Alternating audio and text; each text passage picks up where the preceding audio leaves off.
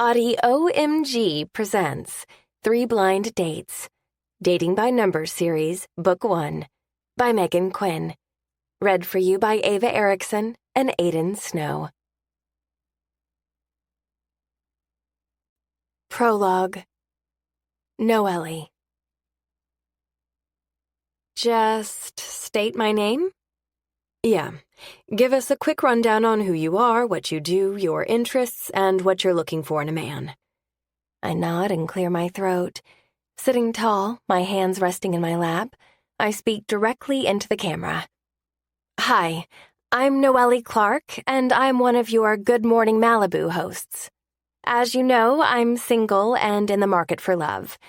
As a 27-year-old woman who has had her fair share of rotten relationships, hookups, and dates, I want to try something new. I want to be thrust into a program where my celebrity status isn't the first thing someone knows about me, where I can be known for who I am as a person rather than how I'm represented on TV. And who is the person you want to be known for? Tilting my head to the side, I purse my lips, thinking of my answer. Just a regular girl who loves Tom Hanks, would do just about anything adventurous, and would rather be seen eating nachos at a hockey game than enjoying a Chardonnay during a classic night at the opera. And what are you looking for in a man? Taking a deep breath, I look straight into the camera. Someone who will cuddle on my couch and watch a classic rom-com with me. Someone who will challenge me. Someone who is respectful and courteous to others, but also has no qualms about shouting at an official while pounding on the glass at a hockey game. We don't have to be a perfect match, because when is that really the case? But I want our match to be close with a little bit of wiggle room for some give and take. Because what's love without a little bit of compromise? Without being able to adapt to your partner and love what they love? It's the people in our life who mold us, and I'm far from being molded completely. Part 1. The Suit. Chapter 1. Noely, my office. Now. The slam of my producer's metal door echoes through the set, shaking the blaring lights hanging above me. Yikes, that doesn't sound good, Dylan, my co-host, says with a slight crease in her brow. Looking behind her, she eyes the door Kevin, our producer, flew through on what seemed like a rampage. I think you might have poked the bear. Seems that way. I look at the door, nerves starting to shake my coffee hand. What do you think it is this time? This time. Yeah, this isn't my first offense.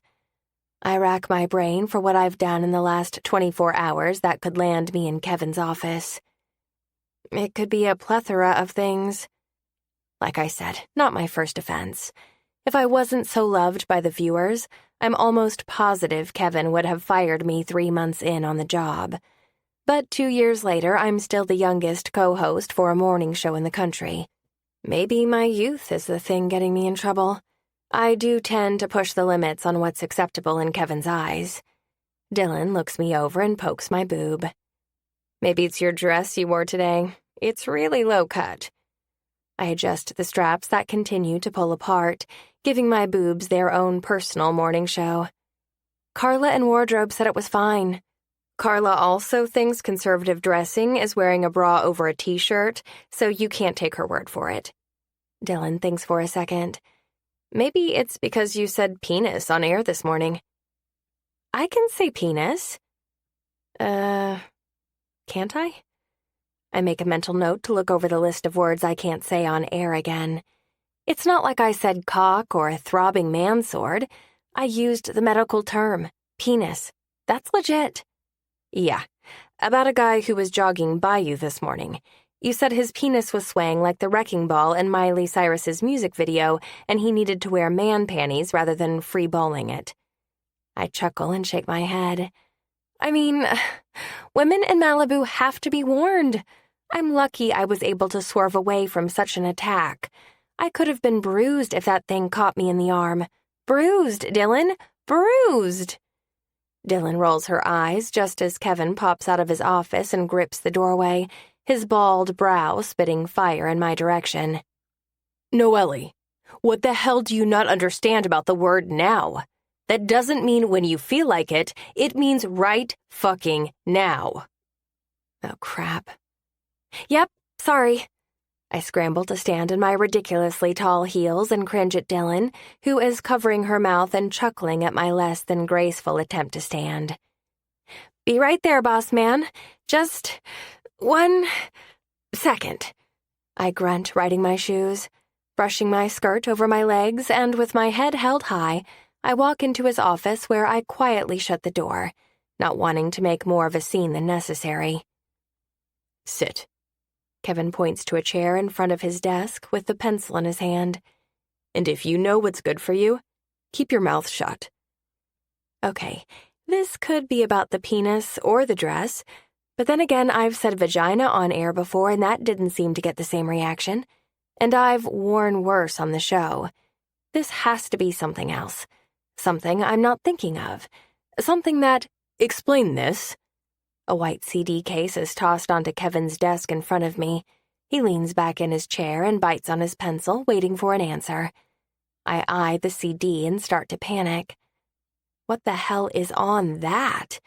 In a digital world where anyone could record anything, I'm actually quite terrified. It could be as innocent as me scratching my boob while going for a walk, or it could be... Oh, hell. Please don't let it be a sex tape. Please don't let it be a sex tape. And before you start judging me for even considering that CD to be a sex tape, let me tell you, there are creeps out in this world who will do things like hide cameras and teddy bears kept on their bedroom chair. I could have been filmed without my knowledge. That's the only way it could be a sex tape, as I'm not stupid enough to do one on my own. I was a journalism major, after all, but I did date some questionable men. Very questionable. There was Rufus the Doofus with the coiffed bouffant and gold tooth, Charlie Three Nips with the penchant to say supposedly in every sentence, and Ryan Bigbeard, who asked me to condition and braid his wiry man hair every night we were together. The first time was endearing. The second, third, and fourth were just plain creepy. Clearly not winners. Clearly the kind of creeps who could pull a stunt like this. Especially Charlie. You can never trust a man with 3 nipples. Write that down, ladies. 3 nipples is a no-go, even if they are fun to touch. Love tweaking that nubbin. My hands fidget on my lap, my nerves kicking up a wave of, oh gods, in my head, and not the good kind. I bite my bottom lip and look at the tape, trying to telepathically read what's been burned on it. Is it my audition tape? I ask cutely with a smile. No, Kevin deadpans, not falling for my charms. At least I know I can say penis and not get in trouble, so that's one thing to celebrate. And hooray, this dress is A-OK. Gives self a mental thumbs up. Clearing my throat, I sit back in my seat and study my shoulders. Well then, I'm afraid I'm just as lost as you are. I'm not lost. I know exactly what's on that CD. Gulp. Oh God, I'm being blackmailed. I just know it. Swallowing hard, I politely ask while daintily running my finger along his desk. Care to share? Does this ring a bell? Talking in a small girl voice, I think he's trying to impersonate me, and it's horrendous. He says, Hi, my name is Noely Clark. I'm a spicy yet mature 27-year-old who enjoys a good burger and milkshake combination, and I'm a morning show host on Good Morning Malibu, and I'm looking for love. Oh, shit. I nervously laugh, my eyes looking everywhere but at Kevin. How the hell did he find that tape? The only people who knew about it were Carlton, Dylan, and the girl who helped make it. I swear to the freckle on my right breast, if Dylan left that lying around her office last night, I'm going to kill her. Like Jason with a chainsaw kind of murder. Can you please tell me why you're using company resources to find love? I want it to be known, I don't like the way he condescendingly used air quotes when he said find love, but I'm smart enough to realize that's not something I should bring up at this moment in time. And don't lie to me, Noely. You're already on thin ice with me. Crap. I bite the inside of my cheek, not wanting to get into this with Kevin since he's the last man who would understand where I'm coming from. But I can't think of any other reason other than the truth, something apparently he wants to hear. Let it be known, when he rolls his eyes at me, I really don't want to tell him. Adjusting myself in my chair, I slip my hands under my thighs and lean slightly forward. Have you heard of Going in Blind, the new restaurant in town? Squinting at me in observation, Kevin shakes his head. His face isn't purple yet, so I'm going to assume he's more curious than angry right now. I better deliver. Well, I was approached by their public relations consultant a few days ago. It's a restaurant where the sole focus is blind dates. They have an app where you create a profile and they match you with other individuals of your likeness. You then attend a blind date with them in the restaurant. You're required to put together a dating video for your profile so the matchmakers can get a feel for your personality, and to also see if you are taking the program seriously. They didn't want it to be a hookup app. Since I'm notoriously single, they thought I might want to give it a try. With the eraser of the pencil pushed against his chin now, Kevin nods and then sits forward. And you used company resources to create the video? Well, I wanted good lighting. Kevin rolls his eyes. See, told you he would. Was that not okay? Depends. There is a glint in his eyes. I don't think I'm going to like what comes out of his mouth next. Company materials and resources were used to make this video, which means that video is company property. How many oh God moments can one person have in the matter of 5 minutes? I'm guessing I'm over my limit. Are you going to say what I think you're going to say? You know that smile the Grinch gets when he gets an idea? An awful idea? A wonderfully awful idea? Yeah, that's the kind of grin Kevin is sporting right about now. He tosses the pencil on his desk and places both his hands behind his head, striking a very casual and confident pose. Looks like we're going to have a new segment for the show. Yep, exactly what I thought he was going to say. Going in Blind with Noely Clark. I think it has a nice ring to it, don't you think? Mentally, I turn my nose up at the title. I think it's a horseshit segment title. Entirely too long, and nothing rhymes. Needing to try to nip this in the bud before it turns into an on-screen dating session with yours truly, I lift my chin and say, You know, Kevin, I respect your idea to spice things up on the show. If you're not coming up with new ideas, then the show gets stale, so kudos to you. I give him a small clap with just the tips of my fingers. But I'm going to have to suggest you nix the dating segment. Don't you think it reads a little desperate? Kind of, trying too hard? Not even a little. With sweeps coming up, I think it's the perfect idea. I move my hands up and down as if I'm weighing 2 objects and scrunch my lips to my nose. Or, how about running that dog in the bellhop costume segment again? I mean, that was a real winner. I chuckle and shake my head. How do you tip a dog bellhop? With Dogler bills. I slap my knee. Oh, that is just pure comedy right there. Or we do the dating segment, and you listen to what I'm saying. Wanting to reason with him, I fold my hands on my lap and use my most sincere begging voice. Kevin, I really don't feel comfortable putting my dating life out there. It's been rough as it is, trying to find someone to settle down with. That's why I wanted to try this program, so I could be matched with someone through a trusted system without all the nonsense of dealing with my celebrity and hectic schedule. I truly want to find someone, and I'd rather not splash it all over television. Rocking ever so slightly in his chair, Kevin rubs his jaw, studying me before he puts one hand on his desk. Let me know what the company says about your video and what the next steps are. I look forward to hearing about your progress with this program. Also, put me in touch with a publicist you worked with. I want to see if they want to pay for some marketing. Let's reconvene next Friday. He demonically winks at me. Happy dating. And with that, I'm dismissed.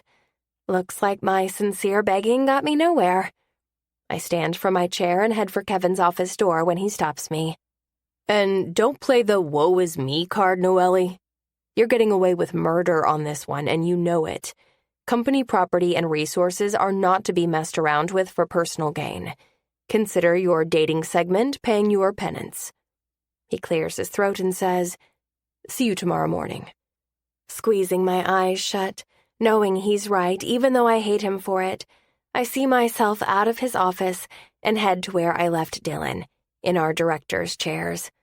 I slump down in my chair, kick off my heels, and place my arms on the armrests. Were you fired? Dylan asks, sounding very concerned. I sigh heavily. No, if I was fired, I doubt I would be hanging out in my chair. Some people handle termination differently. She looks around and asks, So what happened? Was it the dress or because you said penis? Neither. Turning my head, I lean it against the flimsy back of my chair and ask, What did you do with that dating tape yesterday? I put it in your mailbox. Why? I blow out a frustrated breath. Did you put it in mine or did you put it in Kevin's like that last time you put a coupon for buy one get one free froyo at Penguin's Palace? Dylan chews on the side of her cheek as she thinks. You know, I can't remember now. Why, does this have to do with the video? Yes! I throw my hands in the air, exasperated. That dickhead of a producer of ours is forcing— Best keep your voice down, Noely. You won't want people to hear you, Kevin says, walking by with his briefcase in hand, causing my entire body to redden from embarrassment. And for the record, don't say penis again on air and burn that dress. If you wear it again, you will be fired. We are a morning show, not a gentleman's club in Ventura. See you tomorrow, ladies. He waves over his head, leaving me in a wake of utter humiliation. Oh my God, I mutter, my hands over my face now. That was embarrassing, Dylan points out. She's 5 years older than me, is married with 2 kids, but I swear there are times when I feel more put together than she is. Speaking through my hands, wanting to get this all out in the open, I say, Kevin found the tape, and since I used company resources to make it, it was either fire me or make me use the tape as a sweeps segment. No, Dylan drags out, with a smile. I have a strong urge to wipe that smile right off her face. Yes, and do you know what's really terrible about all of this? I decided to join this program because I really wanted to meet someone. I wasn't doing this just to do it. I was doing this hoping to actually find someone to settle down with. Who says you still can't do that? Come on, who are you kidding? I sit up in my chair and level with Dylan. Kevin is going to turn this into an entire production. I can see it now. Cameras on my dates, zooming in on a possible goodnight kiss, interviews of unsuspecting guys. No one is going to want to be with me while going through all of that. Dylan shrugs. I don't know. If the men in this program are as serious as they claim to be, they might understand the predicament you're in. Plus, think about all the women you can encourage by taking a leap and joining this blind date restaurant project. You might become an inspiration. And that's so Dylan, to put a positive spin on something that seems so bleak. A dating inspiration? I could jump on board with that. Chapter 2. Are you signed in? Lynn, the publicist for Going In Blind, asks me. I am. I'm sitting on my couch in a pair of rainbow shorts and a black tank top, a pint of cookie dough next to me, and 2 phones in hand. One is connected to Lynn, and the other is displaying the Going in Blind dating app. Perfect.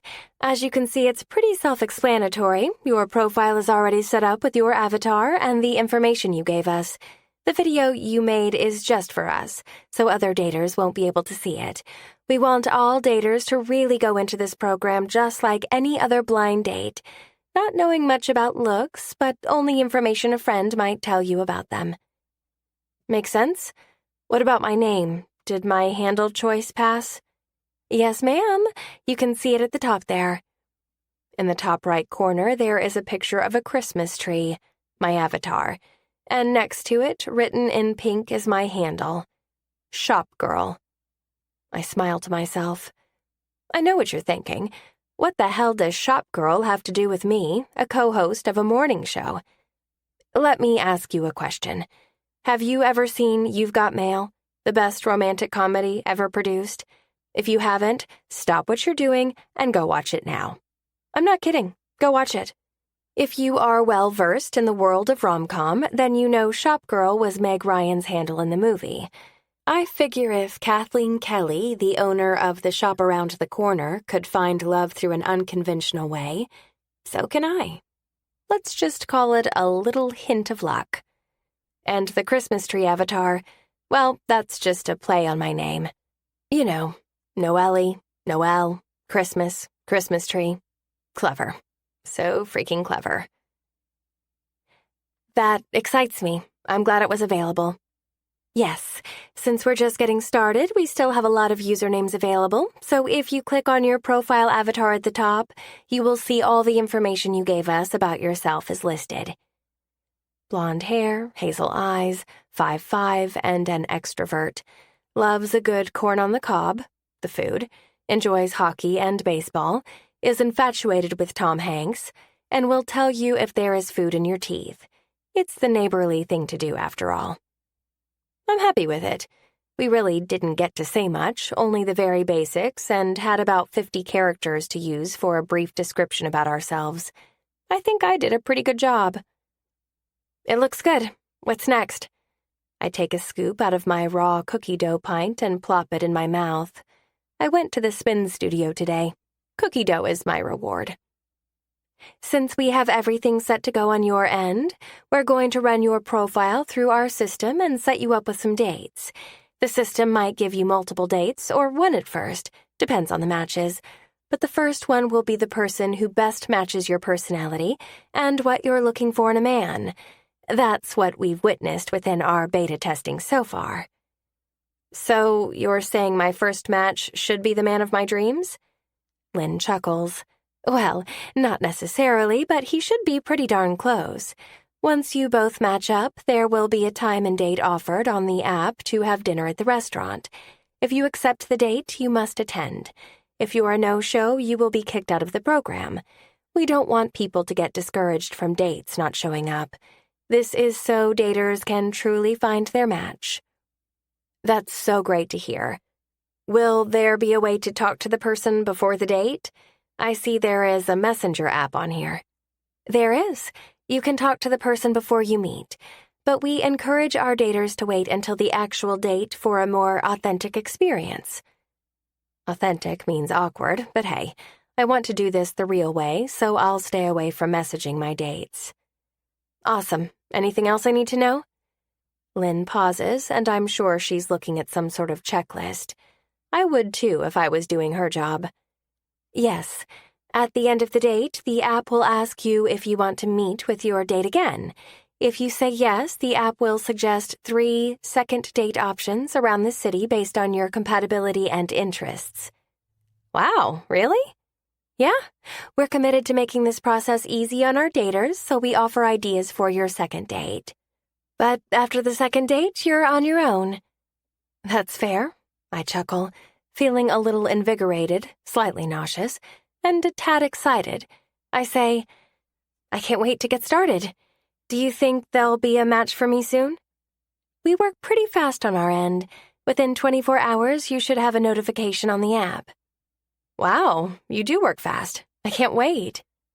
We're glad we can accommodate you, Miss Clark. Lynn pauses, and I shove more cookie dough in my mouth. 2 more bites, and then I'm going to put it away. Can't be having cookie dough stomach rolls on my date. I did have a chance to talk to your boss, Mr. Stein.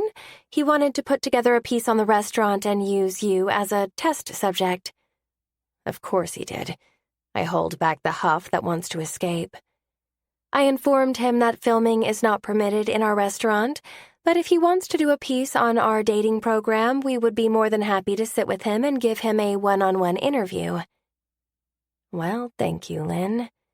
Smiling inwardly, I say, "You know, that's a relief, Lynn.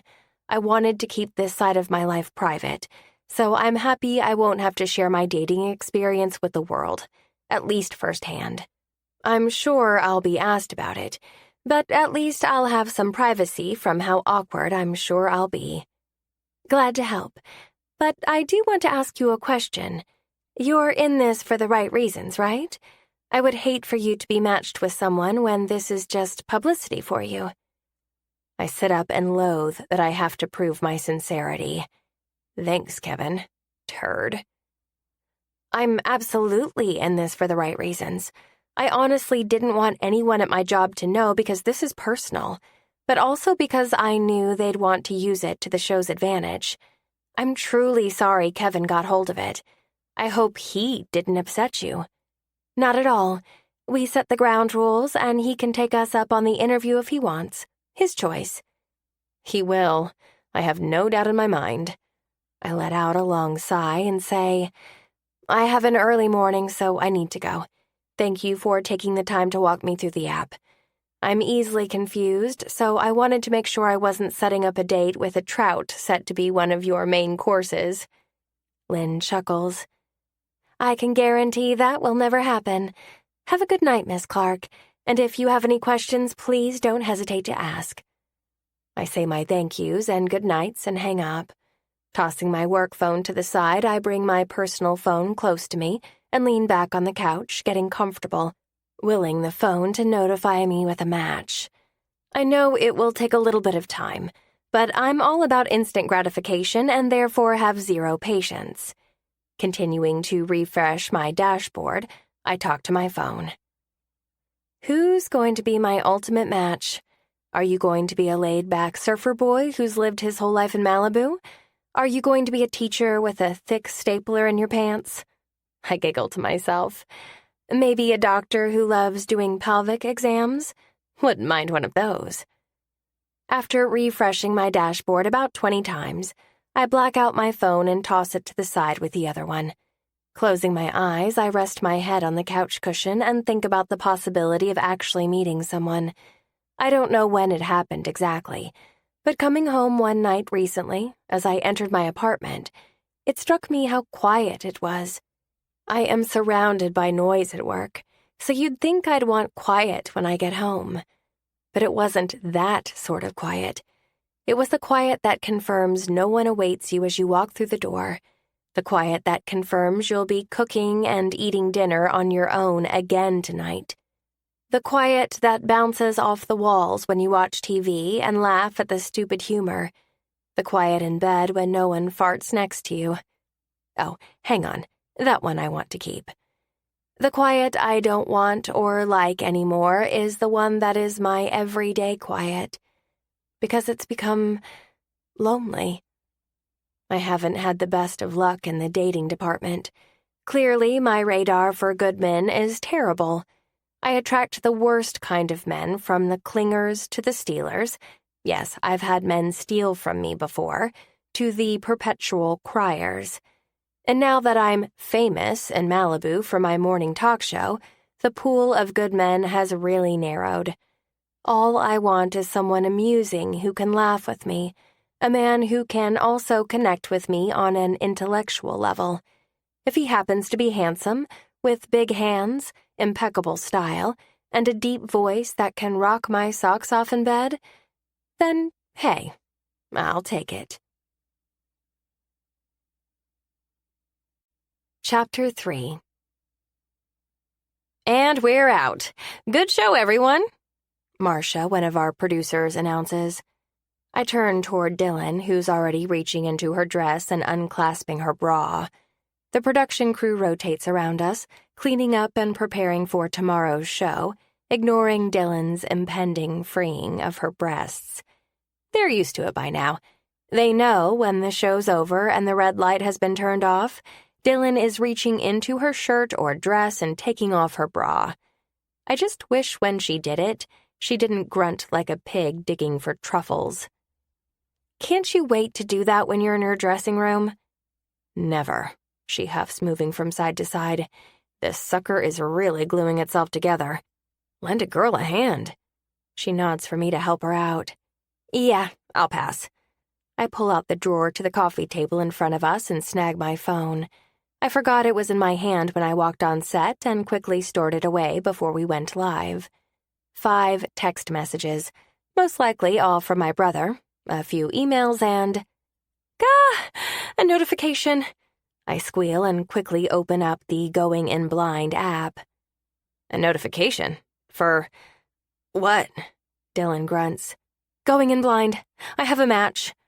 With hands digging in the front of her dress, through her sleeves, Dylan turns toward me in slow motion, hands stilled, eyes wide. You have a match? Oh my God, who is it? What does he look like? What does he do? Tell me all the things. She practically yells. Let me look. I can't type my password quick enough into my phone, but once I do, I open up the app and wait impatiently as it loads. Finally, it pops up and a heart appears on the screen with an announcement that I've been matched with someone. Oh, how wonderfully exhilarating. If that isn't something magical to see play out on my phone, I don't know what is. Dylan leans over. What does it say? Who is it? What's his name? It doesn't tell you names or anything like that. The screen shifts to the man's profile. The avatar is a business tie. Interesting. The man's handle, Windsor Knot. Okay, so he's a businessman. What does it tell you? Come on. Dylan nudges me with her shoulder since her hands are still in front of her dress. Let's see. The guy's handle is Windsor Knot. He has brown hair, brown eyes. He's 6'3" and has a type A personality. Anal retentive, that's what that means. Dylan rolls her eyes. Chad has a type A personality, which makes living with him a real treat at times. Type A personalities can be very attractive. So can brown hair and brown eyes. Tall, dark, and handsome, just the way I like them. Well, I don't know if he's handsome, but I'm going to assume he is. Reading the rest of his profile, I say, he's allergic to pineapple, had a cat once named Pineapple, and his favorite actor is... I screech. It's Tom Hanks! His favorite actor is Tom Hanks. Isn't that amazing? A complacent look crosses Dylan's face. So you have one thing in common. That doesn't get me past the whole pineapple thing. First of all, who's allergic to pineapple? And when he says he's allergic to pineapple, is he talking about the fruit or his dead cat? Can you see how that's confusing? That is slightly confusing to put on a dating profile and a little weird, but maybe it just means the guy has a sense of humor. There has to be more to this man than what's on his profile because the system seems to think we are a great match. I mean, we both made clear our love for Tom Hanks, so that has to be a positive right there. I think I'm going to go for it. Dylan shifts next to me and then flings her arm up in the air, bra in hand. Aha! I got you, you Riley beast. She tosses her bra to the side and leans back on the couch, pretending to smoke a cigarette, as if she'd just had the wrestling match of a lifetime. You're going on a date? Why not? I shrug. I told myself I'd give every date a chance. I'm intrigued by this non-pineapple eating businessman. Without giving it a second thought, I answer yes to a date, and the screen gives me 3 different times to secure at the restaurant. I answer open to all times. It's polite to be flexible. At least that's what I tell myself. I'm not desperate at all. You're really doing this? I am. I think this could be good for me. I'd be a fool to not at least give it a try. Why doesn't this app tell me more? I scream into my phone, holding it close to my face and shaking it. I'm an hour from my date. I have one leg shaved, my hair is halfway curled, I have no makeup on, and I'm bleaching my non-existent mustache because Dylan said to do it just in case. All I want is a little bit of a clue as to who I'm going out with tonight. Just a hint. I know this is supposed to be a blind date, but I have so many questions. Does he like boobs or butts better? My outfit depends on it. If it's boobs, then strap me up with a push-up bra. If it's butt, then shuck the underwear, I'm going commando. Damn you, app. Is it boobs or butt? I mentally shake my fist in the air. I was half tempted to message him. So damn tempted to strike up a conversation before we met. Dear sir, do you prefer the bouncy breast or the bubbly butt? Please respond as soon as possible because my outfit depends on it. But despite my psychotic obsessing, I held back. I wanted the organic, going in blind dating experience, and I'll be honest, not my best idea because I'm not loving it. Organic is sometimes not always best, because hell on a high horse, this is stressful. How long have you had the bleach on? Dylan asks, walking into my bedroom with a bag of chips in hand. We might be morning hosts, but we're also junk food fanatics. I don't know, like 20 minutes?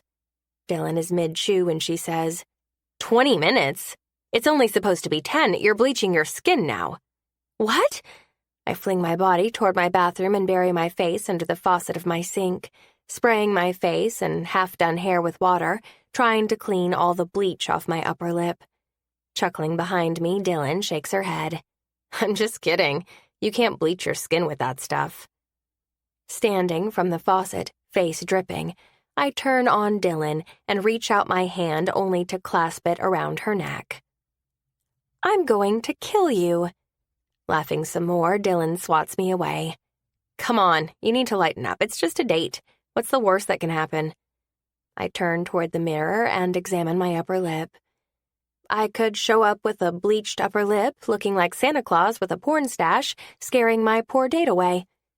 Standing straight, I motion to my wet hair, unshaved leg, and possibly bleached upper lip. Hysterically and high-pitched, I say, "This is not a good look for me." Dylan covers her mouth and snorts. Her shoulders shake with her silent laughter.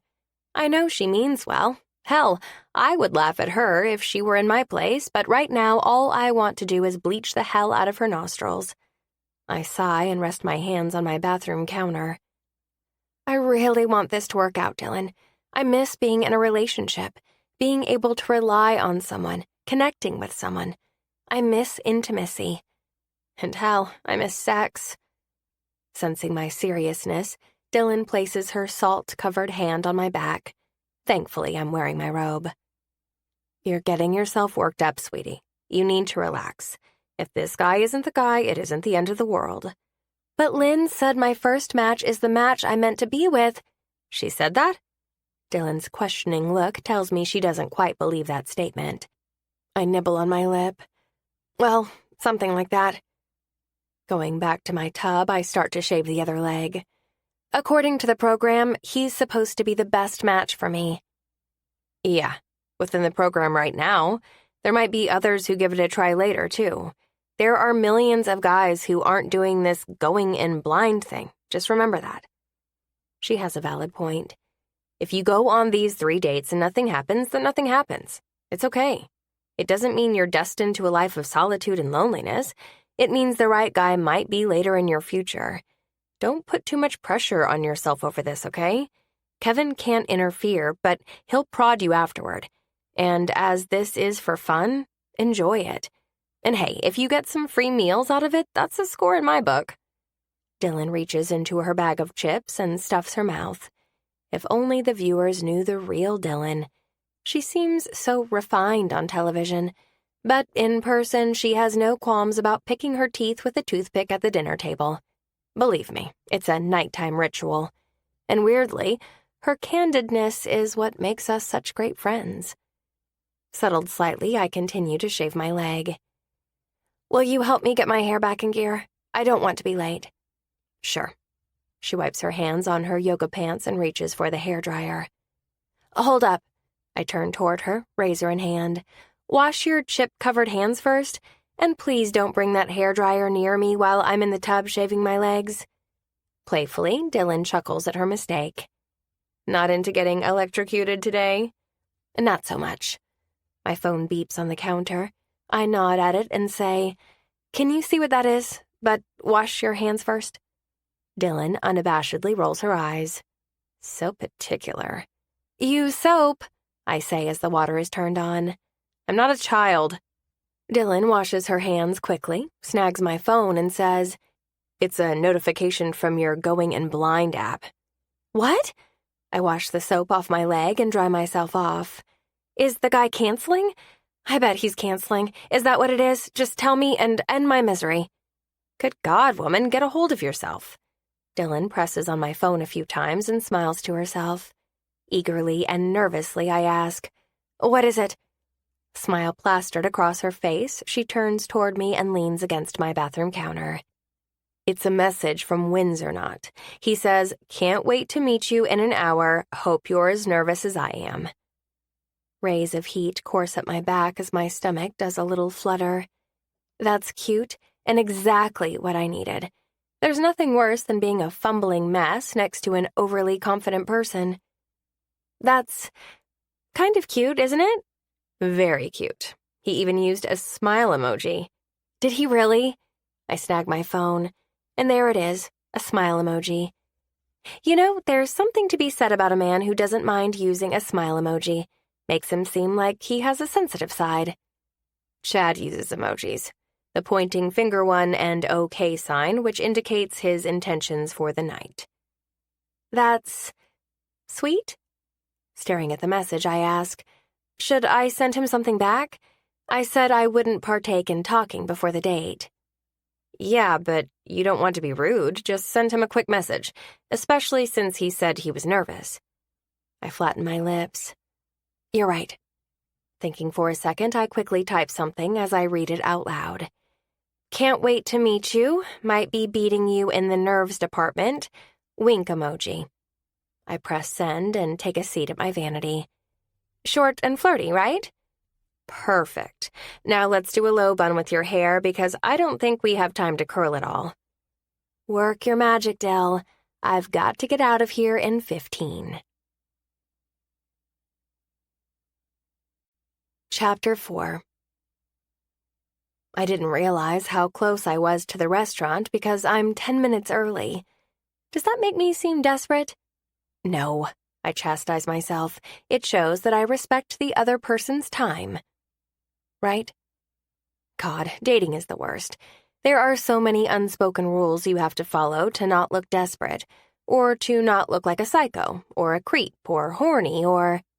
Can I help you, miss? Straightening up, I turn toward the hostess stand, which is a beautifully carved piece of wood. Standing behind it is an exotic, tall woman with long black hair, stunning gray eyes, and a massive engagement ring on her hand. Please tell me she got that rock from dating someone in this program. Don't get me wrong. It's not that happiness for my life is dependent on getting married, but to see a success story in the flesh, particularly for me, would be encouraging. Hi. Yes, I'm Noely Clark. I have a date at 7 tonight with... I lean forward, feeling silly, and whisper, "With Windsor Knot." Her smile is kind and reassuring, making me feel a little calmer. Yes, Miss Clark, I have you here for 7. Your date hasn't arrived yet, so can I show you to the bar for a drink while you wait? That would be lovely, thank you.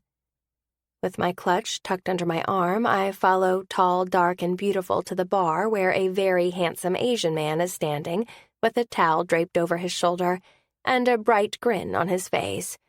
He's wearing a button-up shirt with rolled sleeves, a brown vest covering his chest, which totally channels his inner Justin Timberlake. Danny, this is Miss Clark. She has a reservation at 7. Would you be so kind to make her whatever drink she would like? Of course. He winks at the hostess, who presses her warm hand on my arm. Enjoy, Miss Clark. If you have any questions, please feel free to ask. My name is Veronica, this is Danny, and we will be happy to serve you in any way. With a parting grin, she moves back to her hostess spot. Well, she's nice. Miss Clark, please take a seat. What would you like?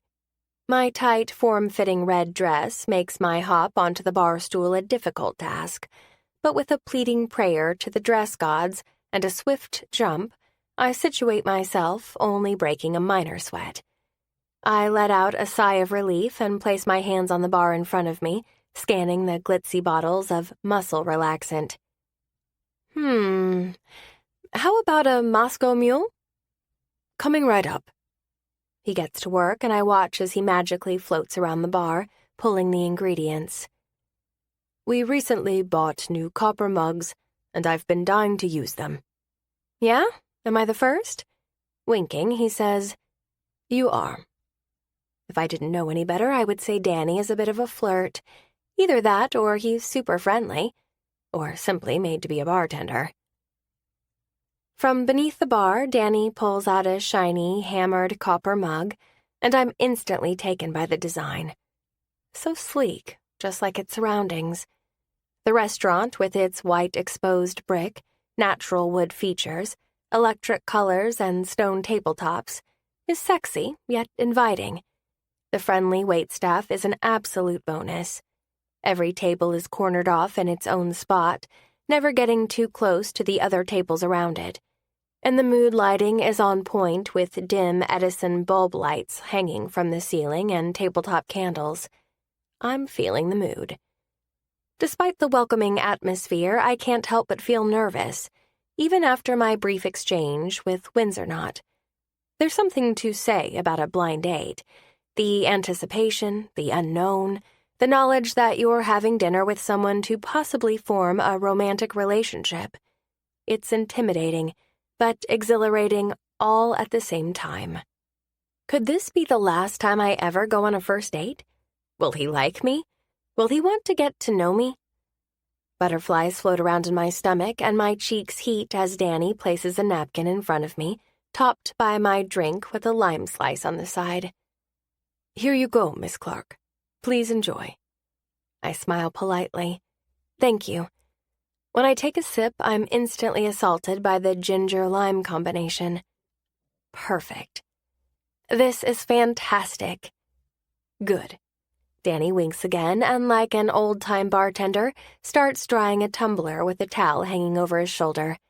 Eyeing me for a second, he asks, A little nervous? After taking a sip from my drink, I lick my lips and nod. Just a little. I scrunch my nose, squinting ever so slightly. Is it obvious? Nah, you look pretty chill compared to a lot of blind daters I see come through the door. Oh, I'm sure you see a lot of different reactions to these dates. I lean forward, the cold wood of the bar cooling my sweaty hands, and whisper, Any good stories you can tell me? Danny chuckles quietly and leans forward himself, taking a look from side to side before answering, Plenty, but looks like your date just arrived. My date just arrived. The temperature in the room seems to go up 1,000 degrees as my body seizes and my shoulders tense. Oh, God. Can you see him? Is he hot? What does he look like? Should I turn around? No, I shouldn't. He would know I was checking him out. Whispering a little louder, I ask again, Just tell me, is he cute? Danny's eyes scan over my head and his smile stretches across his face. That's for you to judge, not me. Damn you, Danny. Oh, Christ, I'm not ready. That's right, I'm not freaking ready for this. I get it, I know, I said I was ready, that I wanted to do this, that I was all in, that I wanted to find my soulmate, but now that I'm here, seconds from meeting the one, I'm pretty sure I'm going to throw up. Yep, I'm going to throw up, I can feel it rising. Oh, God, I'm going to retch all over him, right on his shoes. I know it, it's bound to happen.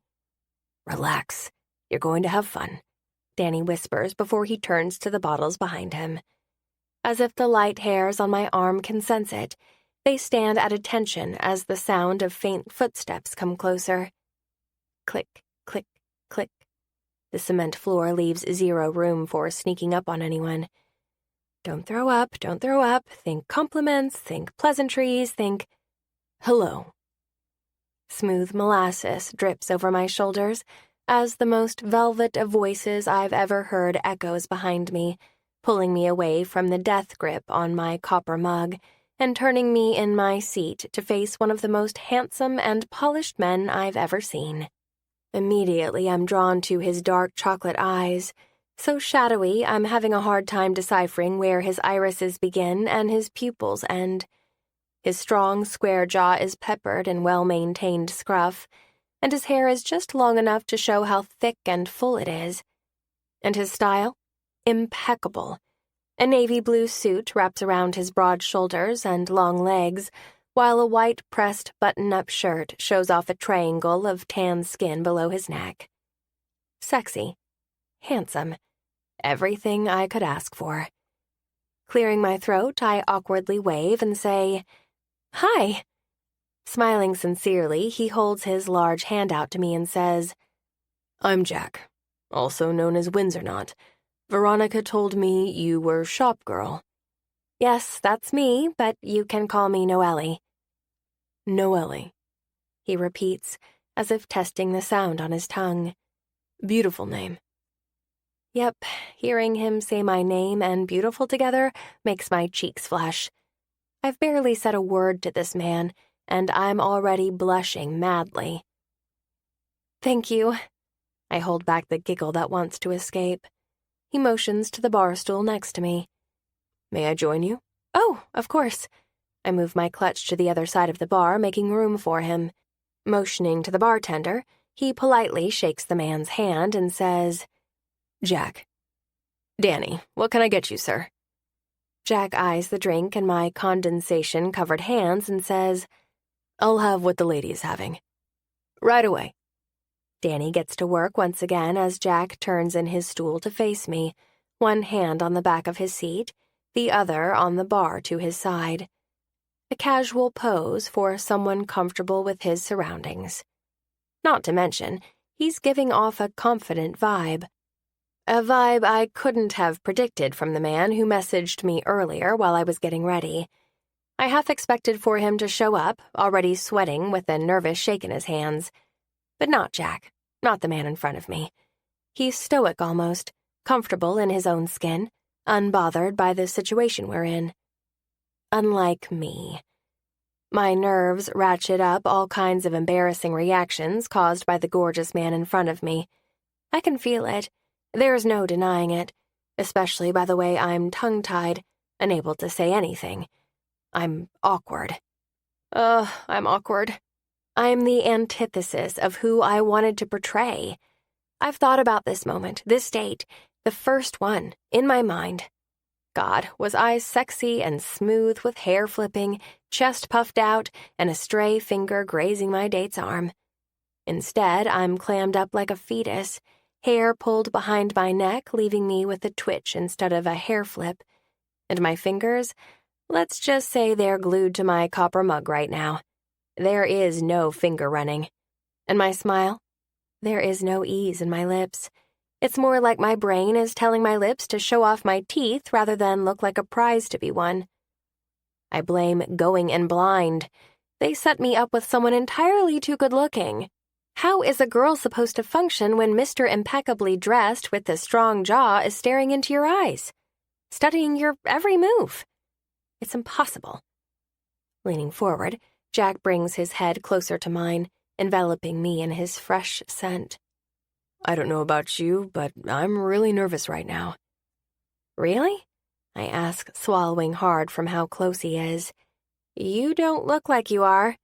He chuckles. "After many years in the boardroom, hiding your external reaction to situations becomes second nature.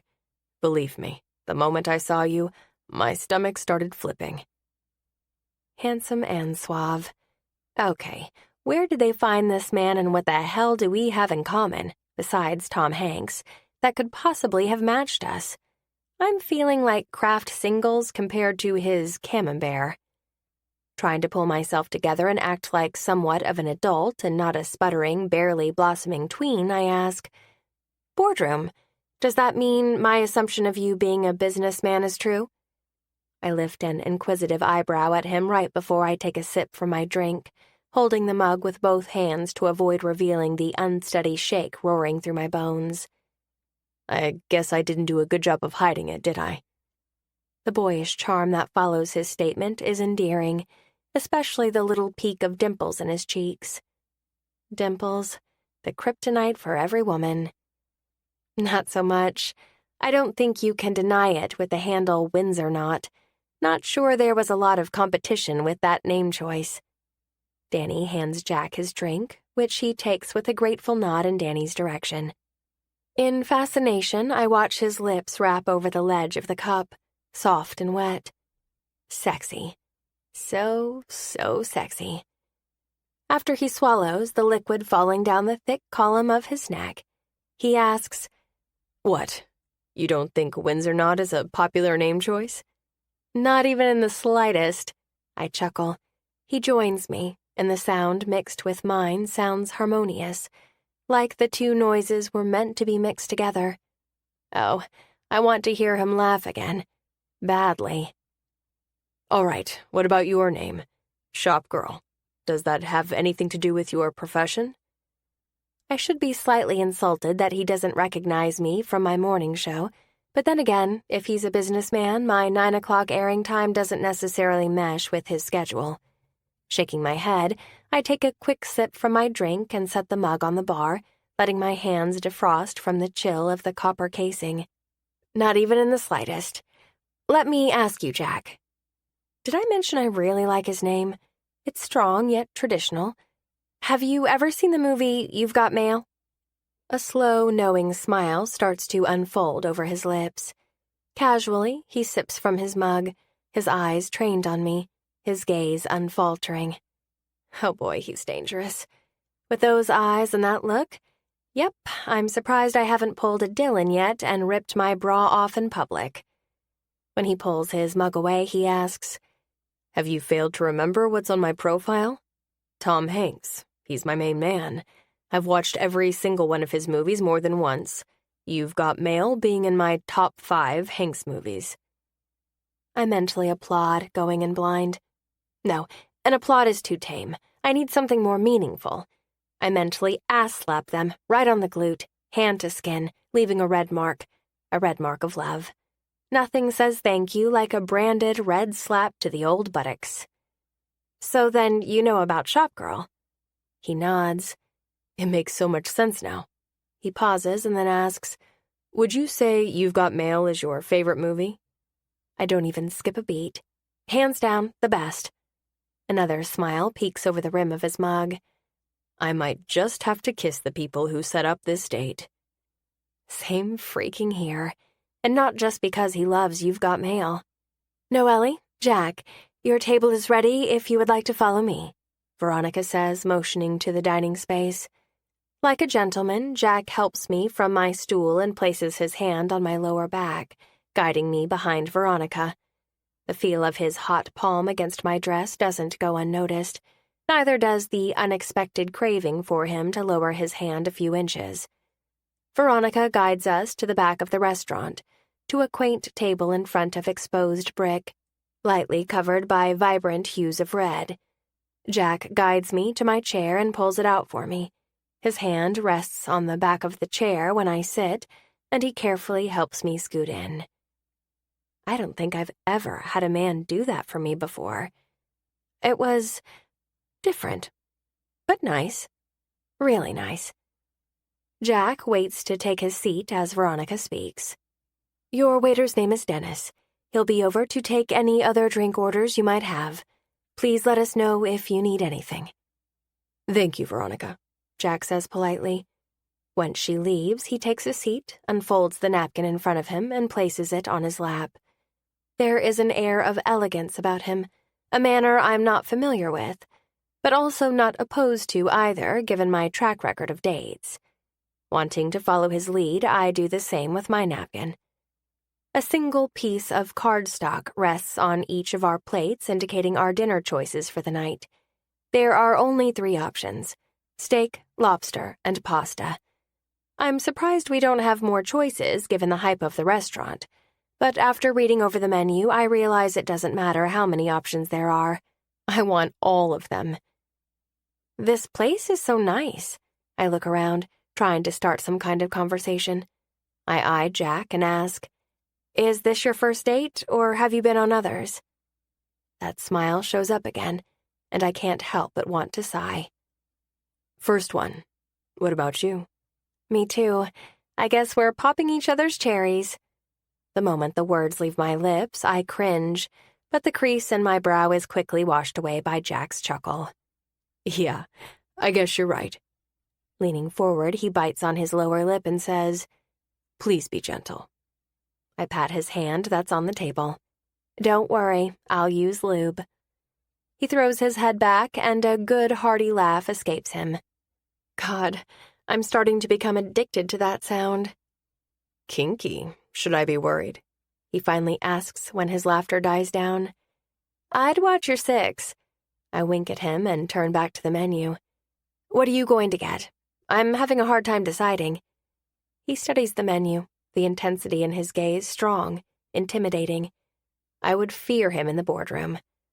I'm a steak man myself, so I'll probably go with that. Do you like meat, Noely? Did he mean to phrase his sentence like that? From the raise in his brow and the playful look in his eyes, I'm going to guess yes. Okay, this conversation has gone from nervous, awkward talk to sexual innuendos in the matter of seconds. This is my kind of date. Not wanting to scare him away, I refrain from jumping up on the table and shaking my ass in his face while screaming, "I love meat." He might seem easygoing, but getting slapped in the face by a red-clad derriere might not scream best first date ever. Instead, I nod and say, "Yeah, I think I might join you with your steak choice." He nods and gathers my menu. Do you mind if I order for you? Not at all. Medium rare, please. Dennis arrives soon after and takes our order. In awe, I watch Jack sophistically order our steaks, both medium rare. I don't think I've ever been out with such a cultured man. When Dennis disappears, I swear the mood lighting changes, the lights dimming, casting a romantic glow over the diners. The feeling around us becomes exponentially more intimate, with blue and teal uplighting reflecting off the white brick walls, and the lights above us dulling, making the tea lights at our table become more prevalent. So, want to play cards? Jack asks, kind of out of the blue. What? I chuckle, caught off guard. He nods to the wine list next to the salt and pepper shakers and a small white vase of pink peonies. Nestled between them is what I'm going to assume is a deck of cards in a metal tin.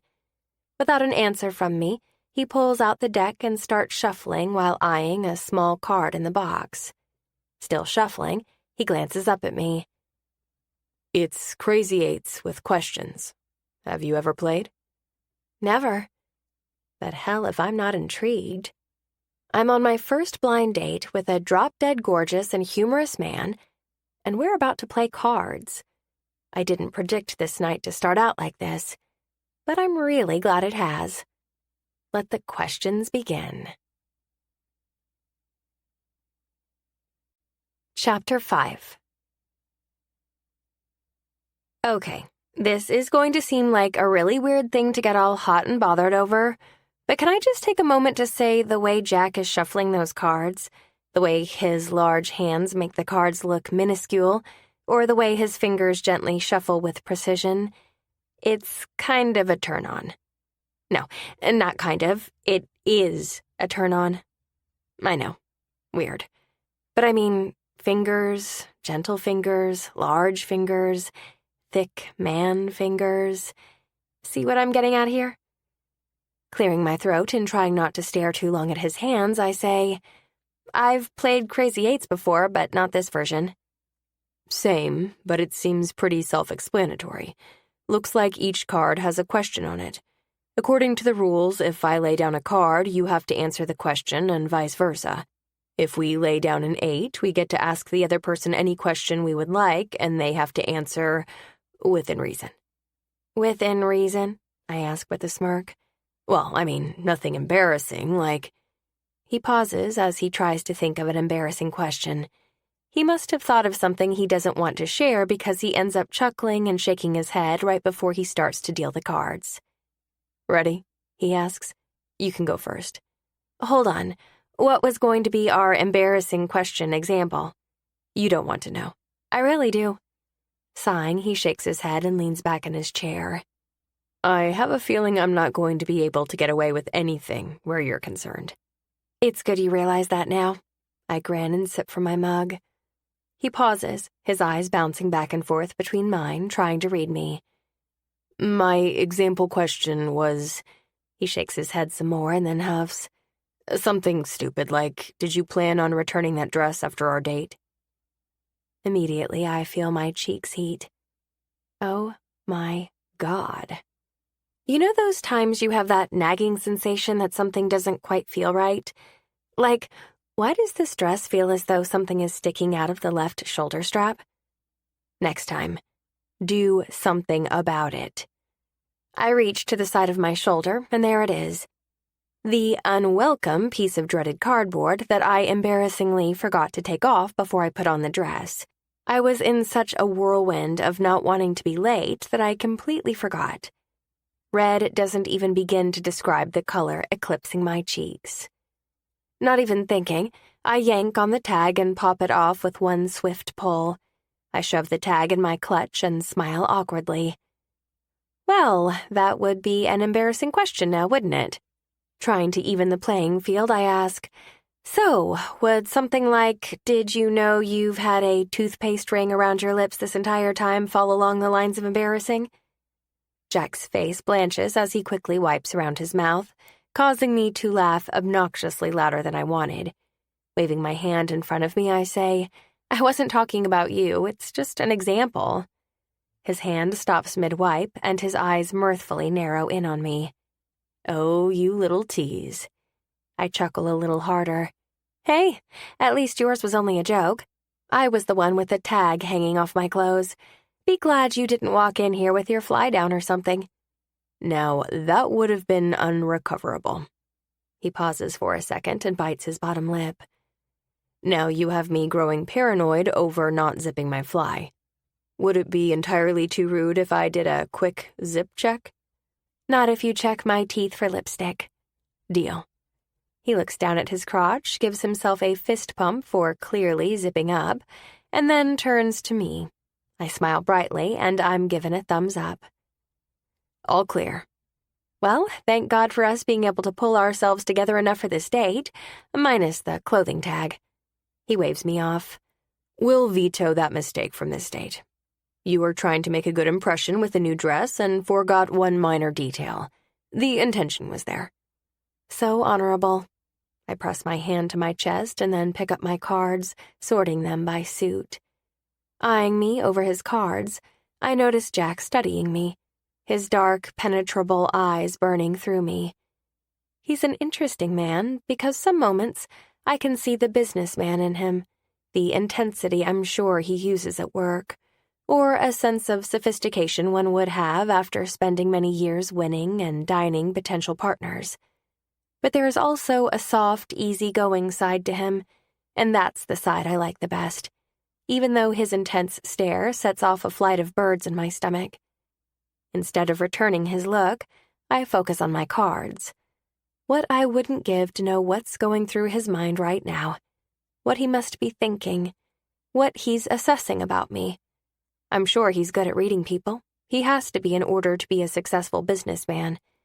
Does he think I'm funny or a bit of a spaz?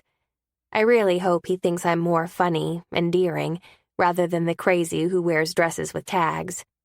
But to put things in perspective, it could have been a lot worse. I could have had toilet paper hanging out the bottom of my dress.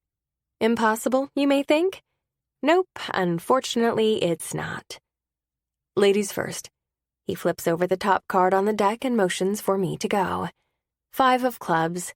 Thankfully, I have a 5 of hearts, so I place it over the card and read the question out loud for Jack to answer. You can invite one boy band member to dinner. Who is it and why? I quirk my lip to the side in confusion and then look up at Jack. What kind of questions are these? Laughing, he scratches his jaw, the sound of his nails running over his scruff, igniting a warm feeling inside me. I have no idea, but I feel like we're about to get to know each other on a much deeper level. Seems like it. I lean back in my chair and pointedly look at him. Well? Sighing, he capitulates even though he seems entirely too resistant. From any boy band? He scratches his jaw again, his eyes trained to the ceiling, deep in thought. This question sucks. He chuckles, but if I have to choose, Mark Wahlberg, because he seems like he'd be pretty chill to hang out with. Marky Mark? I ask incredulously. He wasn't in a boy band. Yes, he was, Jack counters with more passion than I expected. Marky Mark and the Funky Bunch. They're a bunch of boys in a band of sorts, so that works. Tapping the table, he asks, Were you expecting me to say something else, like Joey Fatone from NSYNC? Not even in the slightest. Judging from your impeccably tailored suit and chivalry, I would have guessed someone classic like Paul McCartney or John Lennon. He blanches in the best way possible, as if I just turned on a light bulb in his head, and he's now realizing he made a big mistake. Oh, he draws out thoughtfully. I never even thought about the Beatles. No, instead your mind goes straight to Marky Mark and the Funky Bunch. I can't help it. I laugh. Should I be worried? Maybe a little. He rubs his jaw some more. I change my answer to Paul McCartney. You can't change your answer now. You've already put Marky Mark out into the universe. You can't take something like that back. Humor in his eyes as he shakes his head. You're brutal. Staring at his cards, he lays down a heart and reads the question out loud. Pear or apple? His brow creases together and he looks at me with the cutest expression I've ever seen. Pear or apple? I have to answer about my favorite boy band member, and you get to tell me if you prefer a pear or an apple? How is that even fair? Chuckling, I say, The cards have spoken. I press my finger to my chin and contemplate my question. Pear or apple?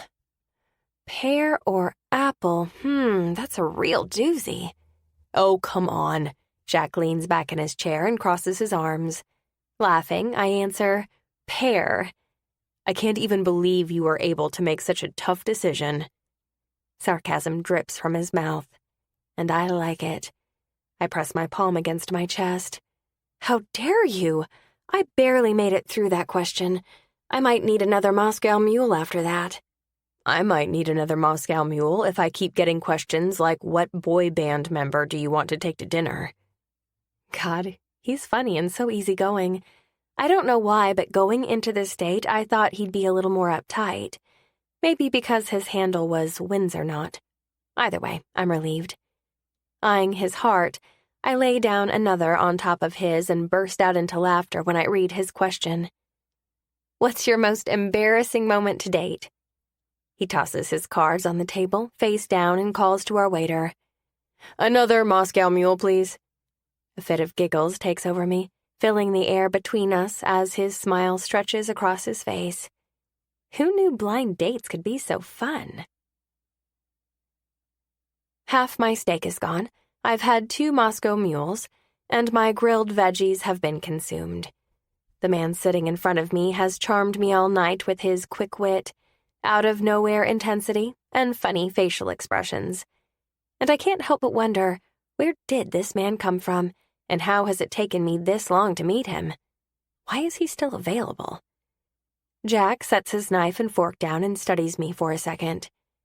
So, I know you like pears, your favorite movie is You've Got Mail, you were born in Escondido, and if you had to pick, you would choose The Wedding Singer Drew Barrymore over 50 First Dates Drew Barrymore. There's just something about her close call with becoming Julia Gulia that makes me want to be her friend. Totally understandable. He pauses, his head tilted to the side when he asks, What about you, though? Do you enjoy being a TV host? Ah, so you do know who I am. Sheepishly, he smiles. I was playing it cool. This guy is too cute. I appreciate you not fangirling all over me. It was hard not passing out. I'm glad I held myself together. He smirks. The waiter drops off the check, and without even skipping a beat, Jack scoops it up and places his credit card in the billfold. Thank you. He just nods and waits for my answer. I play with the condensation on my copper mug when I answer. It has good days and bad days. I'm lucky I get to do something I love, but it also comes with a lot of hard work, long days, and full schedules. He nods. I get that. It can be consuming. I feel that as well. Yeah? I look him up and down. And what do you wear your suit for day in and day out? Smiling playfully, he pulls on the sleeves of his button-up shirt, almost as if it's a nervous tic. I'm in all kinds of business. Talk about an evasive answer. So you wake up every morning and tie your Windsor knot tight for all kinds of business? I ask, using air quotes. Something like that. Uh-huh. I place my elbows on the table and lean forward. You're going to have to give me more than that, or I'm going to assume you have no job at all. I have a job. Yeah. I lick my lips casually and lean a little bit more forward. Prove it. My challenge intrigues him. I can tell by the way he chews on the side of his mouth and studies me inquisitively. Keeping his eyes trained on me, he reaches into his suit jacket and pulls his phone from his pocket. Not even glancing at it, he hands it over to me. Nodding at the phone, he says, "Look at the notifications on the screen. I'm going to guess at least 50 emails and 20 texts have come in since we've sat down." Squinting and quirking my lips to the side, I contemplate how serious he really is. Can one person really have that many texts and emails in an hour and a half? Only one way to find out. I make his phone come to life by pressing the home button, and it immediately lights up with an endless amount of notifications. He has the privacy setting on, so I can't see what any of them say, but they're all there, multiple emails and texts. Did I just uncover why he is still single? A workaholic? I glance at him and hand him back his phone. Okay, so you do business things. He laughs and pockets his phone back into his suit. I own a few properties around town, stuff like that. Boring stuff that we don't need to go into detail about. The waiter takes the check from Jack and leaves us at an impasse. Why is he so secretive? Is he hiding something? Should I be concerned? Instead of wondering, I speak my mind. Are you hiding something like some secret kink club I don't know about? Or are you selling weird things like teddy bears dressed in mermaid costumes and you don't want me to know about it? In a matter of seconds, Dennis brings back our check and Jack fills out the receipt and signs. Eyeing me, he puts his credit card in his wallet and says, "Just plain old property business. Nothing too glamorous like mermaid teddy bears." And kink clubs? He grins at me. "No kink clubs. Sorry to disappoint." He glances around the restaurant and then back at me. "I don't want this evening to end. Would you care to join me for a walk? The beach is only 2 blocks away." Are you asking for a late-night beach stroll, Jack? I am. Standing, he buttons his suit jacket and offers his hand to me. For a brief moment, I stare at his hand, wondering if I should take it. Despite his intentional avoidance to talk about his job, he's amazing. He's an important man, that's obvious, but it makes me wonder just how important. Important enough to not tell me his last name or go into detail about his business? Maybe that's okay, though. It gives me something to find out about him. It gives me something to talk about on our second date, and from the way this evening is continuing, seems like there'll be a second date. Taking a step forward in my dating life, I put my hand in his and allow him to guide me out of the restaurant and toward the beach. For some reason, this seems like the beginning of something special, something that will stay with me for a very long time. You're wondering, how could that possibly be, right? How could I have that feeling so soon? Easy. The strong and powerful yet kind and funny man standing next to me is holding my hand without a second thought, as if he's been meant to hold my hand his entire life. That's how. Chapter 6. "How can you walk in those things?" Jack asks while staring at my feet. We're a block from the ocean. His hand still holds mine. I can already smell the fresh sea salt in the air. The smell is comforting, reminds me of my childhood, of all the days I looked forward to hanging out on the beach with my family. You get used to them after a while. Just seems like second nature now. I almost feel weird when I have to wear flats. I have on my 5-inch red pumps that match my dress perfectly. It was a no-brainer as to what shoes and lipstick to pair with the outfit. I'm killing it in red tonight. Well, they're sexy. I glance at him, and a grin spreads across his face. Jack, are you trying to hit on me? I ask in mock surprise. Nah, just telling you the truth. When we reach the beach, Jack lets go of my hand, squats, and unties his shoes. Care to join me for some bare feet in the sand? Don't mind if I do. I kick off my heels, and when I bend down to pick them up, Jack snags them from me and tosses them in the bushes along with his shoes and socks. I open my mouth to protest when he says, I'll buy you a new pair if someone steals them, but I promise they'll be fine. But shoes. I reach out to them, as if they're Jack from Titanic and I'm Rose.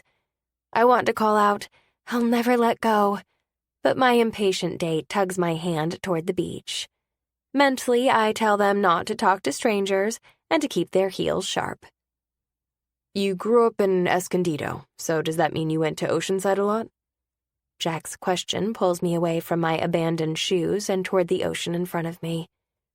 I think back to my childhood, my brother and I boogie boarding along the waves, my parents in their horizontally striped lawn chairs, both reading books, with a cooler between them serving as a mini coffee table. Almost every weekend in the summer, we were out on the beach. It's where I grew up, and honestly, it's where my heart is, within the wake of the tumultuous waves. Oceanside was our beach of choice. We spent many summers along the shoreline, soaking in the sun and the water. We're walking side by side, strolling slowly over the ground beneath us, making our way to where the tide has wet the sand. My family. I have an older brother, and we would spend hours in the ocean on our boogie boards, trying to catch waves and seeing who could ride onto shore the farthest. I never won. I chuckle. Aw, your big brother never let you in? Never. I shake my head and push a lock of hair out of my face. The breeze grows stronger as we approach the water, so I'm glad I have my hair pulled back in a low bun, or else it would be flying everywhere. What about you? Where did you grow up? Not too far from you, actually. San Diego. Wow, we were pretty close. Did your elusive business practices bring you to Malibu? He chuckles softly to himself and grabs my hand, entwining my fingers with his. Yes, my business brought me to Malibu, but I also love it here, always have. My parents used to bring me here to visit my grandparents while they would hit up all the nightclubs in LA. I would spend quiet nights listening to the waves and eating s'mores while my parents did their thing.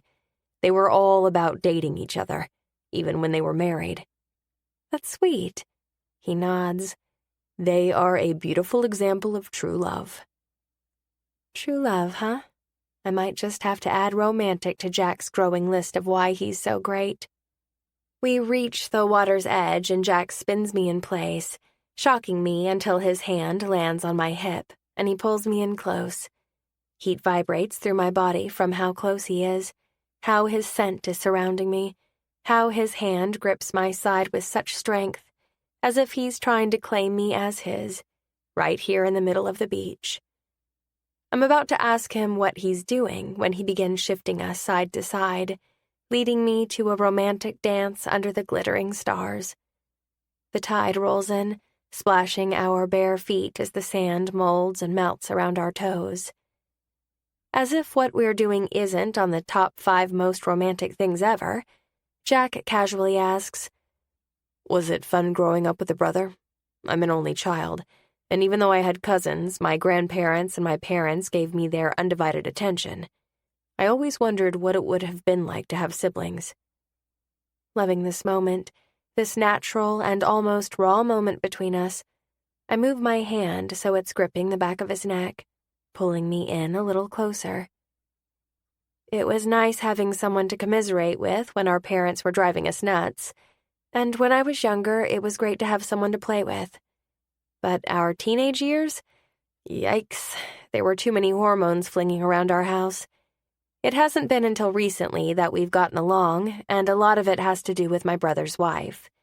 Alex married someone I adore, so getting together is a lot easier.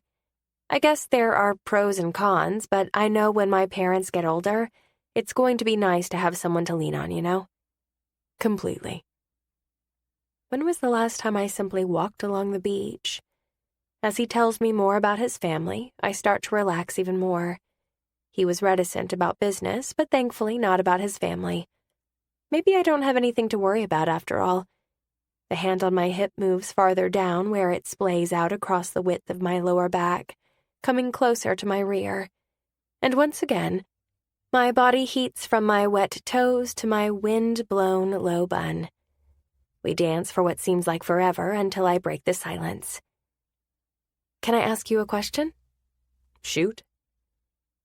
Is it weird how attractive I find it when he's so direct?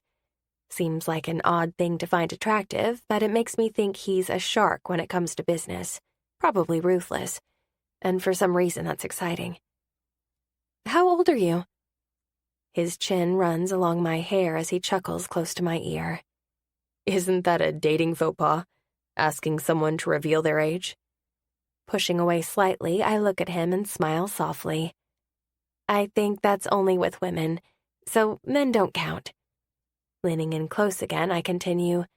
I'm just curious. You don't look old, but you seem so refined, so put together and important, unlike other men I've dated. Is that right? I shiver, and I'm not sure if it was from the way his voice sounds so smooth, so sexy, or from the breeze whipping off the ocean. Either way, Jack notices and breaks our contact.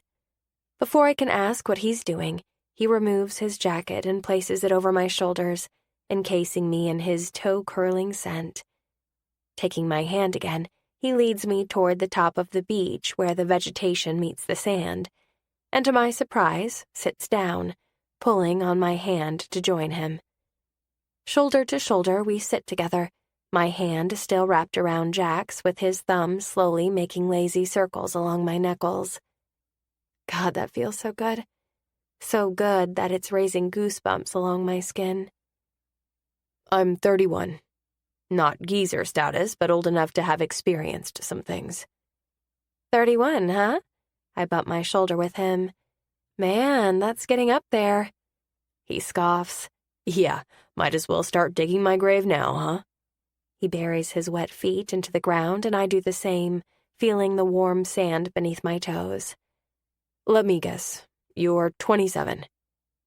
Right on the money, although I think I should be insulted. You know, it's rude to be spot on about a woman's age. You should always guess 5 years younger than what you actually think they are. Nah, you're definitely too sophisticated to be 22. You're smart, beautiful, and have a great job, so there had to be some wisdom behind your years. 27 suits you. Once again, I'm blushing. How is it possible that this man has made me turn red multiple times in one night? God, what else could he make me do multiple times in one night?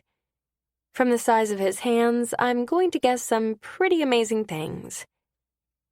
You're quite the charmer, Jack. You're making it hard on me to try to find a flaw. Believe me, they're there. He brings the back of my hand to his lips and places a gentle kiss on my knuckles. His lips are soft, warm, and I desperately want him to press them against my lips. I'm not a kiss on the first date kind of girl, but for Jack, for this man who swept me into his little world, I can easily make an exception. Standing, he helps me up and brings me to where we dropped off our shoes, which causes a pang of disappointment. It hits me harder than expected.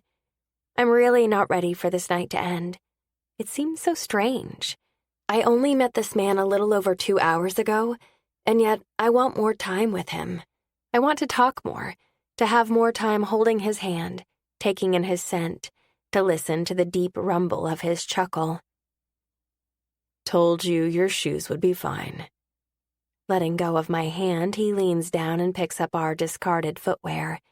He sets my shoes upright on the ground in front of me, making it quite easy to slip my feet inside of them after brushing off the sand. Beside me, on the curb, Jack brushes his feet off, ridding the sand between his toes. Oddly, I take in his feet, how long they are and devoid of hair. His toes are actually nice to look at as well, unlike other men's feet I've seen. I swear I've seen some with green toenails, no joke. Jack's feet are a far cry from gross. They're actually pleasing. Sexy. Okay, I might be a little far gone when it comes to this man because thinking his feet are sexy, that might be going a little far. Although in my head, I can see him wearing a pair of jeans, unbuckled, no shirt, and barefoot. Can I get an amen to that image? Irresistible, right? I have to see him again, no doubt in my mind. There is something special about him, something I haven't seen in another man before, something I don't want to let go. When Jack stands, I feel myself gravitate toward him, but not wanting to look needy, I let him make the next move, wanting to see where the night takes us. He puts his hands in his pockets and smirks at me. Feel like a late-night coffee? There's a place around the corner that's quaint and still open. Unless you're tired. I'm not tired. A lazy smile stretches over Jack's face. I think he feels it too, this connection between us, this electric energy. There's no denying it. We were meant to meet each other. Good. Come with me. He takes my hand in his, and once again, I'm swept away by my very first blind date. There is no way you did that. Jack's head falls back as his laugh takes over his body, his hand on my thigh in disbelief. So many things are running through me right now. The intimate setting, a love seat in the back of the coffee house, Jack's body almost flush against mine, his hand on my thigh with his thumb stroking my skin. His gorgeous laugh echoes against the small space we've taken over in the back of the coffee shop, filling me with such warmth that I feel like my body is about to combust from heat. I did, I confirm. I wanted to see if Nomar Guerrera was all talk or not, so I accidentally walked in on him in his dressing room. Oh, shit. Jack wipes at his eyes. It's the first time he's sworn all night, and for some reason it makes him that much sexier. Nomar Guerrera is a famous surfer in Malibu who claims to be well endowed. I've seen him in a Speedo before, and unless he rolls his ding-a-ling up like a sushi roll, there is no way he's packing penis. No freaking way. And when I walked in on him in his dressing room, my suspicions were confirmed. All I can say is he must be a grower, not a shower. Jack's laugh starts to subside, but there is still humor in his eyes. We both finished our coffees 20 minutes ago, but we've made no attempt to leave. Instead, Jack has moved closer and closer, hence the hand on the thigh. Do you gossip much? About celebrities, that is? Not really. His question kind of throws me off. Am I gossiping? Am I a gossip? With Dylan, yes, but anyone else, usually not. I don't want word getting around that I tell celebrity secrets, or else I'll never get anyone on the show.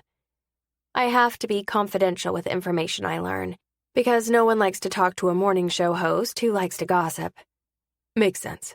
He nods, still contemplating my answer. Privacy is important, especially for me. I've been burned in the past about my private life being shared and exposed to the wrong people. Huh. I wonder if that's why he's been so secretive about his business. That would make sense. Does he not trust me? Of course he doesn't. He barely knows me. For all he knows, I could be some psycho creep waiting to expose him. Wanting to put him at ease, I say, don't get me wrong. Nomar had it coming. The dude is a total tool. I get it. He answers, sounding a bit off. What about you? I turn a little bit more so we're facing each other. His hand slides off my thigh, and I miss his warmth instantly. Are you an office gossip? not even a little. But that's probably because I'm so far removed from all the gossip. I have nothing to share. He chews on his lip for a second and then says, "But if I heard Jimmy John got Peggy Leggy impregnated on the third-floor copier, you can bet that beautiful ass of yours I very well might spread that little tidbit around." Beautiful ass. I like that compliment. But back to what he really said. I scrunch my nose. "Do you really have someone at your office named Peggy Leggy and Jimmy John?" He chuckles and shakes his head. "No, Jimmy John, Johnny Jim, and Peggy Leggy are names my grandpa used when telling me stories before I went to bed." "When you would stay with him in Malibu?" He nods his head. "Yeah, he used to open up the window in the bedroom they had specifically for me so I could hear the waves crash onto the shore, and he would tell me a bedtime story. It was something he always used to make up on the spot, and it was always about those three characters fighting a potato with red eyes." "A potato with red eyes?" He nods, his lips turned up in humor. "Yeah, my grandpa was very puny and very Irish, so everything was always potatoes and cabbage, even villains and made-up stories. But they were the best stories. I begged him when I was in middle school to write down his stories, to make a potato with red eyes book, something I could read when I wasn't at their house visiting. But he said it wasn't something he could write. What made the stories so great were their spontaneity." Jack sighs and shakes his head. "I wish back then we had the technology we have today, because I would have recorded him, anything to hear those stories once again."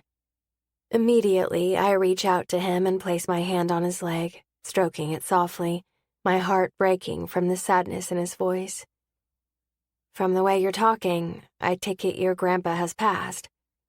Nodding, Jack takes a deep breath. "When I was a junior in high school, it really messed with my head. He was my best friend, and it about destroyed me. There isn't a day that goes by that I don't think about him. I just hope one day I'll be able to retell his stories to my kids while they listen to the waves crash, or at least attempt to." "I'm sure you will." Jack's hand covers mine, and he gives me a sad smile. I'm tempted to kiss the sadness right off his face, to make the light come back into his eyes, but I don't think that's my place. We've had an amazing night, but we're still brand new to each other, so I refrain. Taking a look at his watch, Jack's eyes fill with regret. "I should get you home. You have a morning show to put on in a few hours, and I'm sure you're going to want to get at least a couple hours sleep." Rising from the couch, he takes my hand in his, and we walk past the tables and chairs in the coffee house and out onto the streets. "Did you take a taxi?" "Uber, actually." He nods. "My driver is around the corner. I'm happy to take you home, but I'll understand if you want to keep that side of your life private still." Should I let him take me home? That is kind of a big step, but I also want to spend just a little more time with him. Just a few more minutes. "I'm pretty close. I don't mind walking, actually," I say, feeling silly about driving. The only reason I took an Uber was because I didn't want to sweat in the sun while walking to the restaurant before my date. Growing tense, Jack shakes his head. "No way am I letting you walk home alone at this hour. I don't care if it's Malibu. Can I walk you home if you're close?" "I'd like that. It's really only about 5 blocks down the street." 5 blocks? And here I thought I was showing you around the area. We start walking in the direction of my house. "I thought it was cute. I liked it." "I like you," he counters, his eyes trained on me as we continue forward. Feeling suddenly shy, I keep my gaze forward as Jack's jacket is still draped over my shoulders. "I like you, Jack," I answer on almost a whisper. God, I want to bury my head in my hands. No matter how old I get, I think this will always be hard, to express yourself in such a vulnerable way. I always think making friends as an adult is hard, but finding someone to spend the rest of your life with, now that's the ultimate challenge. There's so much vulnerability. You have to be strong and confident, but when that's not your personality, when you embarrass easily, it almost feels like torture trying to communicate with another adult about your feelings. I just wish it wasn't such an awkward situation. Hell, even if I watch a fake sitcom couple try to express themselves romantically, I feel uncomfortable. You like me, huh? That's good to know. Does that mean when the app asks you later if you want to go on a second date, you're going to say yes? Jack doesn't skip a beat, and I like that about him. Depends. Depends on what? Jack squeezes my hand, sending a bolt of pleasure up my arm.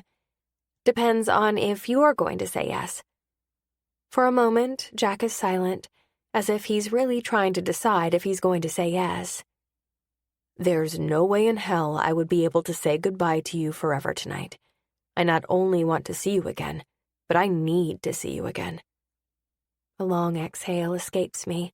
I swear I feel like I'm living in a movie right now. I never really thought men like Jack existed.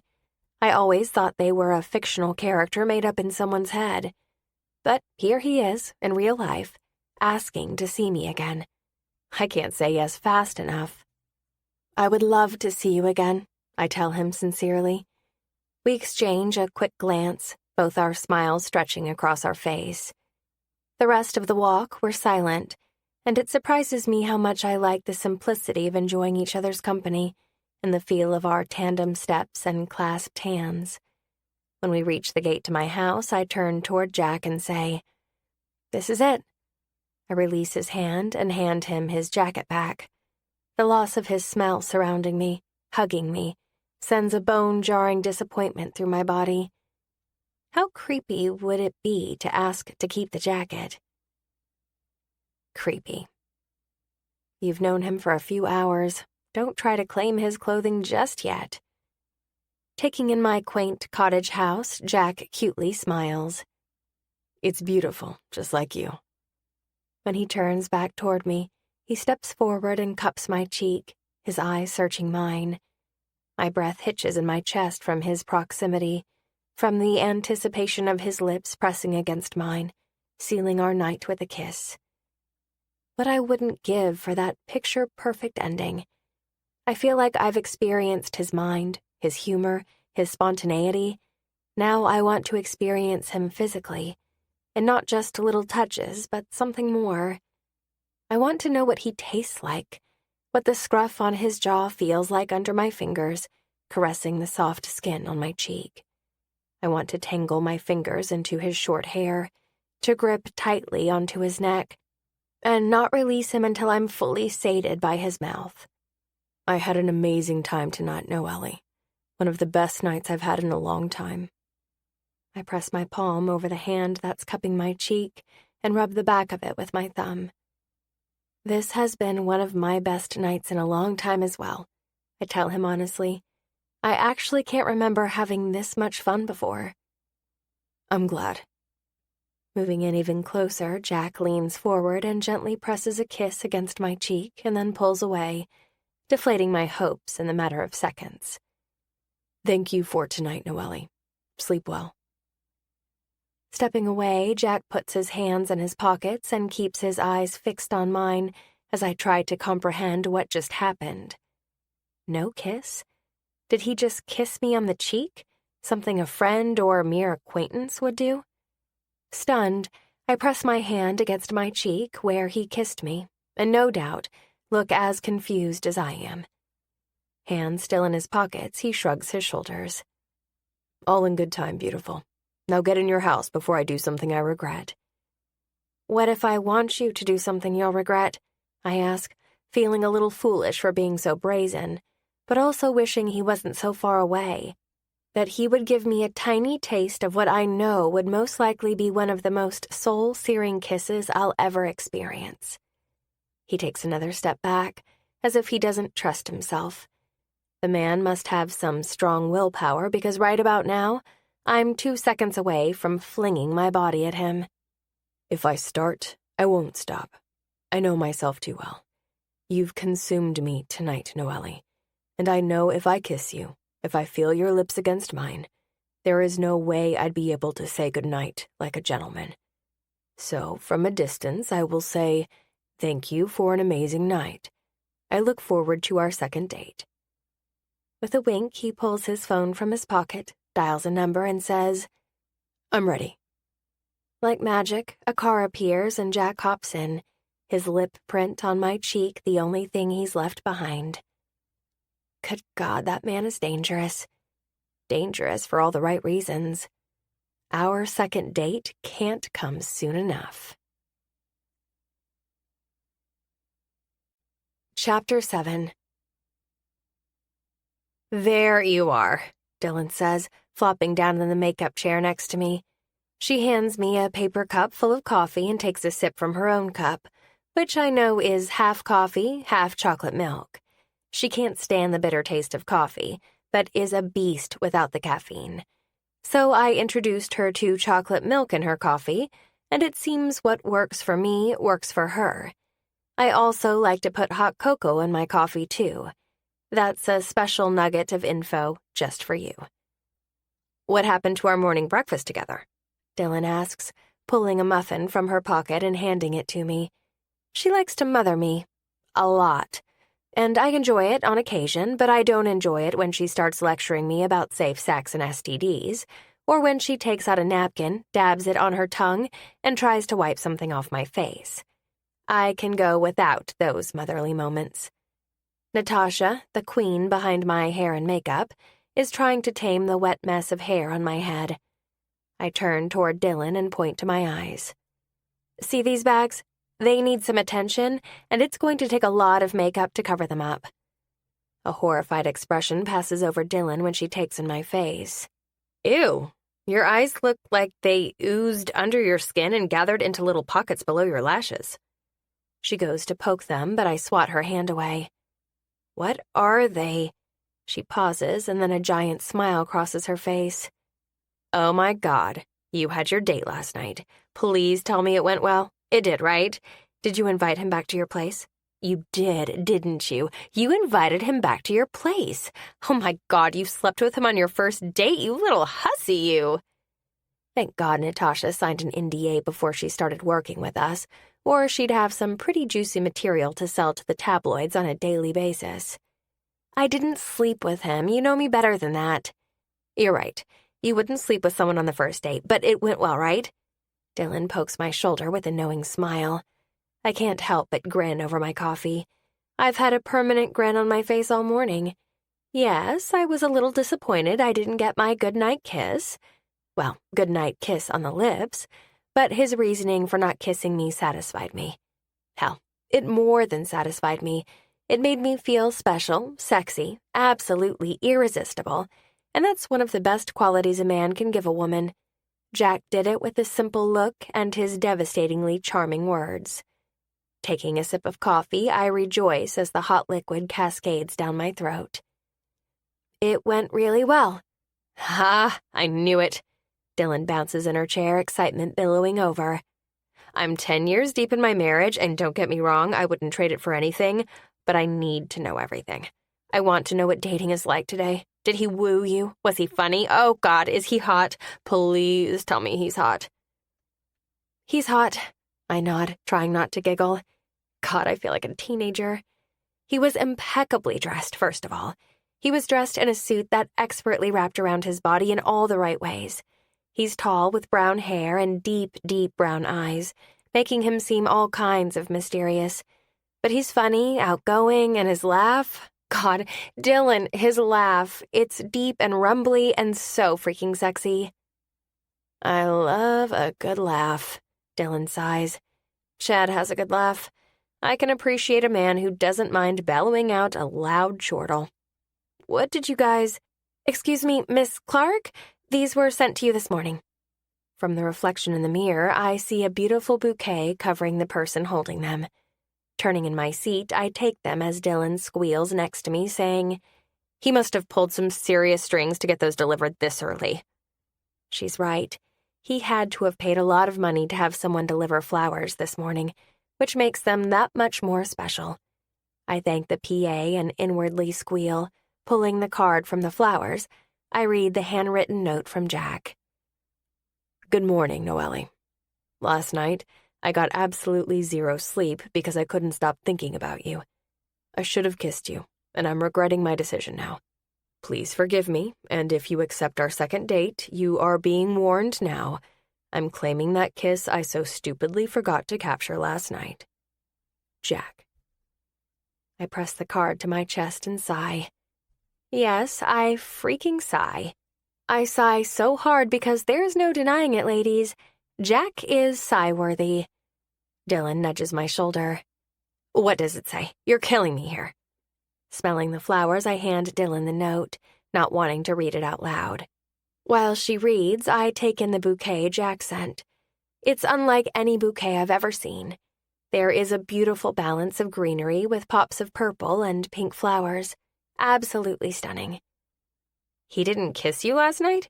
Dylan hands me the card back, which I put in my pocket. He kissed me on the cheek. My answer causes Dylan to roll her eyes. He had his reasons. I don't share why. Seems weird to say if he kissed me, he would have boned me, so I keep that to myself. So, does this mean you're going to go on a second date? Bringing the flowers to my nose, I take a deep breath and let their calming scent ease my racing heart. Without a doubt. Great show, ladies, Kevin calls out while pulling off his headset and hanging it on a monitor. Feeling a little cramped from sitting for so long, I stand and straighten out my dress while stretching my arms out. I'm going to head to the gym. Care to join me? Dylan shakes her head. I have 1,000,000 cupcakes to make for the Kidlets bake sale this weekend.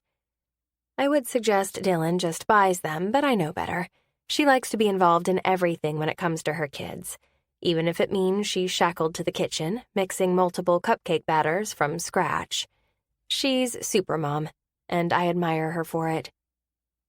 What flavors are you making? Dylan makes the best cupcakes. If she wasn't so good at her job, I would suggest she open her own bakery. Looking to the ceiling, she recalls her chosen flavors by ticking off on her fingers.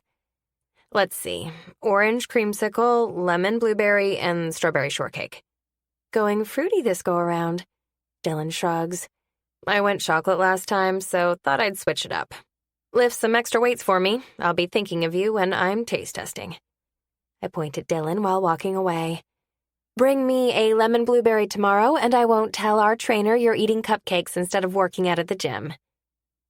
Deal. I head to my dressing room, ready to get out of the tight confines of my dress. I have a shred of self-respect when it comes to disrobing after our show, and, unlike Dylan, I wait to take my bra off until I'm in a private setting. Like at home. Before I went on air, I received a notification via the Going In Blind app asking if I wanted to go on a second date with Jack, and I couldn't say yes fast enough. And to my utter delight, the big heart appeared on the screen. Jack said yes to a second date as well and suggested option B for our date. I fumbled quickly to read all about option B. Westward Beach Sunset Picnic this Saturday. I don't think I could have picked something more perfect for our second date. We both love the beach, and if I had it my way last night, I would have spent a lot more time with my toes in the sand and Jack's body flush against mine. So to have another opportunity to replicate last night has me counting down the minutes until Saturday. In my dressing room, I shut the door and pull out my phone. Before I went on air, I sent a message to Jack, or Windsor not, to thank him for the flowers. I've been dying to see if he messaged me back.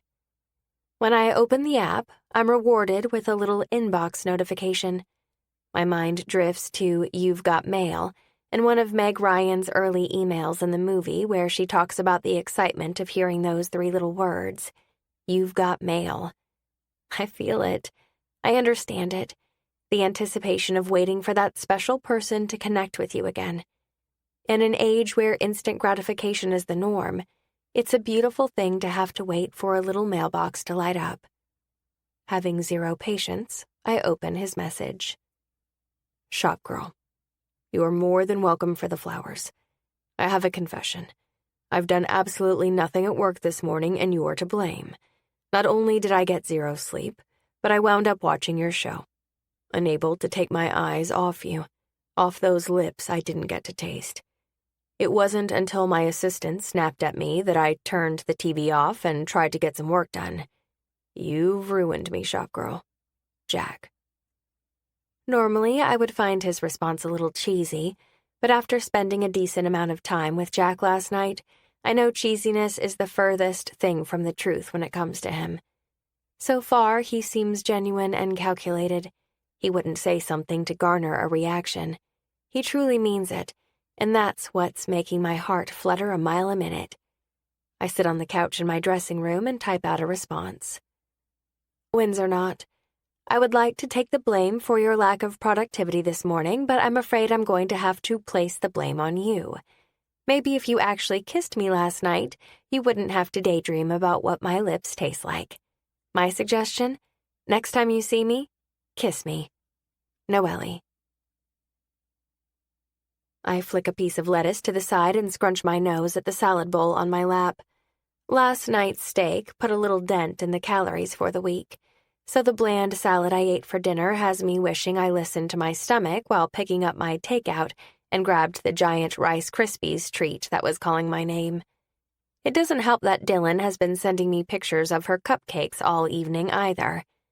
Setting my salad bowl to the side, I pull my blanketed legs to my chest and rest my arms on top of my knees while I look at the ocean. I don't have a beachfront property, but my home is on a cliff overlooking the ocean, so it's close enough for me. I have yet to hear from Jack since my last message, and I worry if maybe I was a little too upfront.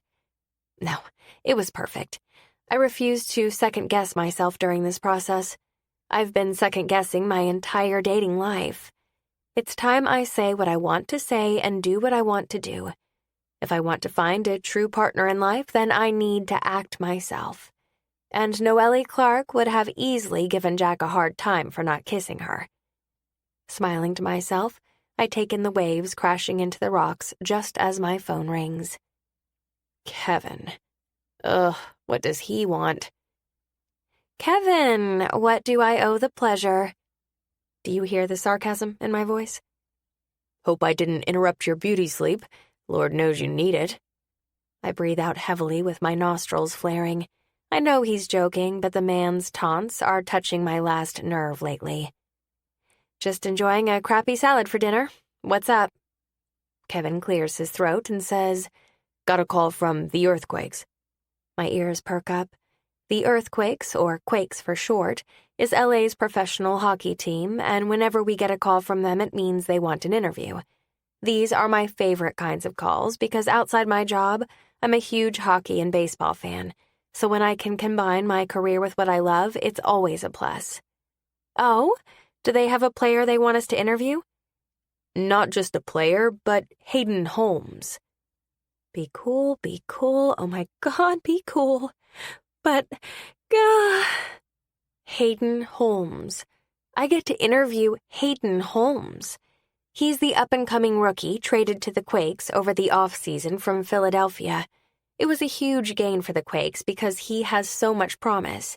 He already rocked his rookie season, so with a year under his belt, I know he's going to kill it next season, and thankfully, he will be with the Quakes killing it. Hayden, wow, that's really exciting.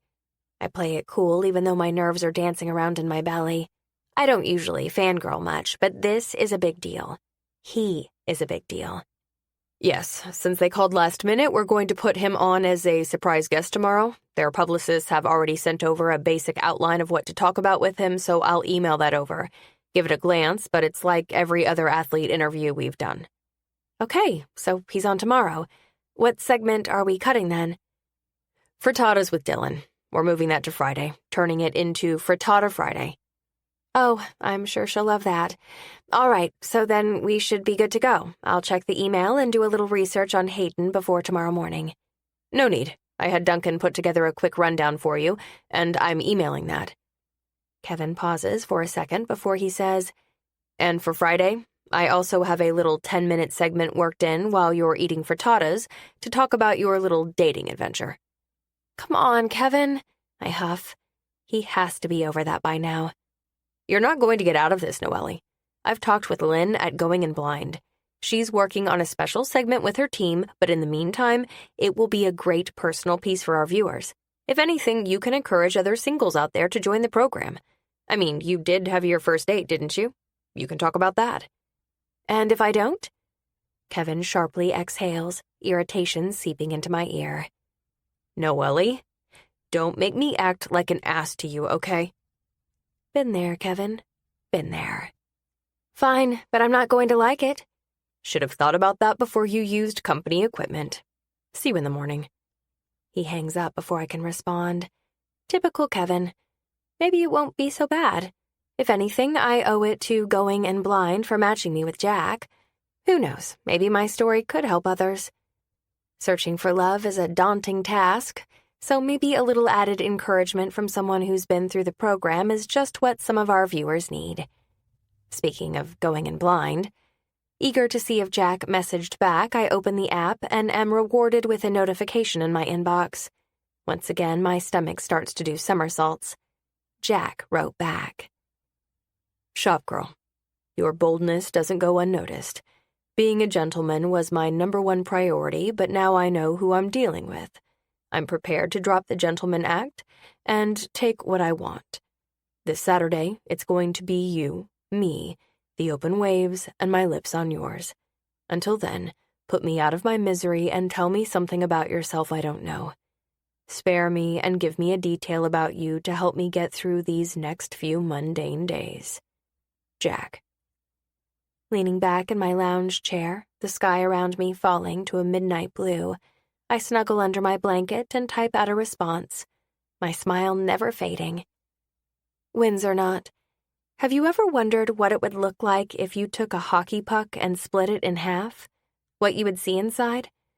I was convinced there was some kind of lucky charm inside one, so like the genius I was at 12, I decided to find out for myself. With bravado and stupidity coursing through me, I placed a hockey puck on the back deck, roared my dad's chainsaw to life, and cut a line right through the back porch, missing the puck completely. That was the moment I thought, if my parents really love me, like truly love me, they won't kill me over this. Thank God for unconditional love, right? Your turn. Noely. Chapter 8. The lips, the teeth, the tip of the tongue, the tip of the tongue, the teeth, the lips. Dylan repeats over and over again, exaggerating her mouth movements. Every other break, she spends time keeping her vocals warm and her frontal placements crisp. Her vocals usually wash right over me, but today they're grating on my nerves. Maybe because I'm incredibly nervous. I'm going to be honest, professional athletes are a weakness of mine. For some reason, whenever I'm around one, I turn into a pile of mush and act like a complete ass. Ask Kevin. I'm sure he has a reel of me somewhere fawning over every professional athlete we've had on the show. Any noise annoys the oyster, any noise annoys me. I cut in. Any noise annoys me. Dylan, you're warmed up. Can you cool it on the tongue twisters for now? I ask while looking over my notes for our segment with Hayden. Why do men who play with balls make you nervous every time? Technically, Hayden plays with a puck, and I don't know. I think it's the forearms. They're intimidating. You see them on TV and they seem so normal, but when you see them in person, it's like, where did you get all those muscles? It's just not fair to be that beefy. Noely, Dylan, I would like you to meet Hayden Holmes, Kevin says, and because he interrupted my rant, no doubt I look just as mortified as I feel. God, I hope Hayden didn't hear any of that. Gathering myself, trying not to look all shaky and nervous, I stand and see a very tall, very built man smiling at me. His honey-colored hair is hidden under an L.A. Quakes cap, but his blue eyes are more vivid than in photos I've seen. His strong jaw is covered by a light scruff, and his lips are fuller than I would expect on a man. His white, long-sleeved shirt stretches across his brawny chest, and the sleeves are pushed up, showing off his well-defined forearms. Figures. They had to make an appearance, didn't they? Damn you, forearms. Damn all the forearms. Taking a step forward, I reach out my shaky hand. Hayden, it's a pleasure to meet you. Welcome to California. I'm sure it's a big change from Philly." He smiles sweetly, causing a little dimple on the right side of his cheek to peek out. "I would say a big change is an accurate description." He chuckles. "Pine trees to palm trees is a huge leap." His large, calloused hand releases mine, and he turns to Dylan. "It's nice to meet you both. Thanks for having me on the show."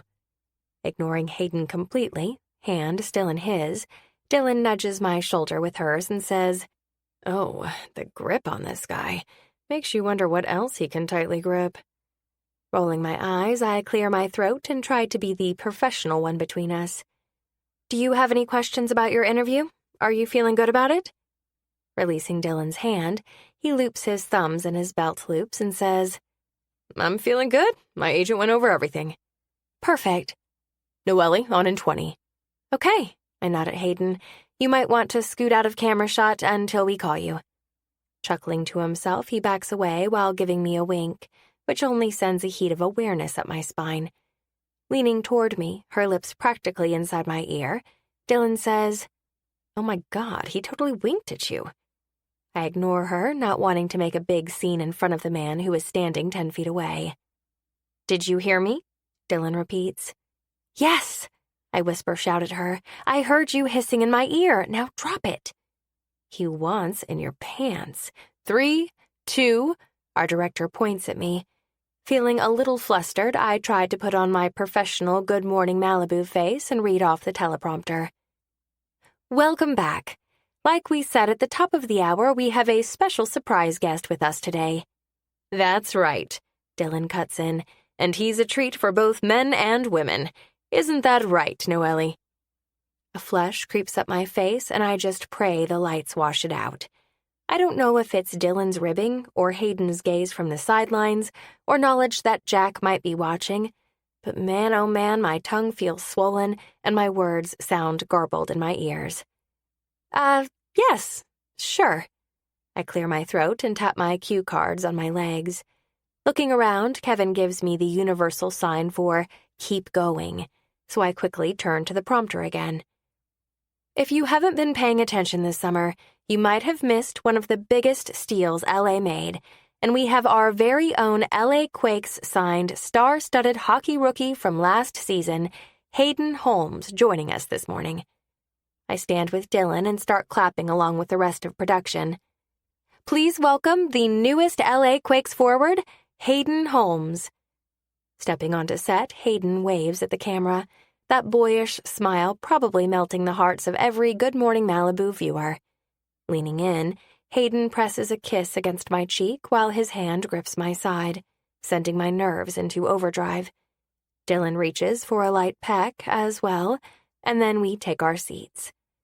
Shifting uncomfortably since Hayden's long legs are bumping against my knees, I sweep my hair behind my shoulders and look at my cards. Good God, why am I so nervous? "Hayden, we're so glad you could join us today," I say, smiling brightly for the camera. "Oh, I'm glad I could surprise everyone, and the warm welcome has made the move from Philly so much easier." "After a season like last year's, you're just what our team needs, so we're grateful you're here." Shyly, he chuckles and runs his hand through his thick hair. I've seen Hayden interviewed, and he's never seemed to be the overly confident asshole some athletes are. He's always seemed more down to earth, and right now I'm getting that vibe.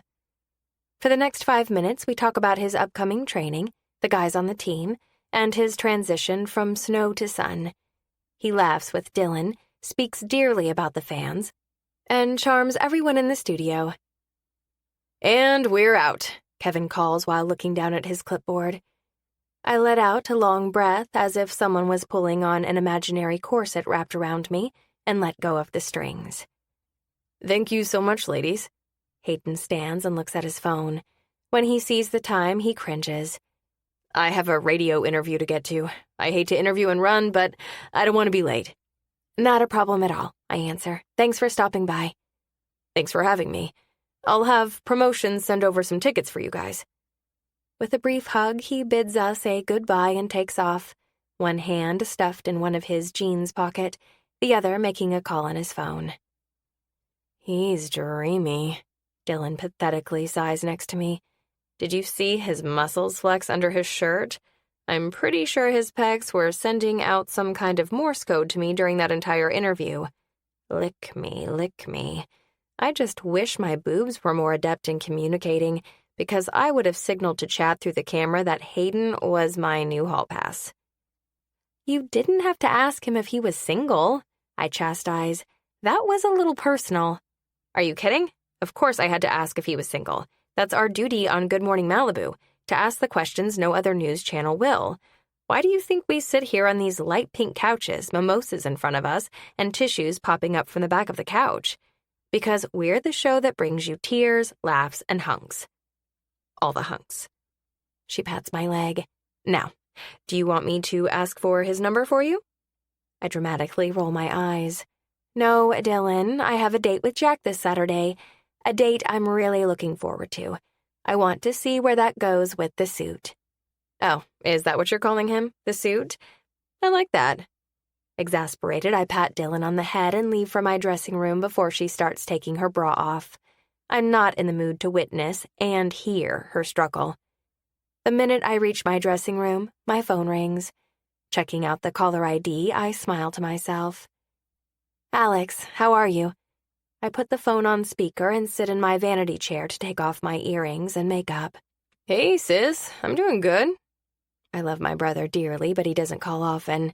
He's more of a texter, so there is only one reason he's calling.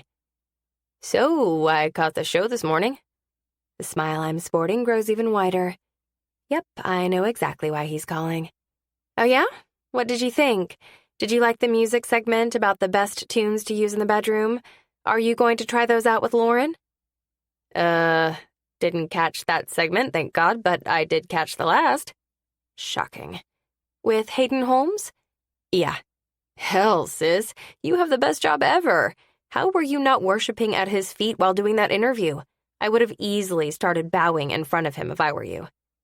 Chuckling, I shake my head and wipe the makeup from my right eye. I tend to stay away from bowing at my guests when doing interviews. You're missing out. Alex pauses and then asks, so tell me, is he cool? I mean, I'm assuming he is. He looks pretty chill in his interviews. Is that all an act? I roll my eyes. My brother is so predictable. He's chill, Alex, and before you ask, he already said he'd send over some tickets for the season. For the love of God, please tell me you're going to take me to a game. You're the first on my list. Fuck yes, I laugh. He sounds beyond ridiculous. Do you think you could get me into the locker room? All I want is to be snapped in the ass by one of the players with the towel. I swear, I'll pull my pants down and give them the best kind of towel-snapping canvas, all white and creamy. That's one hell of an offer. And Lauren loves him because... Your gross ass, hanging in the air waiting for someone to snap a towel at it, is not an offer, Alex. That's a punishment. A nightmare.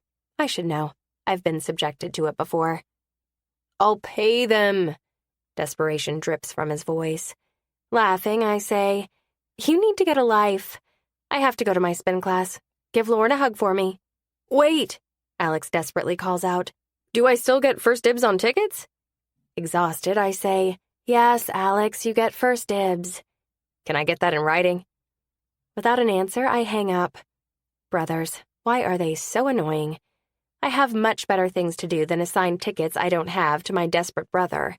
It's not like he doesn't have money to buy his own, but he thrives off free things. He always has. I don't want to worry about him right now. Not only do I have to prepare my little segment about my dating attempt before Friday, I have a message to respond to. Dearest shopgirl, have you ever thought about why a man gives a woman flowers? Why not a bag of groceries? Or a box of light bulbs, something practical.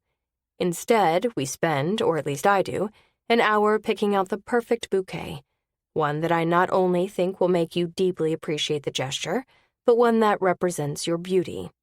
I look for a bouquet that reminds me of your sweet smell, one that has the same pink blush as your cheeks, with a touch of your fiery red outfit. Sending a bouquet of flowers is a carefully mapped out equation to gain your likeness, and yet they die in a few days. So why not a carton of eggs instead? P.S. Did you get the flowers? Jack.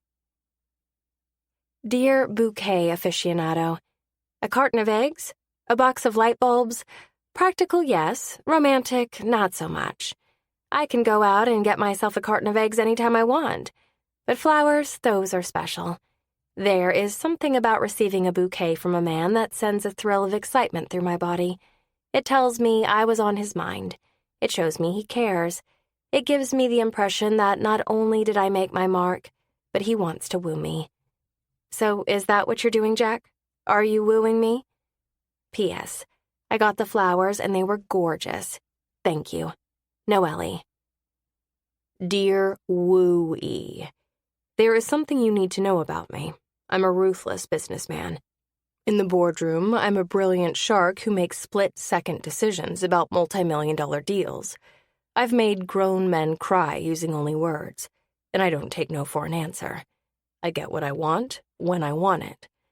Why am I telling you this? Because I know this is not the man I presented to you. You have seen the other side of me, the side of me that spends his time enjoying the gentle waves of the beach, who reminisces about potatoes with red eyes, and who will spend an hour analyzing every bouquet in a flower shop. Yes, Noely, I'm wooing you. Jack. Dear ruthless businessman, you get what you want when you want it? Is that outside of the boardroom as well? Because I'm going to let you in on a little secret. I don't fold easily.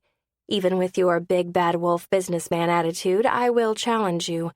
I will be sure to make you work for what you want. It won't be handed to you. Do you think you're ready for that? Are you up for my defiance?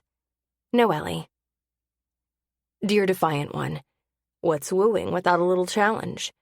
I do have a question, though. That kiss I so stupidly skipped out on, the one that's up for grabs on Saturday, will that be a kiss I have to work to get, or will it be something that's easily handed to me? I ask so I can prepare myself for the amount of wooing required. On a scale from 1 to 10, 10 being the highest amount of wooing, what are we talking here? A box of light bulbs and a single daisy? Will that guarantee that kiss I so desperately need? Jack. Dear desperate for a smooch, despite my inkling to say yes to a box of light bulbs due to my lack of bulbs in my house, I'm afraid you're going to have to bring your A-game. Why, you might ask? Because I need to make sure you're not just all talk. Actions, Jack. The best wooers woo with action. Noely. Dearest shop girl, happy Thursday. Actions speak louder than words, I'm well aware. Tell me, did a little brightness enter your life today? Jack. Dear expert wooer, funny thing happened to me. I was getting ready for my show and one of the production assistants brought me a purple box. There was no name attached to the parcel, so I was unsure what it was, until I opened the lid and found a dozen beautiful, energy-efficient light bulbs. I might have snorted, but I'm neither confirming nor denying such a response. All I have to say is, my house is brightly lit this evening, and when I look around, light cascading and bouncing off my walls, all I can think about is you. You're bringing your A-game, and I think I might be in trouble. Noely. Dearest Noely, I pride myself in being honest, so I'll tell you this.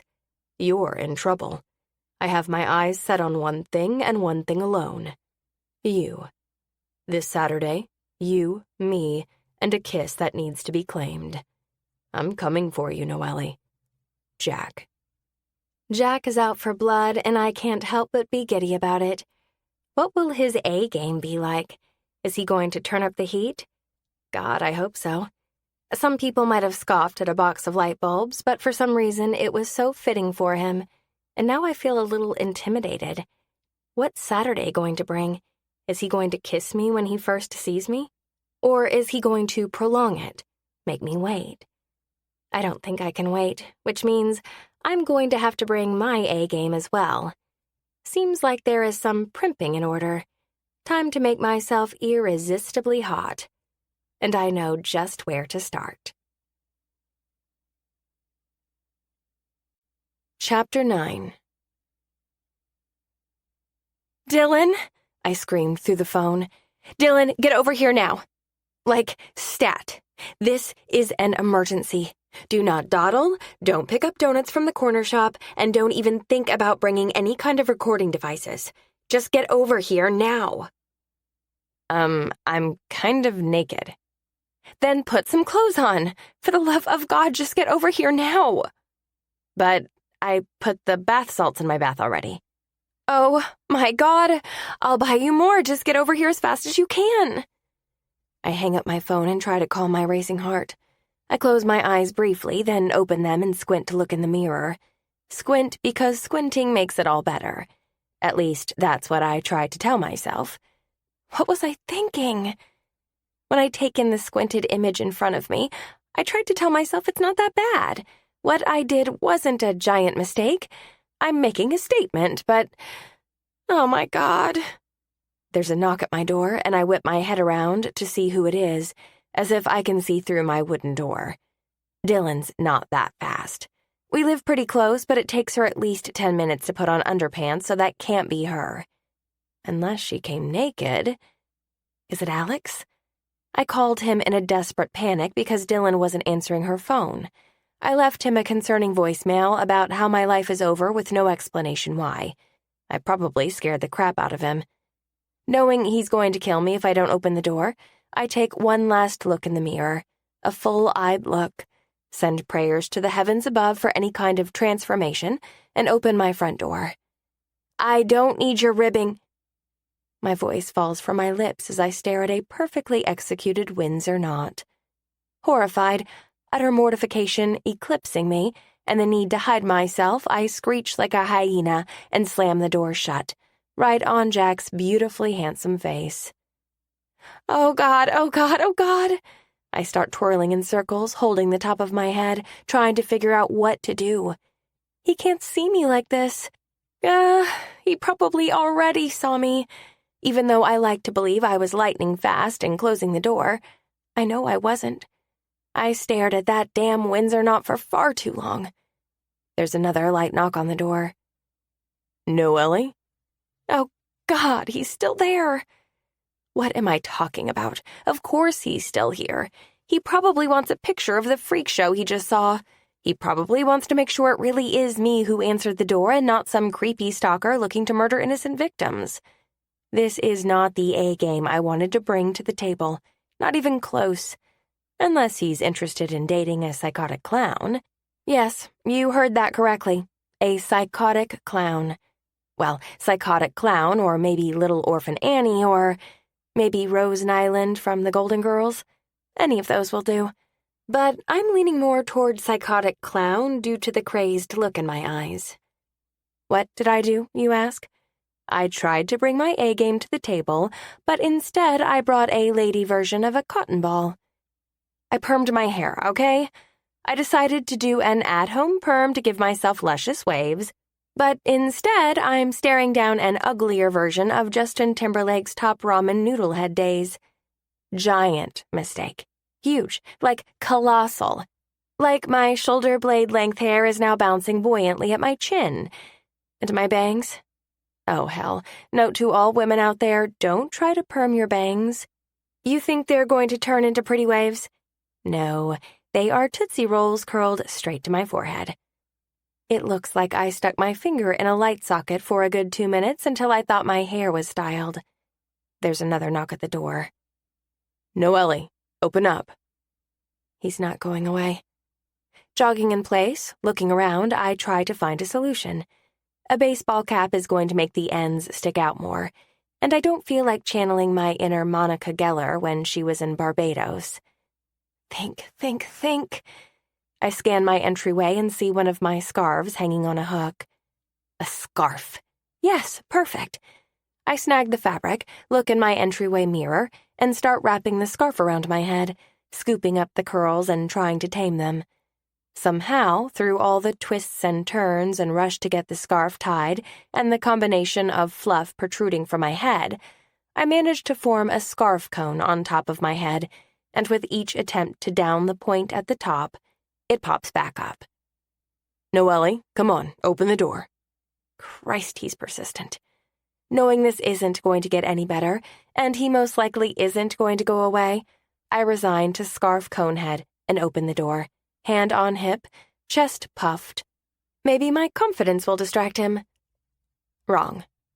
His eyes immediately go to my white and pink flower scarf wrapped around my head. Way to be subtle.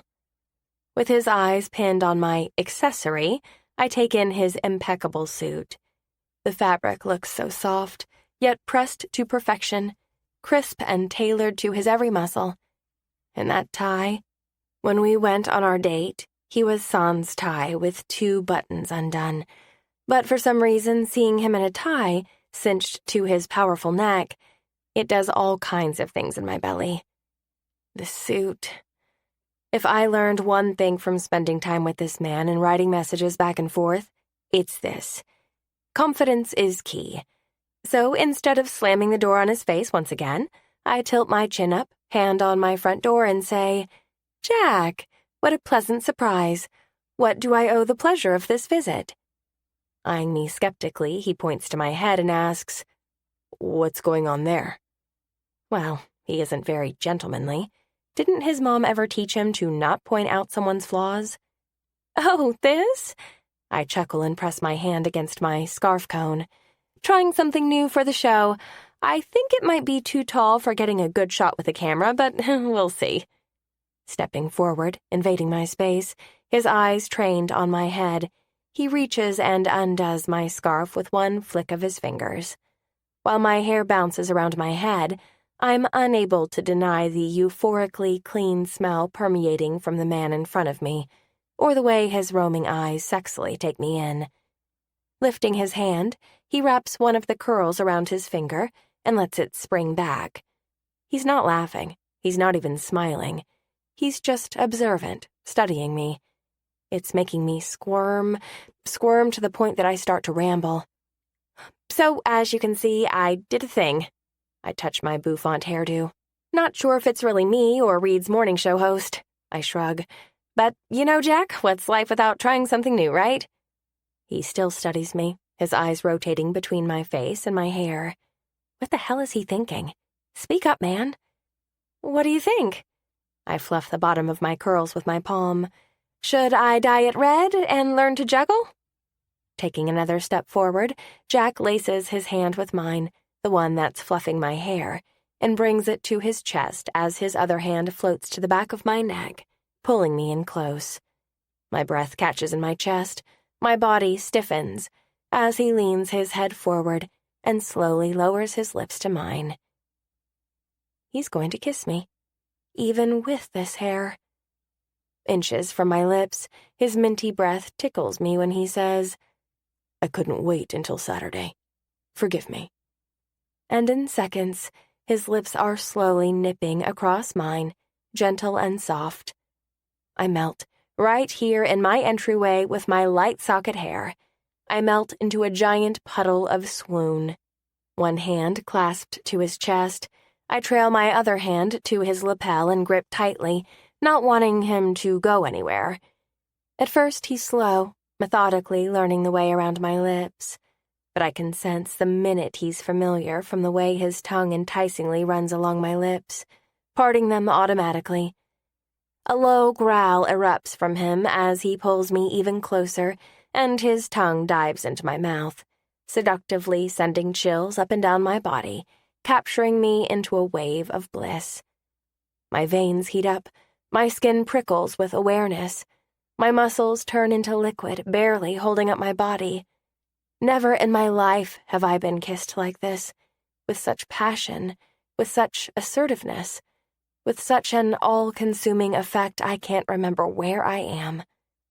Pulling slightly away, his forehead resting on mine, his lips lightly press kisses against mine until he says, "Fuck, you taste good."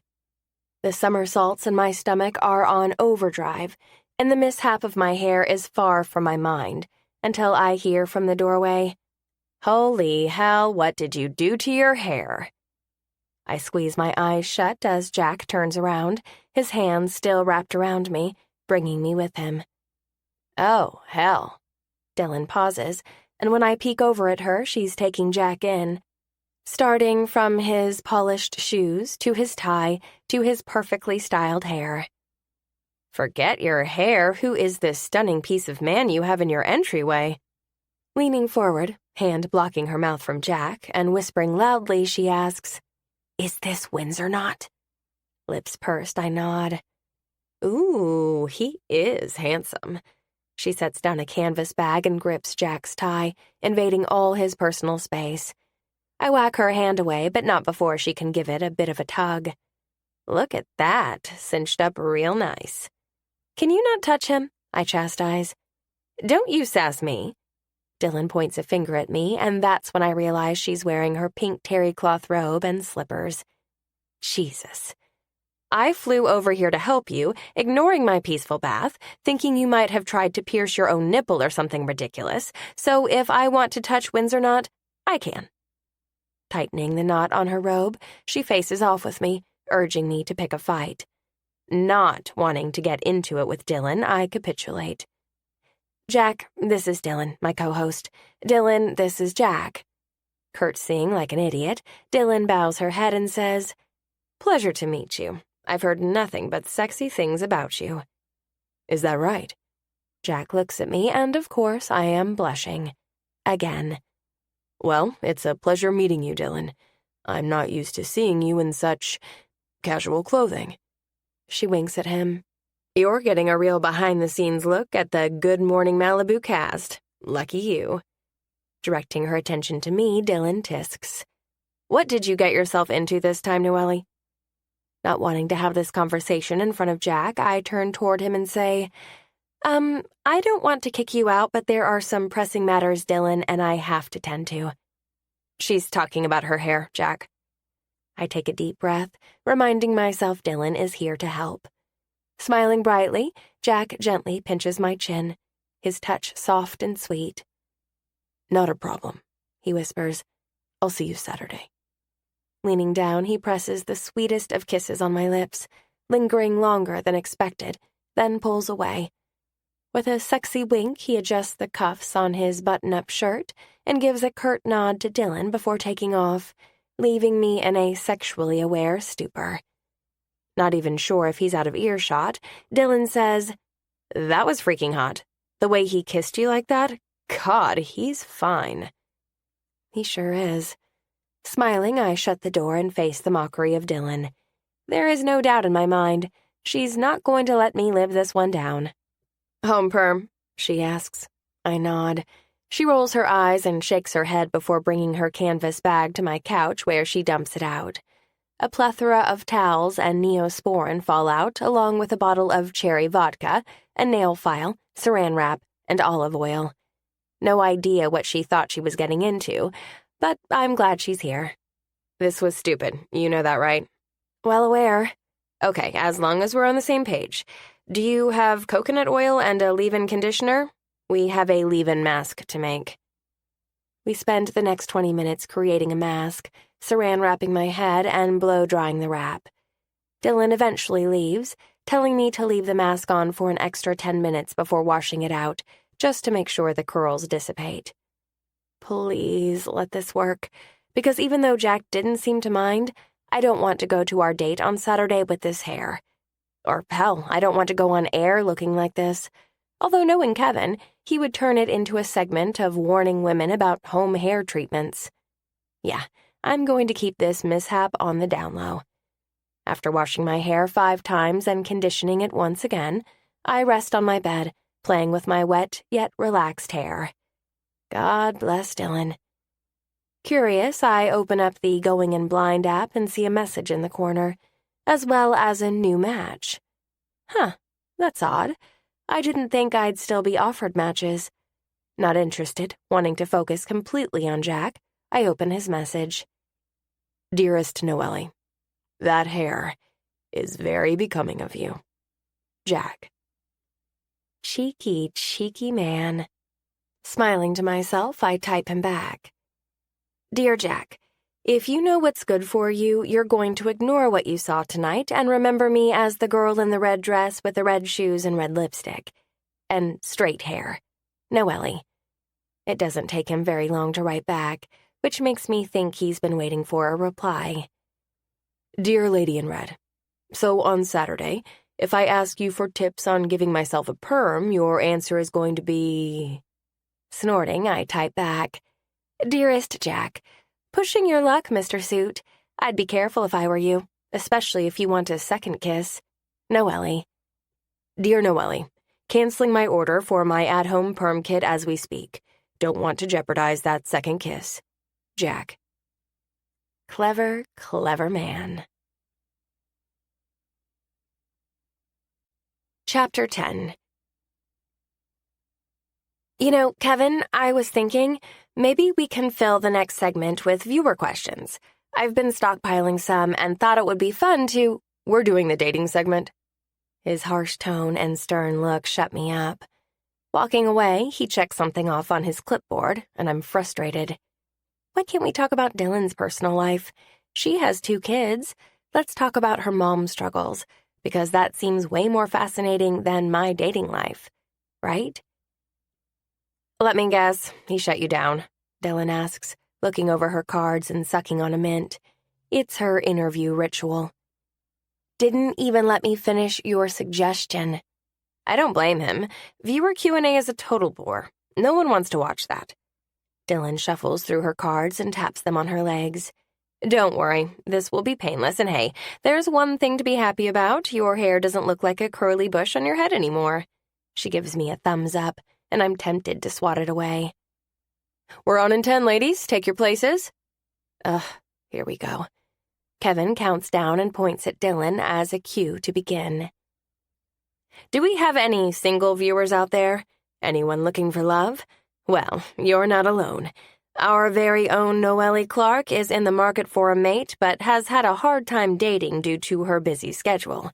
Luckily, she was recently approached by a brand new restaurant in town called Going in Blind, a dining spot dedicated to blind dates and making the perfect match for you. Take a look. Dylan points to the screen as a short 1-minute clip rolls talking about the restaurant and the process of joining. Nerves flutter in my belly as I wring my hands on my lap. I've always been open and honest about my life on TV, and I think it's what makes me a great morning host. Opening up to viewers is important because once you're in the spotlight, they become curious.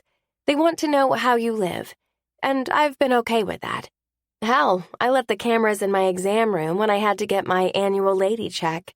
Cameras have been in my house, at a family dinner, watching me get waxed. They've seen it all. Well, not all.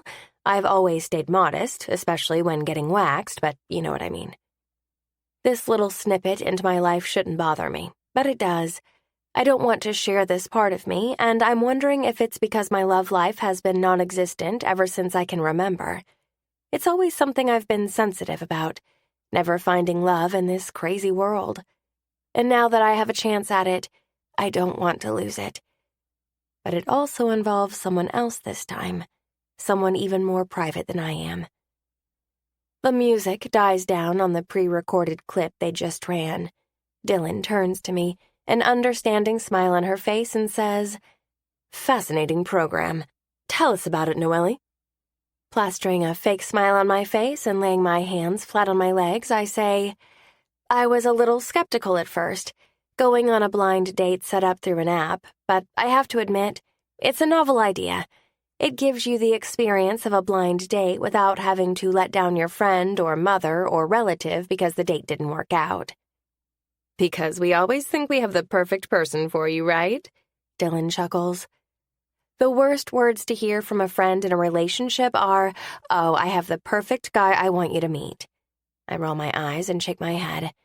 9 times out of 10, they are not perfect, not even close. I've been on my fair share of setups, and not once has a friend, brother, mom, or neighbor been right. But with Going in Blind, there's a lot of promise. Does that mean you've been on a blind date already?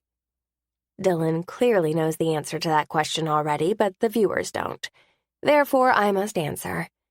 I have been on a date. It was flawless from the initial process of being matched on the app to going to the restaurant and then to the actual date. Leaning forward, Dylan presses her hand against her crossed legs and says, "Tell us more about your date. Was he cute?" She wiggles her eyebrows at me, and I stop myself from rolling my eyes. He was...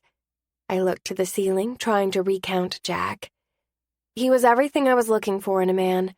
I was kind of surprised, actually. When I met Jack, I was a little worried we wouldn't have anything to talk about. But the minute we met, conversation was never at a lull. I believe a lot of that has to do with the restaurant as well, because they give you games to play to get to know each other. Their sole purpose is to help you find your one and only. And did you find that in your blind date? I shrug. Only time will tell. What I do know, though, is that I have a date with the suit tomorrow, and I can't wait to see where it takes us. The suit? Dylan nods and smiles. I like that. Well, we hope your date with the suit goes well tomorrow. Turning toward the camera, Dylan reads from the teleprompter. This is only the beginning for Noely and her dating adventure. We can't wait to hear more and tell you more about the Going In Blind program. Until then, have a beautiful weekend. Dylan and I both wave at the camera until the red light turns off and Kevin tells us it's a wrap. Exhaling, I lie back on the couch and look at the intricate set lights. That wasn't as painful as I thought it was going to be. You said his name, Dylan says, causing me to turn my head toward her. What? Jack, you said his name. I called him the suit. Dylan shakes her head. Not at first. At first, you said Jack. Did I? It was such a blur. I can't remember what I said at all. It's all just morphing into one giant run-on sentence. Did I say his name? Dylan nods, biting her lip. I mean, I didn't say his last name. Hell, I don't even know his last name. Do you think it's going to be a problem? I don't know. You are the one who has spent time with the guy. He watches the show, doesn't he? On occasion, I think. Would he care if I said his name? It's not like anyone is going to know who I'm talking about. There have to be thousands of Jacks living in Malibu alone. Well, I would message him just in case, so he's not caught off guard. Yeah, maybe I will. As I ponder my little slip-up, Dylan starts to take her bra off, once again making the entire production crew uncomfortable. It wouldn't be a Friday without Dylan tossing her bra to the side. Dearest Noely, checking in, how's the hair? I know it's early, but I thought I would try to catch you before you went on air. I'm kind of hoping for your sake you were able to straighten out your hair situation. No pun intended. For what it's worth, I still thought you were beautiful with your curly hair. It just made you that much more endearing. Jack. Dear Considerate, thank you for checking in. You're so sweet. If you caught the show this morning, you would notice a lack of curls in my hair because thankfully, all went well last night. Besides this one hair that keeps curling at the base of my neck no matter what I do. I just tucked that little defiant chunk of hair away. Speaking of the show, I want to talk to you about a segment we went live on today. When you see the show, you'll know exactly what I'm talking about. Noely. Chapter 11. The breeze lifting off the ocean whips my hair in my face, temporarily covering my eyes. I push my hair out of the way and curse myself for not putting it up. I'm usually smarter than this, but because I went through hair drama yesterday, I want to show off my straight locks. Bad idea. Very bad idea, because not only am I eating my hair with each passing gust of wind, I'm getting lipstick all over my face from my hair brushing against my lips and then onto my cheeks. It's not even the slightest bit attractive. Holding my hair to one side, I look around the beach, wondering where Jack is. He doesn't seem like a guy who is normally late. Not that 2 minutes is late, but still. From my general impression of the man, time is a precious commodity. And he's the one bringing the food and wine, so it's not like I could start drinking if I wanted to. Not that I need to drink right now. Well, that's sort of a lie. I wouldn't mind a little booze to ease my nerves. I shouldn't be nervous when it comes to Jack, but for some reason I have a bad feeling. A very bad feeling. Since my last message yesterday, I haven't heard from him. And who knows, He might have been busy all day with whatever business he conducts, so I have to give him the benefit of the doubt. But it also seems uncharacteristic of him to not message me back. The man sent me a dozen light bulbs for crying out loud. I shift in my minuscule jean shorts and tight-fitting purple blouse. I wanted to wear something casual but also pretty, something that showed off my body but allowed me to be able to sit on a blanket in the sand without worrying about some passerby able to see straight up my skirt. I rest the blanket on the fence and look at the parking lot just as a black BMW sedan pulls in. I have no idea what kind of car Jack drives, but my stomach flips from the thought of him stepping out of that car. I watch intently as a black loafer appears from behind the car door, followed by an impeccably dressed Jack, wearing black trousers, a black button-up shirt, sans tie, and black sunglasses that cover those deliciously dark eyes of his. I smile widely at him when he spots me. Taking off his sunglasses, he tosses them on the dashboard of his car, and he locks up, carrying nothing with him. Odd. When he approaches, I push off the fence and wait for him to reach me. When he does, his gaze is cast down, his features not the jovial ones I'm used to. "Hey," I say shyly, feeling more nervous than ever. "Hi." He places his hands in his pockets, and his standoffish stance is rocking my equilibrium. Shouldn't he be scooping me up into his arms and kissing me? Isn't that what he's been wanting to do since we kissed the other night? Hell, isn't that what he wanted since date 1?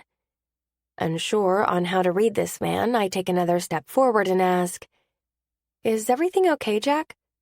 His lips purse and he shakes his head. Yeah, I don't like the look of this at all. "I'm going to be honest with you, Noely." He looks up at me, and those mysterious eyes slice me in half.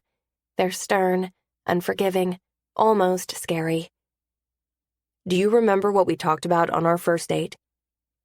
First date? How about only date? You're going to have to be more specific. We talked about a lot of things, Jack. I'm a private person, Noely. Oh, crap. He did watch the show from yesterday. On our first date, I told you privacy was important, that I was burned in the past from my private life being shared without my consent.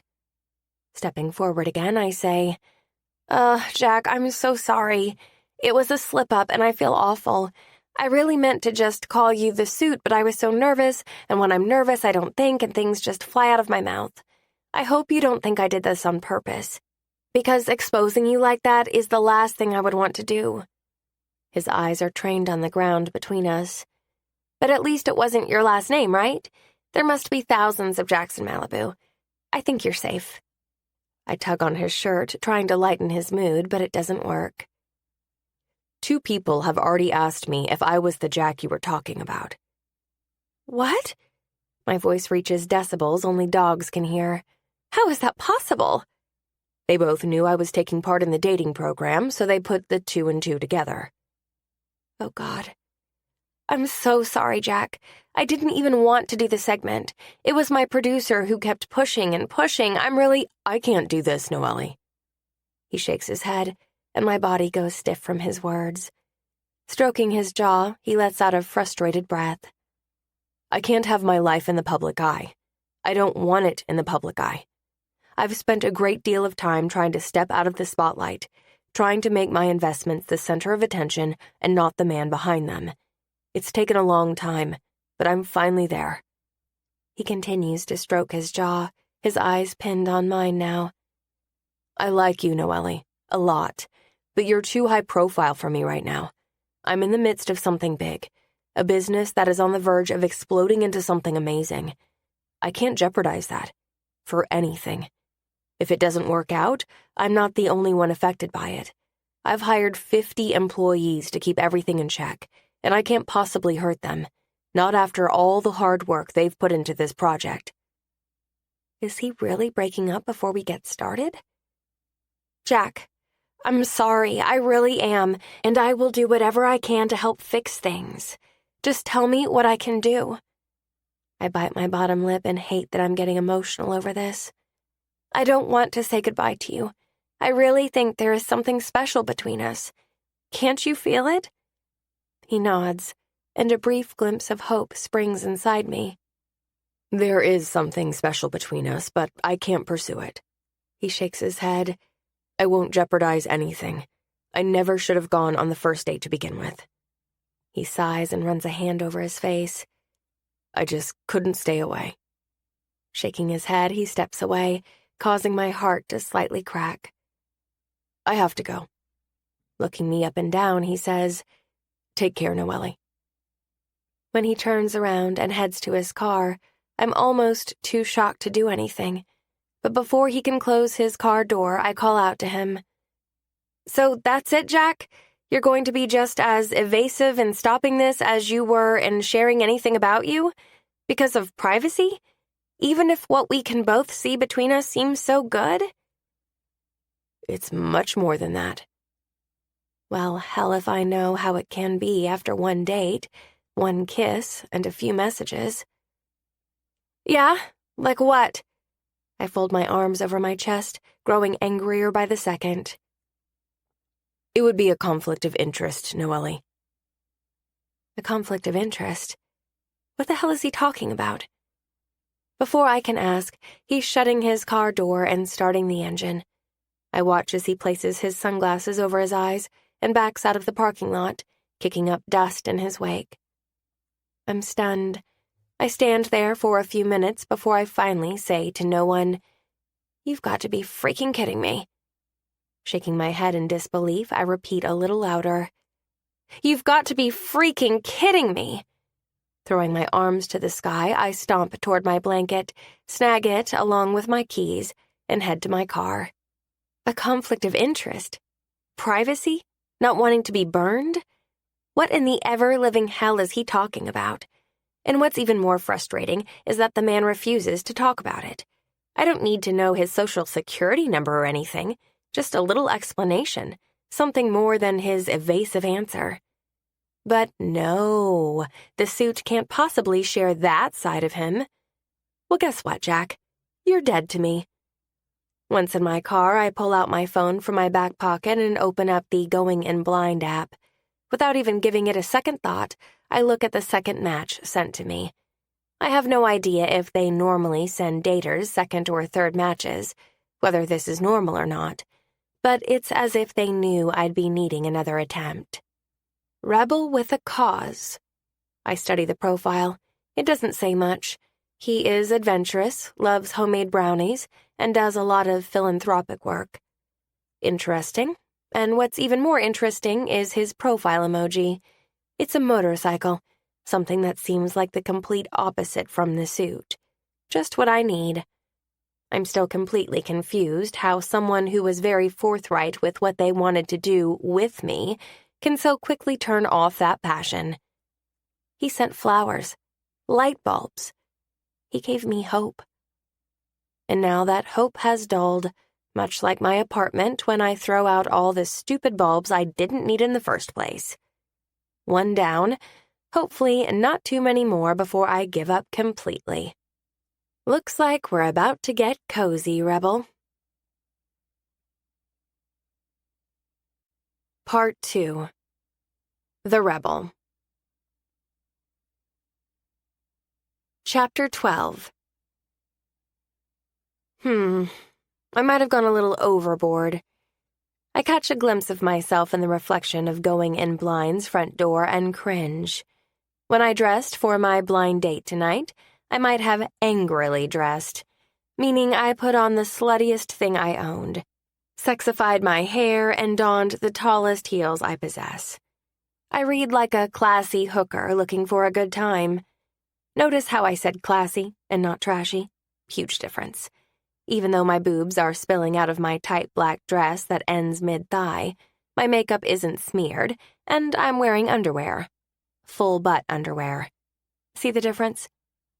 Knowing there is no time to go home and change into something less rebel-like, that's the theme I was going for, and more nun from the convent, I push through the door and I'm greeted by Veronica, the hostess. "Miss Clark, it's lovely to see you tonight." "Hi," I say shyly, feeling a little uneasy that I'm here again. They obviously know the first date didn't work out. The first date that's supposed to be the match. It's kind of embarrassing, but when I look at Veronica, there is no judgment in her eyes. If there had been, I would have wanted to turn around and leave. Instead, I take a deep breath and say, I have a date with Rebel with a Cause tonight. Yes, I have you right here. He hasn't arrived yet. Can I show you to the bar? Please. Pulling on the hem of my skirt, trying to magically elongate it, I follow Veronica to the bar where there is another woman waiting on the far end. She's dressed far more conservatively than I am, in a pretty royal blue turtleneck dress. Unlike my curled and teased hair, yes, teased, hers is brushed crisply against her head in a high ballerina bun pinned at the top. She went classy sexy. Good for her. I tried that last time, and look where I ended up. Right back where I started. Who knows, maybe her approach will work for her. I take a seat across from her at the bar, the length putting enough distance between us so we don't have to make awkward conversation, which normally wouldn't be an issue for me. For some reason, I'm feeling slightly bitter tonight, a sensitivity I need to drop before my date gets here, because no one likes sharing a delicious dinner with a bitter human. Miss Clark, it's a pleasure to see you, Danny the bartender says while placing a napkin in front of me. Can I get you another Moscow Mule? I don't know if I should be impressed he remembers me, or depressed. I wonder how many second-timers he sees in here. Trying to give him a smile, but failing, I say, maybe just a glass of rosé for me this evening. Sensing my humdrum attitude, Danny leans forward and tips my chin up. Smiling brightly, he says, You're not the only one in here on their second date. About half of the daters here are on their second, some on their third and fourth. It takes time to find the right match. It doesn't happen magically. On paper or in our data system, you might seem like a good match with someone else, but computers and graphs can't calculate the human emotion. So give yourself some credit, okay? I needed that. I have to trust he's telling me the truth. Perking up, I return Danny's enigmatic smile. Thank you. Anytime. Now, he looks me up and down. How about I fix you one of my special Tom Collins? Perching up on the bar, I ask, what makes it special? The way I shake it. He winks at me and gets to work. Danny would be quite the catch. I wonder if he's taken. Is he married? I want to be part of that breed. Yes, the married are their own breed. I want to swim around in that breed. I want to be the freaking HOA president of that breed. So, do you know anything about your date tonight? Danny asks as he pours my drink into a tumbler from the shaker he was shaking vigorously. I play with the napkin in front of me. Not too much. He is adventurous and does a lot of philanthropic work. He also makes me believe he... Hello. I feel like I'm living in a déjà vu moment. Once again, a deep voice pulls me away from Danny to the man behind me. Turning slightly as Danny sets my drink in front of me, I come eye to eye with a man who I can only describe accurately as a rebel. From his thick hair, pushed to the side on the top of his head, to his harsh scruff on his jaw, to the leather jacket draped tightly over his shoulders, and the motorcycle helmet under his arm. He has rebel written all over him. Gorgeous rebel.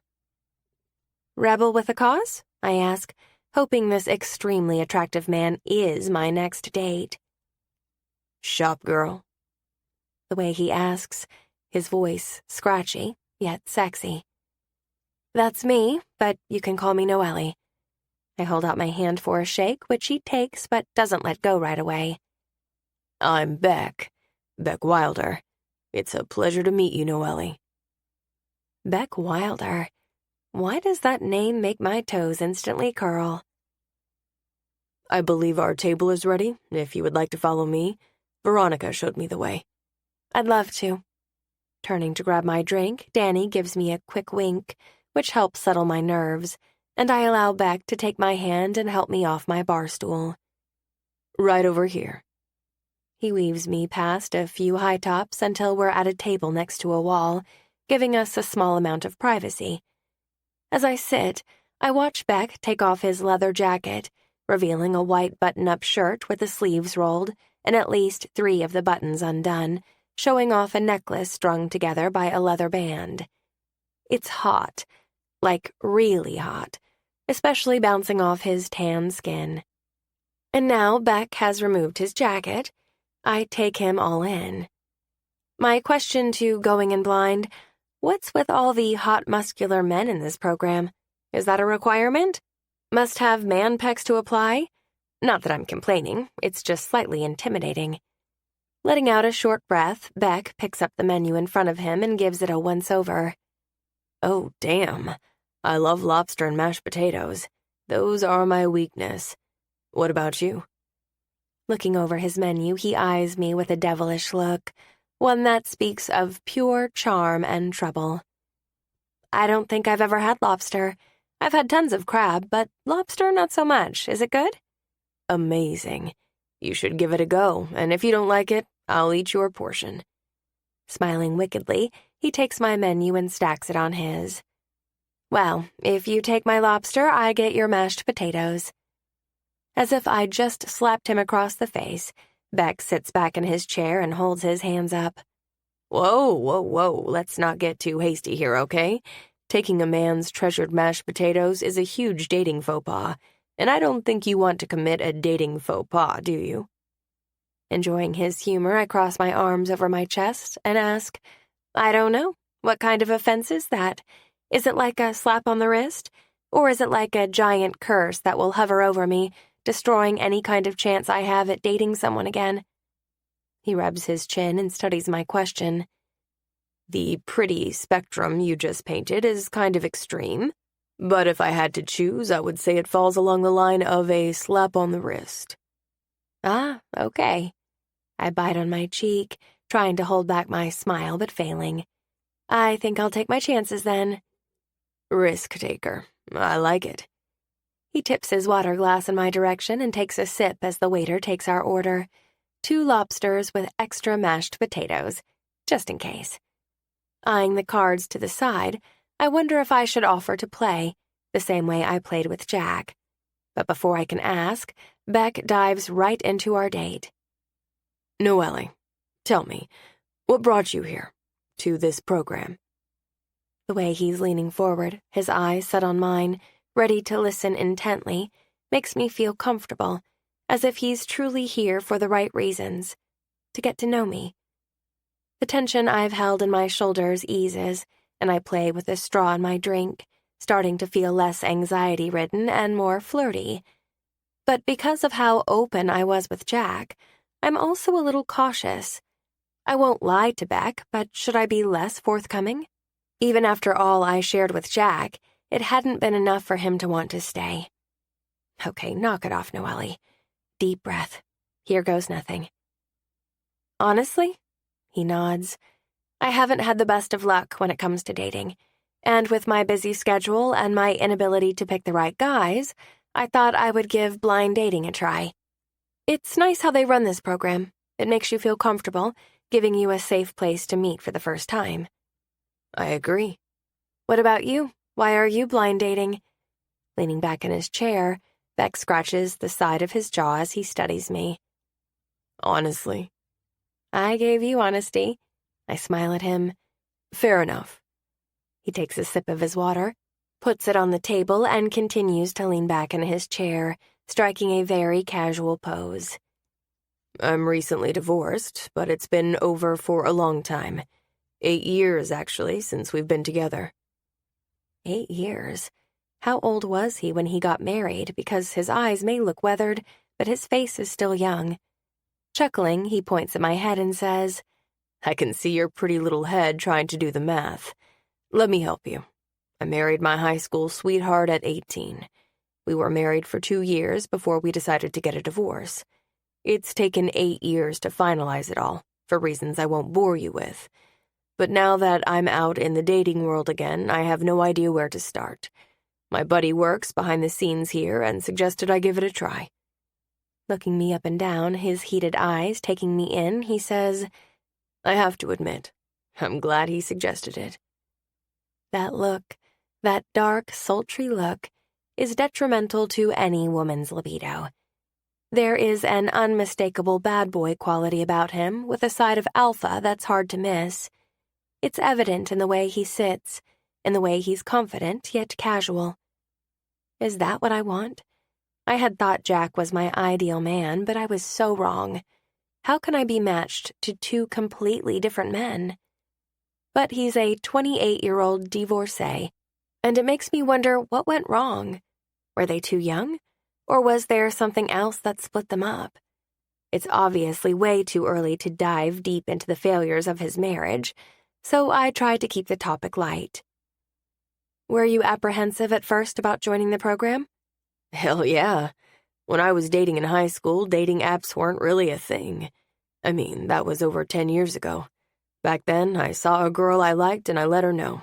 Now it's like, he sighs, there's a million rules we have to follow to not look like some kind of stalker. Like, don't text too soon. Don't respond right away. Don't tell the person how you feel. Hell, who came up with all these misconceptions of dating? You're so right.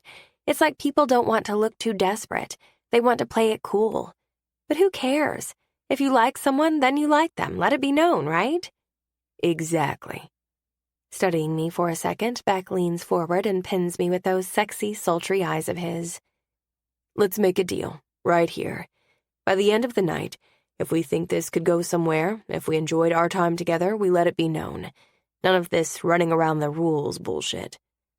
I like that idea. I take a sip of my Tom Collins. I like that idea very much. It's so thick. Get used to that, sweetheart. Beck answers with a wink, making me blush immediately. I don't think with that wink he's talking about the lobster tail.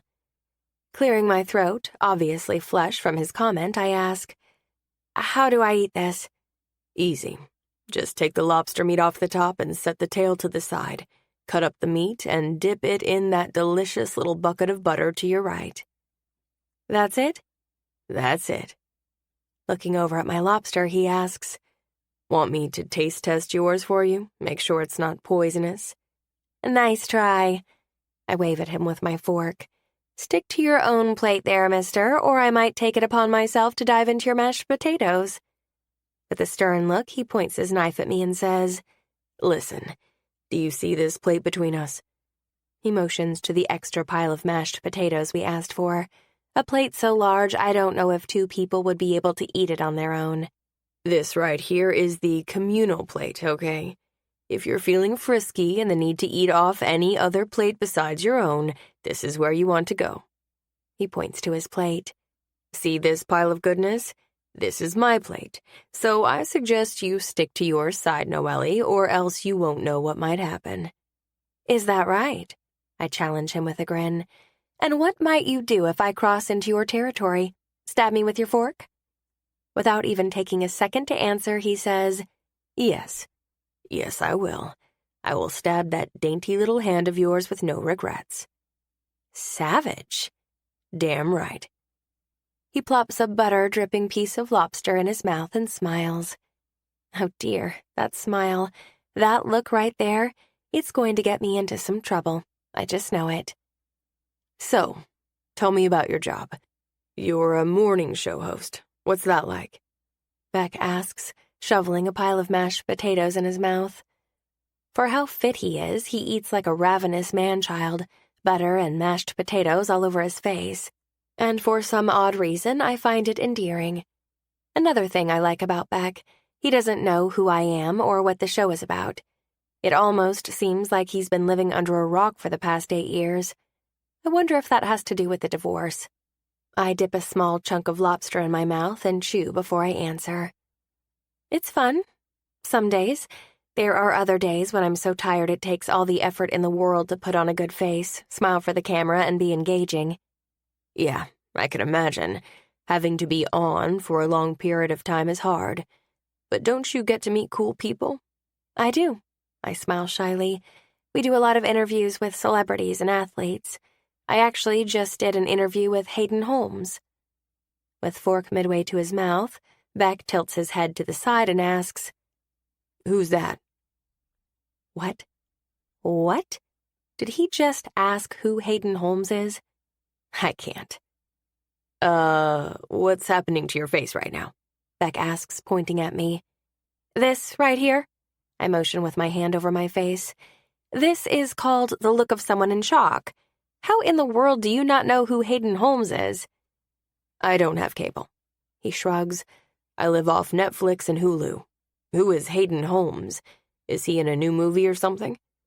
I nearly choke on my delicious lobster. In a movie? Is he kidding me? Oh boy, this might be the crutch in our blossoming relationship. I don't know if we're going to be able to get through this.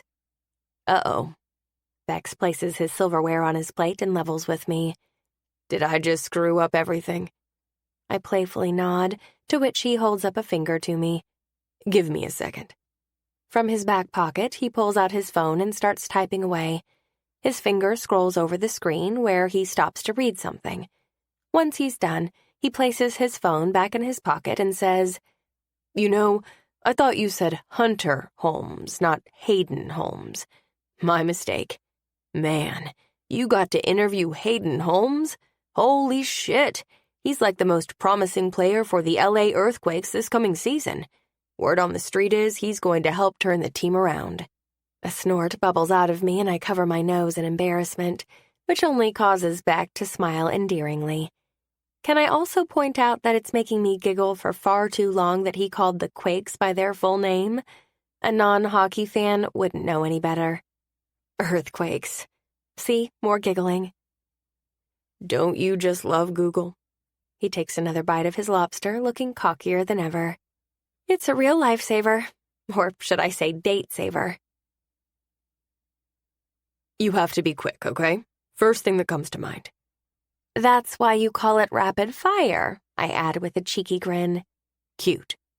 Beck leans over the empty dessert plate we shared and pokes the corner of my lip.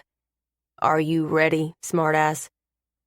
I love how he holds nothing back, how he's very honest and upfront and isn't trying to put on a facade to win me over.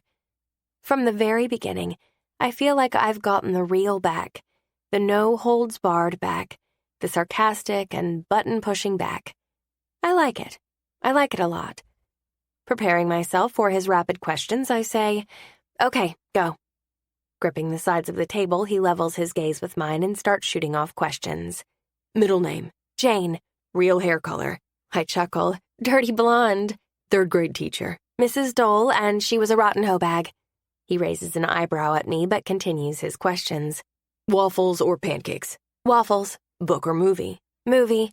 "Aw, come on." He shakes his head at me, a smile stretching across his lips. "First pet's name?" "Denise. Denise the cat." "Denise." Beck mouths to me, his brow pinched together. He shakes my answer away and says, "Favorite movie?" "Easy. You've Got Mail." Beck pauses. "Really?" "If you say it's a crap movie, we're ending this date right now, going our separate ways, and we shall never speak of this night again." "You know," Beck runs his hand along his jaw, "I like your passion. There aren't many people out there who would end a blind date and erase it from their memory from the possibility of disagreeing over a movie." "Call me high maintenance. Say I'm the worst blind date ever, I don't care. But don't you dare throw my favorite movie into the trash can." "Wouldn't dream of it. I like You've Got Mail, actually. I would say it's in my top 5 romantic comedies." "Really? I thought you were a book guy. At least that's what you made it seem like." "I am, but I also binge on Netflix." "Oh, my kind of man. So if you have a top 5 list of romantic comedies, what else is on there?" He twirls his glass of water in front of him, his face morphing into humor. "I don't know, Noely. I'm not sure if you're ready for that kind of knowledge. Top 5 rom-coms? That tells a lot about a man. You might have to earn that answer." "Is that so? All right, how would I go about earning it?" He stands from his seat and snags his leather jacket from the back of his chair, as well as his helmet. "I have just the idea." Chapter 13. I stand on the sidewalk, fidgeting in place as I stare at the piece of machinery in front of me, straddled by the one and only Beck Wilder. Come on. He holds out a little helmet he pulled from under the seat in his motorcycle. I eye his bike, feeling slightly intimidated but also intrigued. He must notice my hesitancy because he asks, Are you nervous? I hold up my fingers. Just a little. I've never been on a motorcycle before. There's nothing to it. Popping the kickstand and standing tall, he pulls me toward him and places the helmet on my head. Snapping the ends to secure the helmet, he checks the fit and gives me a sexy smile when he takes me in. Have to admit, you look hot in a helmet, Noely. Giving my dress a once-over, he shakes his head. That dress, though, it's dangerous, girl. You know you can get into some trouble with that? Feeling friskier, I say, I was kind of hoping I would. Beck's eyes narrow as he bites on his bottom lip. Hop on the back and hold on tight. Don't try to move with the motorcycle. Leave that to me. Eyeing me one last time, he takes off his coat and wraps it around me, helping my arms into the sleeves. Don't want you getting cold. Caught off guard by his gesture, I give him a quick thank you and hop on the bike, hoping I kept all my lady bits covered while doing so. When I sit down, my dress rides up to dangerous levels. Luckily, my pelvis is pressed against Beck's back. Taking my arms, he wraps them around his waist and starts the bike all in one fluid movement. Well, that's hot. Do you know what's even hotter? The obvious set of abs this man is sporting. I can feel them under my arms, rippling and tight.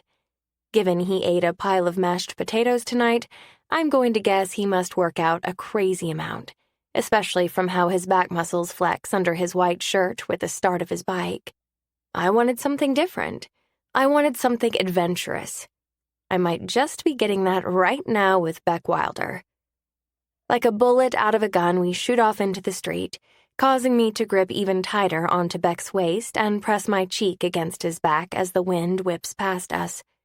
A carefree laugh pops out of me from the exhilaration of riding on the back of a bike with a sexy stranger. This is so not me, but I'm liking it. I'm enjoying the change in pace from my normal. Lifting my head, feeling a little more comfortable, I take in the streetlights passing us by in a blur. I'm tempted to throw my arms in the air, as if I was riding a roller coaster, but think better of it. I want to have fun, not severely injure myself. Instead, I soak in the moment, the way my laugh vibrates my body, the way the bike feels rumbling beneath me, the way Beck's body feels pressed against mine. It's new, intoxicating, addicting.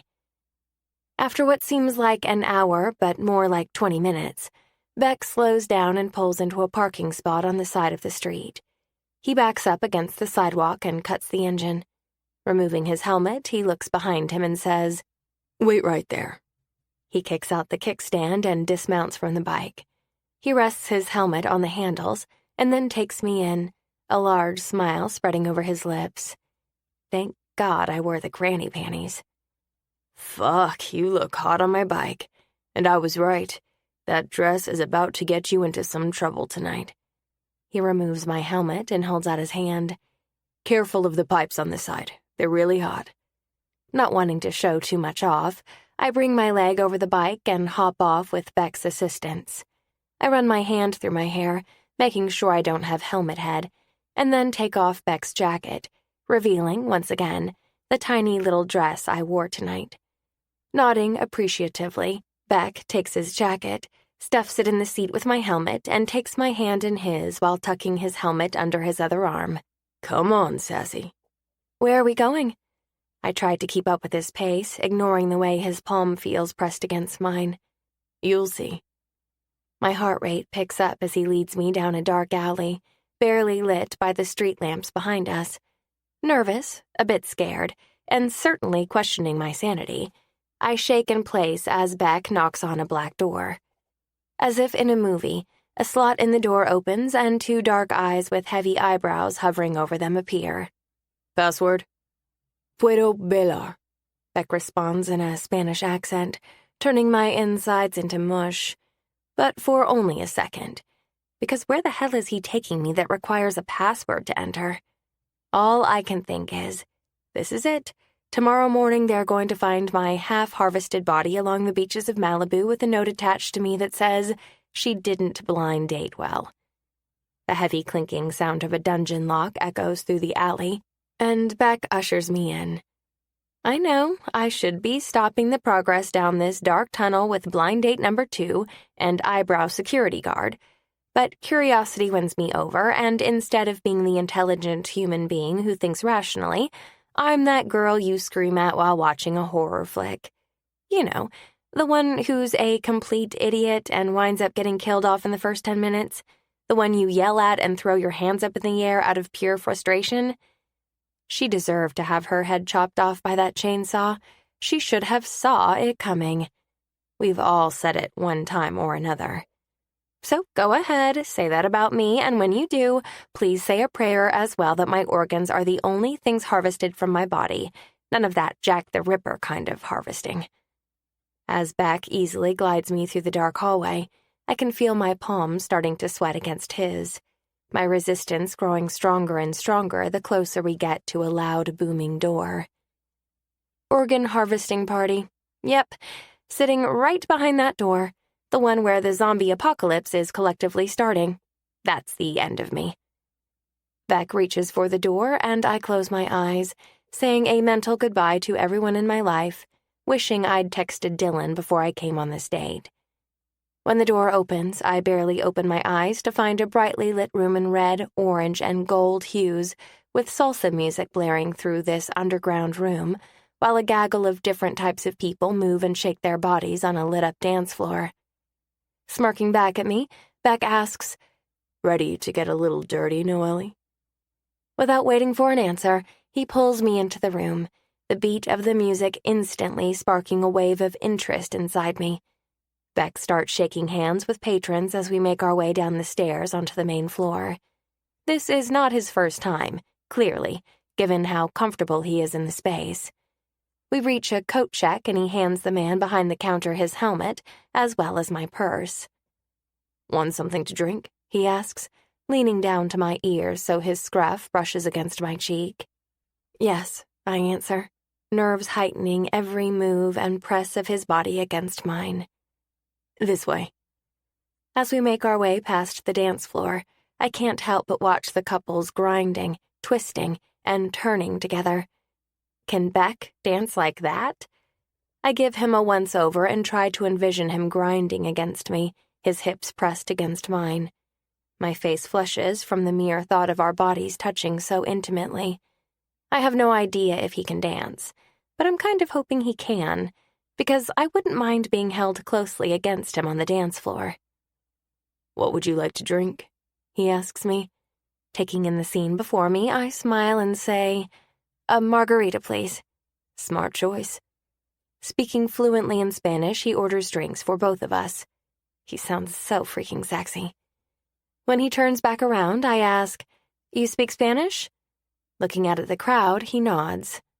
"Studied it for the past 7 years. He answers so casually, as if studying a foreign language is just natural, something everyone does. I wonder if his studying Spanish had anything to do with how long it took him to get a divorce. Was he traveling the world? To say this man confuses me is an understatement, but I'm also intrigued. I'm thinking that's why I keep following him, and why I'm about to lose all inhibition on the dance floor. "Here." He hands me a salt-rimmed glass. Winking, he cheers his drink with me and takes a sip, watching my lips intently slip around the rim of my glass. He licks his lips when my mouth pulls away from my glass, his hand snagging around my hip, pulling me a little closer to him. The attention is heady and causing a yearning within me that is quite unexpected. Who is he? How am I reacting so strongly to this man? I swallow the lime-flavored liquid, allowing the alcohol to heat up my body. Feeling a little nervous, I ask him, "What did you get to drink?" "Water." He takes another sip. "Water?" My brow creases. "No margarita for you?" "No alcohol." Moving me closer, he asks, Want to find a table? We can talk a little, get you warmed up to the music. That sounds good. From the look in his eyes, the hungry look, I'm going to need to drink a little bit more before heading out on the dance floor. While we walk the perimeter of the dance floor looking for a booth, I wonder why he doesn't drink. Now that I think about it, he had water at dinner, too. Interesting. Chalk it up to the things I want to know about him. Doesn't drink alcohol, studied Spanish for several years, married at 18, broke up at 20. His divorce took 8 years. There are so many interesting puzzle pieces about this man that I'm actually kind of excited to fit all together. Beck takes me to a half-moon-shaped booth in the corner across from the live band, secluded from other patrons around us, gaining an ounce of privacy just between us. Beck helps me slip into the booth first, then he comes up next to me and drapes his hand over the back of the seat, encasing me in his woodsy scent. He smells divine. How come I'm only noticing that now? This place is amazing. Where did you find it?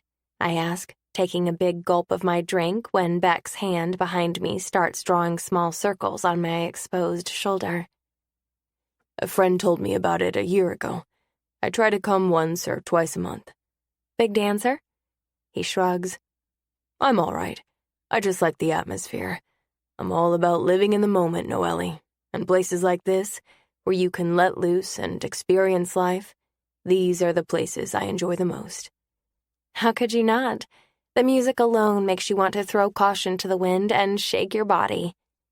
I sure hope you're feeling the same way once you finish that drink, because I have plans for you on that dance floor. Looking over his drink, his eyes pinned on mine, I hear his silent message. Things are about to get naughty. Even though I'm slightly terrified, I think, bring it on. There is no way that's what that line means. It sure as hell does. That's ridiculous. What, did you study palm reading as well as Spanish? He chuckles and says, I just know things. And that line right there means you're allergic to coffee. I shake my head and laugh. You're such a liar. He strokes my palm with his finger, running it along every line, making my insides flutter and my breathing pick up with each stroke. He's so close, his body practically on top of mine, his breath pressed against my ear, his scruff rubbing my skin ever so gently. And me? Well, see my hips? Yeah, they're slowly gyrating in his direction. I would like to blame the margarita, or even the music, but I know that's not the case. It's my libido skyrocketing into dangerous territories from the way this man lightly strokes me in just the right way. Not a liar, just telling you what I see. Is that so? I lean in closer and ask. Then how come I have coffee every morning and I'm fine? Seems to me like you just wanted an excuse to touch me, so you pretended to be a palm reader. I hold my breath, waiting for his answer. You're right. I did. Now give me a chance to touch you even more. He retreats from the booth and holds out his hand for me to follow. I take it without even giving it a second thought. Smiling devilishly, he guides me to the dance floor and immediately spins me into his arms where he takes my hands and links them behind his neck. Pulling me into his body, he places his hands on my hips and presses his forehead against mine. As if it's second nature to him, he starts moving us back and forth across the dance floor, his feet effortlessly gliding us. Intimidated at first, after a few passes across the floor, I start to feel the music and my muscles begin to loosen up. That's it, he whispers just loud enough so I can hear him over the music. Loosen those hips, Sassy. A distinct trumpet and cowbell echo through the room, setting the pace and tone to the dance. It's fast, yet commanding, encouraging us to grind together, and that's what Beck does. His hands slide from my hips to my butt where he grips tightly and pulls me flush against his crotch. With my legs entwined with his, we stay in place as our hips gyrate together. Breathless and turned on, I match his gaze with mine, his seductive eyes penetrating any last wall I might have had before this date. and for once in a long time, I let loose. Completely. Just like that. God, you look so sexy. Leaning my head back, I let my hair fall behind me and give it a little shake before lifting my head back up and meeting his lust-filled, greedy eyes. His hands grip my butt tighter, and I'm greeted by a noticeable hard-on. I did that to him, and if that isn't a turn-on, I don't know what is. My fingers start to play with his hair, twisting and turning the short strands, causing his eyes to haze over. Is it weird I want more? That even though our pelvises are pressed against each other, I want to be closer? The music now flowing through me, controlling my every movement, I glide my hands down to his shirt where my fingers dexterously undo 2 more of his buttons, exposing more of his tan skin, his necklace in full view now. It's a medallion I can't quite make out, but it doesn't matter right now, because all I care about is the muscular expanse of chest in front of me. I slip my fingers inside his shirt and dance them across his chest, feeling the sinew of muscles flex with every move we make together. When one of my fingers accidentally caresses one of his nipples, he growls into my ear and turns me around in his arms, causing me to temporarily lose my breath. That's until his hands find mine again, securing my butt right against his crotch. I sigh and loop my hand around me to the back of his neck, anchoring me in place while he swivels our hips together, his lips pressed against my ear.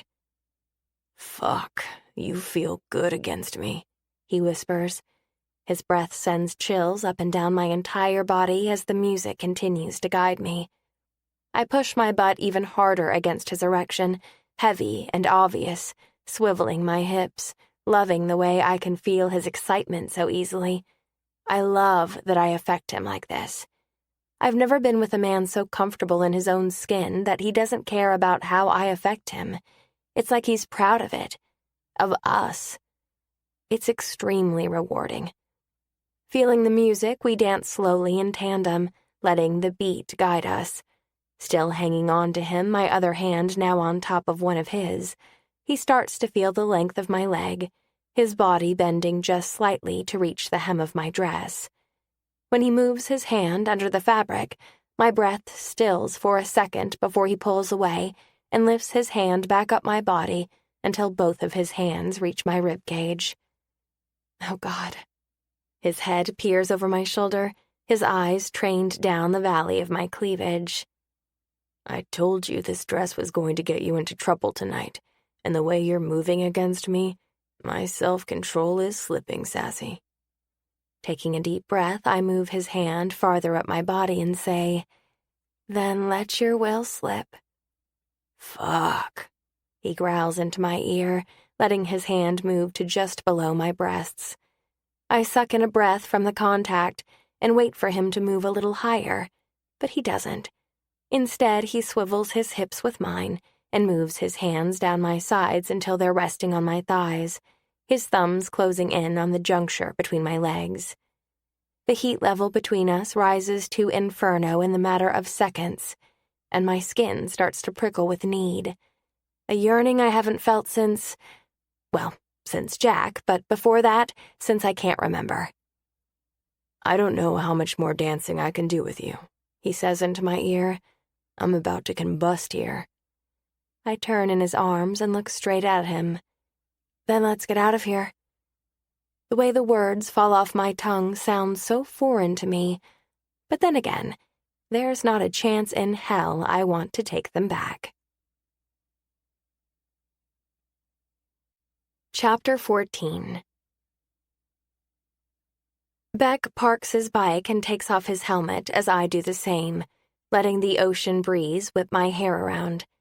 The sweet smell of the salty sea makes me feel at ease as Beck turns toward me and in one swift movement picks me up and swivels me around his hip so we're facing each other, and I'm sitting on his lap, the front of his bike propping me up.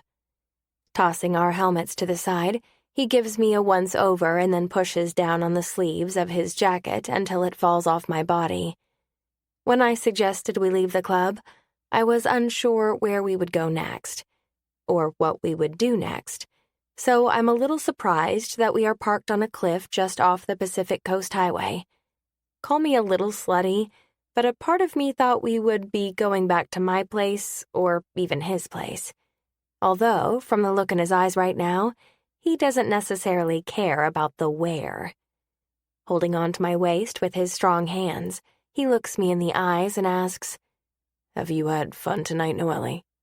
I nod and hold on to his white shirt, still loving how it's open just enough that I can see the definition of his pecs. "A good enough time that if I call you tomorrow, you're not going to judge me for being so eager to talk to you again?" Honestly, I move my hands a little higher on his shirt. I would be insulted if you didn't call me tomorrow morning. Good, because I'm feeling this vibe between us, and there is no way in hell I'll be able to keep my distance after I kiss you. Kiss me? I ask coyly, my body heating up before he even leans forward. Biting on his bottom lip, he nods. Yeah, kiss you. Keeping one of his hands firmly planted on my hip so I don't move away from him, he trails the other one up my side until it grips my head and pulls me closer.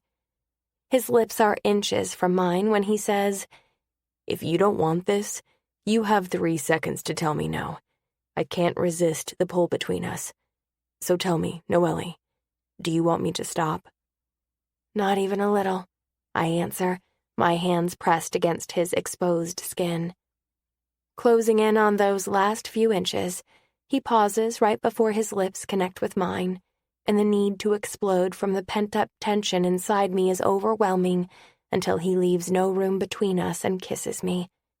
Oh God, does he kiss me?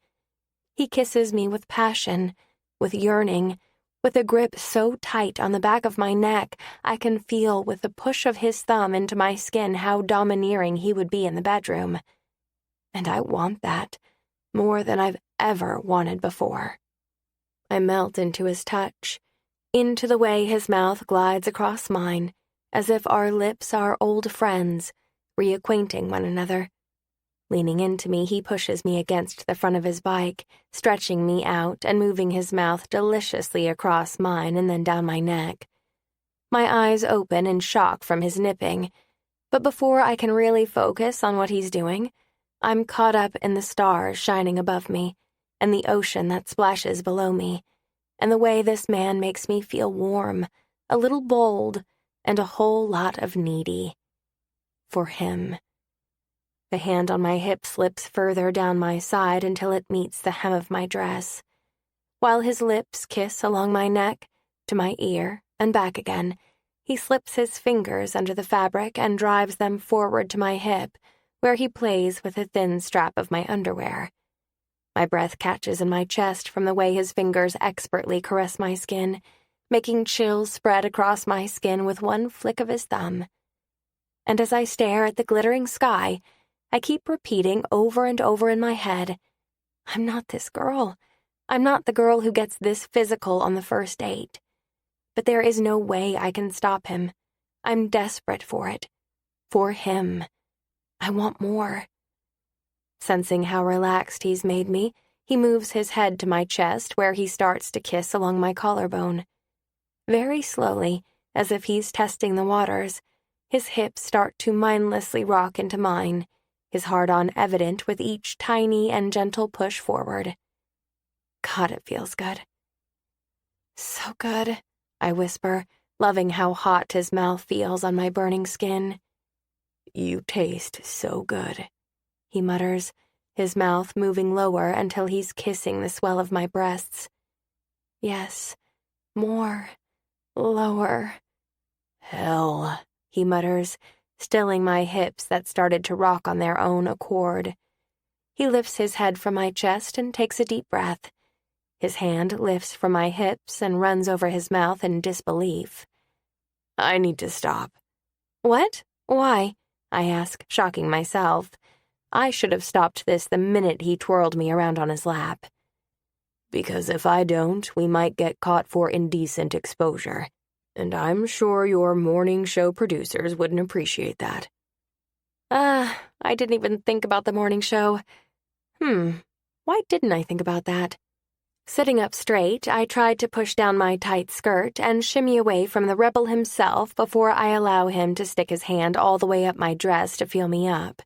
And when I say feel me up, I mean squeeze my nipples. I want all the nipple squeezing right now. That's how turned on I am. I press my hand against my forehead. I didn't think about my morning show. Giving him a once-over, I playfully smack his chest. Look at what you made me do. You, with your yummy chest and sex appeal, you made me become a harlot in public. Leaning in close, I whisper, you made me dry hump you. And moan. He wiggles his eyebrows. I didn't moan. Did I? At this point, I wouldn't put it past me. You moaned, and it was hot as hell. I blame you. I shift farther away from him, as far as I can get in the tight space I'm caught up in. Laughing, he grips my chin with his finger and thumb. I'll take all the blame, Sassy. Pressing forward, he places a soft kiss on my lips, and before I can deepen it, because apparently I have no self-control tonight, he puts some distance between us and says, I think it's time I get you home before things get more out of control than they are. I know he's right. He's being sensible, but the giddy, turned-on woman inside me doesn't want to say goodnight. Come on. Picking me up in one swoop, he dismounts and turns me on the bike so I'm facing the right way. Picking up our helmets, he places his on the handlebars and gently places mine on my head. Shaking his head, he says, It's time to say goodnight. Chapter 15. Where is she? Dylan shouts down the hallway as she approaches. When she turns the corner into hair and makeup, looking like a complete disaster who just rolled out of bed, she screeches when she sees me. How did it go? Did the hoe fit work? Hoe fit? I ask, a raise in my eyebrow. Natasha is once again working her magic while I sit in my makeup chair, reading over my morning notes and sipping my coffee, trying to infuse some caffeine into my system, begging for a jolt to get me through the day after a very long sleepless night thinking about Beck Wilder. You know, Dylan addresses her body, our hoish outfit, did it work? Was your date all over you? Huh, you could say that. I smirk over the edge of my coffee cup, making Dylan squeal and clap her hands. Oh, you sly old dog. She places her elbows on her armrest, her body facing me completely, and rests her head in her palms.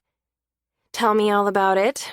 Did you do a little P and V action? What constitutes as P and V action? Dylan sits back, clearly not anticipating such a question from me. Oh my God. Your V touched his P, didn't it? Depends. Depends on what? It's a simple question. Did your V touch his P? Did privates collide? I shrug. It depends. Confused now and slightly irritated, she says, There is no depends. It either did or it didn't. Not true. A P and V can touch without getting down and dirty. Like, for instance, I stand and use Natasha as an example. May I borrow your body for a second? Of course, she answers. She loves that she gets to be part of every conversation she overhears between Dylan and me. Look, I press my pelvis against Natasha's and pull away. My V just touched Natasha's V, but did we share a sweaty night together? No, it was just a little V-tap. A vag high five. Exactly, I point at Natasha, a little chest bump with our lady bits. Okay, you're annoying me. Now sitting in her chair like a normal person, she adds, So you didn't do it? No, I shake my head, just as Natasha begins curling it again. So what happened? My phone beeps with a notification, a rather obnoxious notification. Last night, when Beck was dropping me off, we both got notifications from our Going in Blind apps asking if we wanted to go on a second date. We said yes, and then Beck forced me to change my notification sound to an old-fashioned horn. Awooga! It is obnoxious as hell, but he said whenever I hear it, I'll know it's him. Hearing that horn this morning puts a giant smile on my face. Once we reached my place, we made out for a little bit longer on his bike before he walked me to my door and reluctantly said goodnight. Even though I was ready to invite him in, he must have sensed my nervousness because he backed away, hand in his hair, looking utterly provocative with his undone shirt and rebellish ways. Are you ignoring me? I hold my finger up to Dylan as I open up the app and read a message from Rebel with a Cause. Sassy. Told you I wouldn't be dicking around with the rules. I want to see you again. The app suggested we go to a cooking class. I'm not much of a cook, but all I can envision is you in an apron. Now, that is something I have to see. There's a class this coming Friday. Come cook dinner with me. You're Rebel. Smiling like a fool, I type him back as Dylan pokes me in the arm. What did he say? You can't just smile like that and not let me know what's going on. Come on, share with the married woman. If you share, I'll tell you what Chad and I did last night, and I promise it's not a riveting story about folding laundry together. Ignoring her, I write back.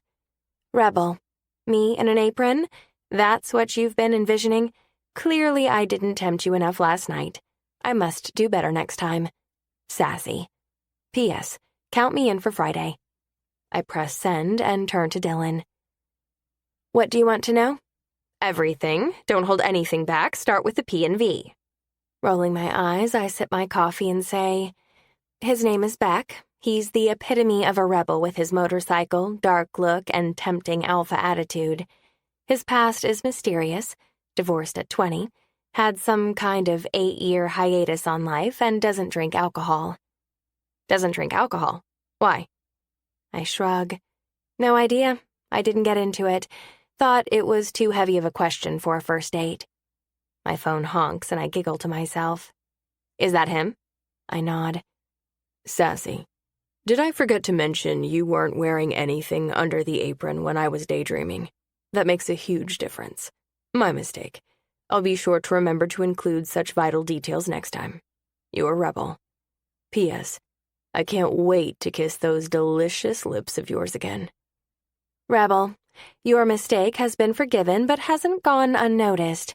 Please be more specific next time. Very specific. Sassy. P.S. You never told me your top 5 romantic comedies like you promised. Turning back to Dylan, I say, after we left the restaurant, Beck took me for a ride on his motorcycle. Really? That's hot. Where did you go? Did you make out? She laughs at her question. We did, but before that we went to some underground salsa club where he ground up against me for a good half hour.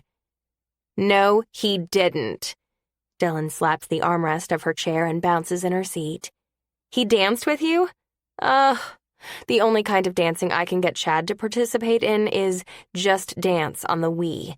And let me tell you, he's far too good at the Spice Girls song Wannabe. The man beats me every time. She sighs. So you dry humped on the dance floor. That must have been nice. My phone honks again, causing Dylan to groan in frustration. Sassy, don't you worry. I'll be very specific next time. By the way, for our Friday night, can I request you wear the dress you wore last night? I didn't get a good enough look at it. You're Rebel. P.S. In no particular order, you've got Mail, Overboard, When Harry Met Sally, My Big Fat Greek Wedding. That family is crazy. And 16 Candles. Rebel. Unfortunately, I need to inform you that said dress was retired last night after nearly showing off my lady areas far too many times. If you want, I can allow you to say goodbye to it on the hanger, but that's the best I can do. Sassy. P.S. Your selection not only pleases me, but makes me think you actually watched these movies. I would have pegged you for a Bruce Willis Die Hard fanatic. Turning back to Dylan, I say, there was dry humping on the dance floor, a lot of wandering hands and heightened senses. It got to the point that when we left, electricity was bouncing between us. He then took me to a cliff overlooking the ocean, practically laid me across his bike, and made out with me. Dylan starts to fan herself. Oh, Christ, I think I'm starting to climax just thinking about that. He made out with you on his bike? Oh, that's so hot. and he almost sucked on my breasts. I mean, he kissed the top of them and gently thrust his hard-on into me. Natasha above me sighs as she finishes up the last piece of my hair that needs to be curled, her eyes all dreamy. I know, right? Natasha, it was like a freaking movie. A dirty one, but a movie with the way he took charge. The way he spoke to me. The setting of the night with the stars and the ocean and the light breeze that puckered my nipples. I hug my phone as if it's him. It was perfect.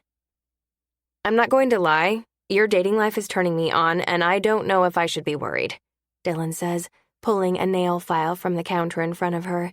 She starts to go to work on her thumb when she asks, "So I'm going to assume it's a go for the next date?" I said yes. My phone honks, which causes Dylan to roll her eyes. I'm going to go pick out my outfit before I turn into a raving bitch full of jealousy. Getting up from her chair, she says, I'm probably going to wear royal blue. She takes off, and I start to mentally assess what dresses I have in my dressing room that would complement her royal blue choice. Are you going to check your phone? Natasha asks as she starts assessing eyeshadows for me. Smiling, I nod.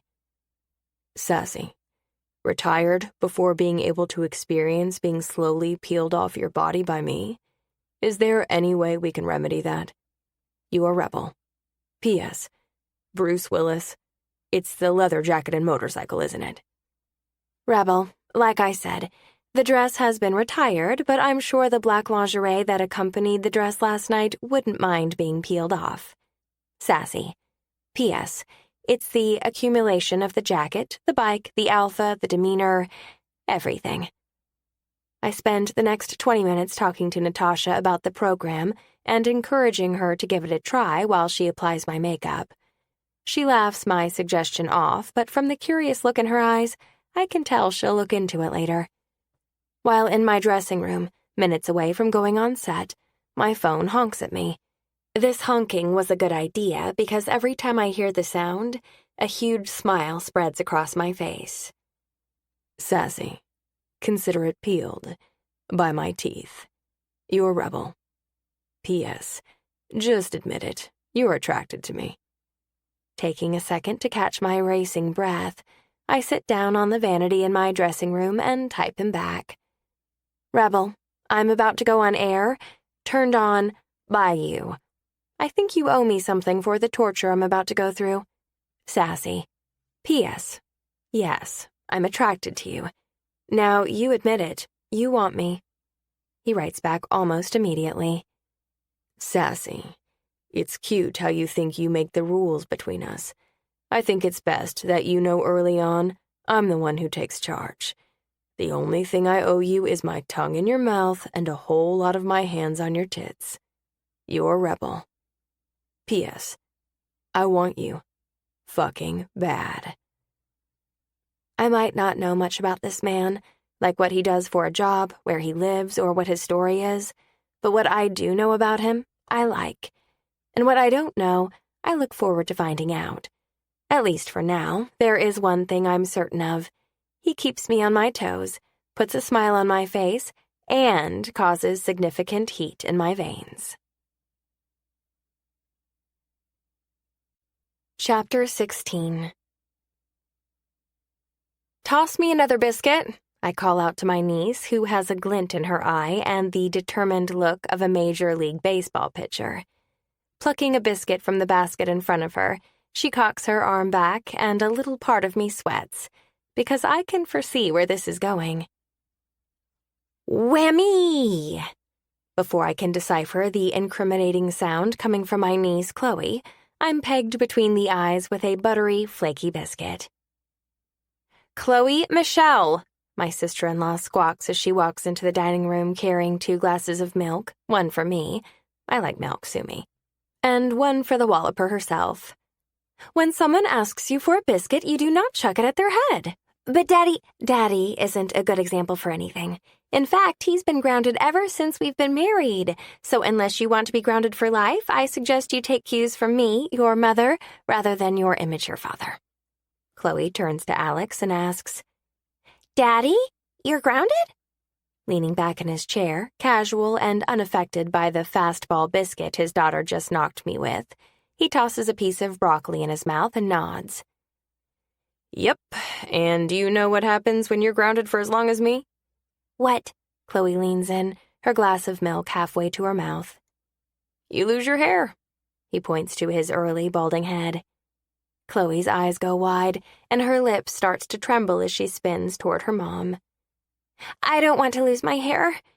Tears immediately follow the dramatic, shrill voice of my niece from her father's blatant lie. Lauren, my sister-in-law, gives Alex a "you're dead" face and scoops Chloe into her arms and carries her out into the living room, away from her father. Smart move. Yeah. Alex plays with the leftover food on his plate with his fork. I'm going to pay for that one later. I look forward to seeing the wrath Lauren has in store for you. You'll be long gone by then. He glances at his watch. Hell, it's only 7:30. Don't you start melting when the clock strikes 8? Tearing apart my biscuit, I stick a piece in my mouth and revel in the homemade, gluten-filled delicacy. Lauren is a master in the kitchen, and if I don't leave 5 pounds heavier, I'm virtually insulting her. I've been trying to convince her to do some cooking segments on our show, but she has yet to agree. Keeps saying she's camera shy. If I were honest, I think it's because she doesn't want to share her recipes. She's one of those people. Don't get salty at me, bro. You're the one in trouble, not me. And don't even think about dragging me down with you. Why are you here again? I'm about to answer when Lauren comes back into the dining room, minus child, sits in her seat, and downs the rest of her beer. Without looking at her husband, she says, Your daughter wants to start using your Rogaine so she can still do naughty things but keep her hair. I hope you're happy. You use Rogaine? I quirk an eyebrow at him. It's not Rogaine, Lauren. Stop calling it that. Alex huffs his displeasure, and it makes me giggle. It's an Aveda product. Has some natural crap in it to help my hair follicles become more active. It's easier to say Rogaine. Lauren shrugs and turns toward me. Did you enjoy dinner? Meatloaf is my favorite, you know that. Plus these biscuits. My trainer is going to kill me, but it was so worth it. Thanks for having me over. Of course, we love when you eat with us, especially when you have juicy stories to tell us when children are distracted by bubble guppies. Juicy stories? There is a crinkle in my brow. I don't have any gossip, at least none they don't already know. And I know what you're thinking. You said you don't gossip, Noely. Well, I don't, besides my family. I tell them things, and I'm okay with it. Don't hold out on me. Gesturing with her thumb over at Alex, she says, I'm married to this guy. I need some dirt on your new dating life. Tell me all about this blind date venture you're on. Ah, I see where you're going with this. I shift in my seat and cross one leg over the other. You want to grill me, don't you? As your sister-in-law, I think I've earned the right, especially after giving you such an adorable niece. That little hellion came straight out of my vagina just for you. So true. Well, sort of. I wanted a little baby to cuddle and play with, and I wasn't about to have one of my own. So I hounded Alex and Lauren until they got pregnant. Granted, they wanted Chloe as well, but I might have been a little too invested when it came to her ovulation schedule. So, because you gave me a niece, I have to tell you everything? I fold my arms over my chest. Defensive stance 101. Giving me a pointed look, Lauren says, Did you not hear me? I pushed a child, a living, breathing thing out of my vagina for you. That means you tell me everything.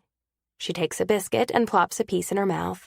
And don't leave out the good stuff just because your brother is here. Yes, please tell me all the sexual things you're doing. Alex deadpans. My pleasure, I wink. It's moments like these that I see the heavens open with beautiful payback for all the horrible things Alex did to me when I was a teenager.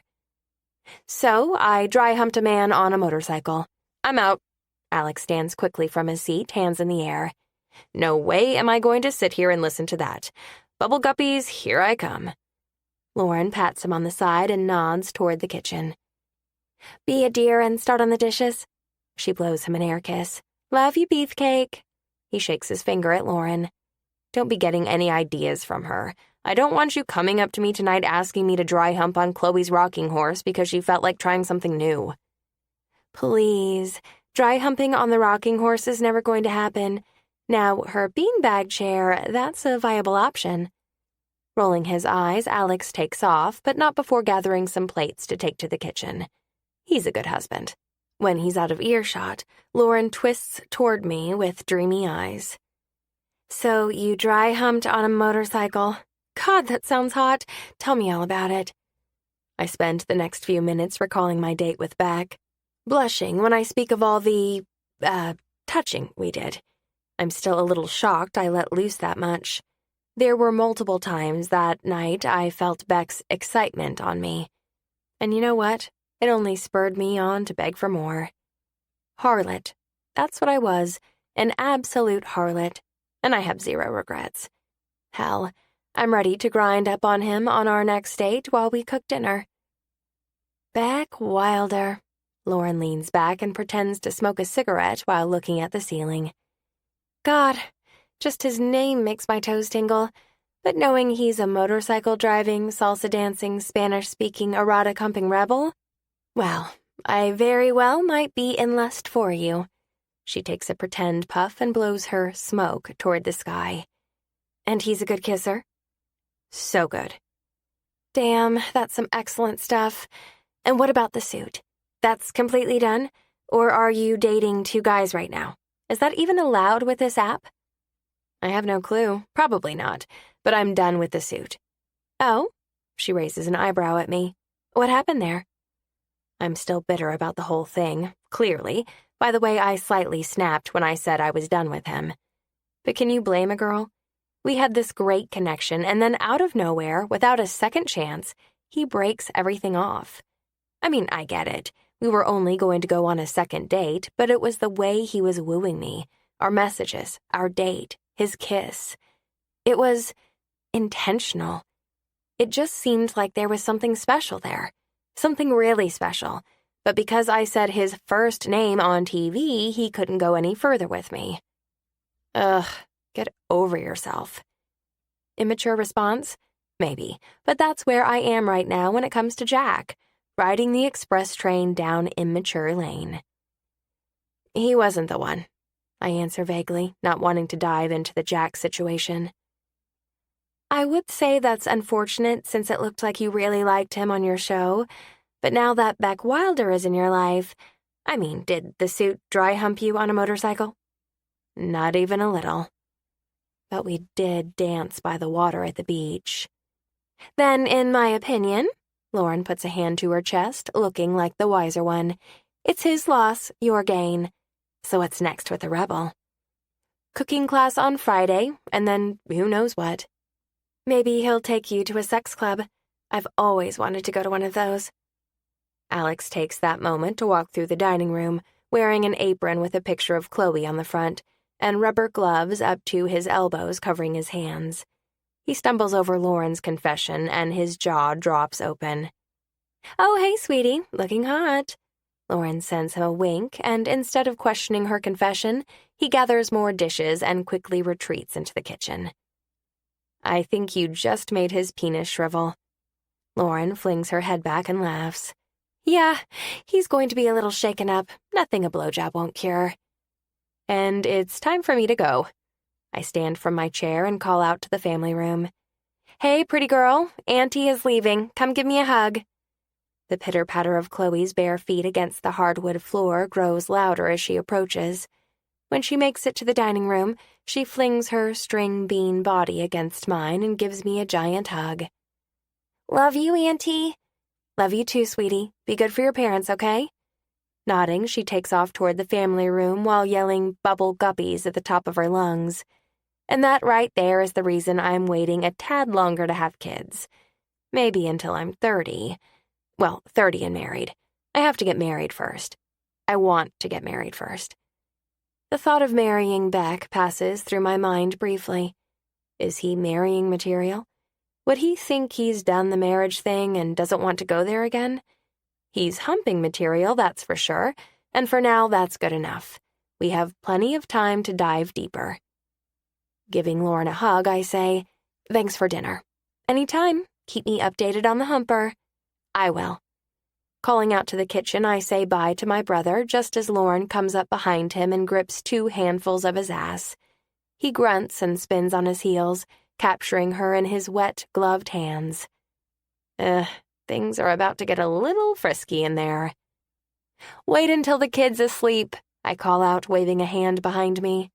They may be an old married couple, but they are what I strive to be. What I want so desperately. The kind of camaraderie my soul craves.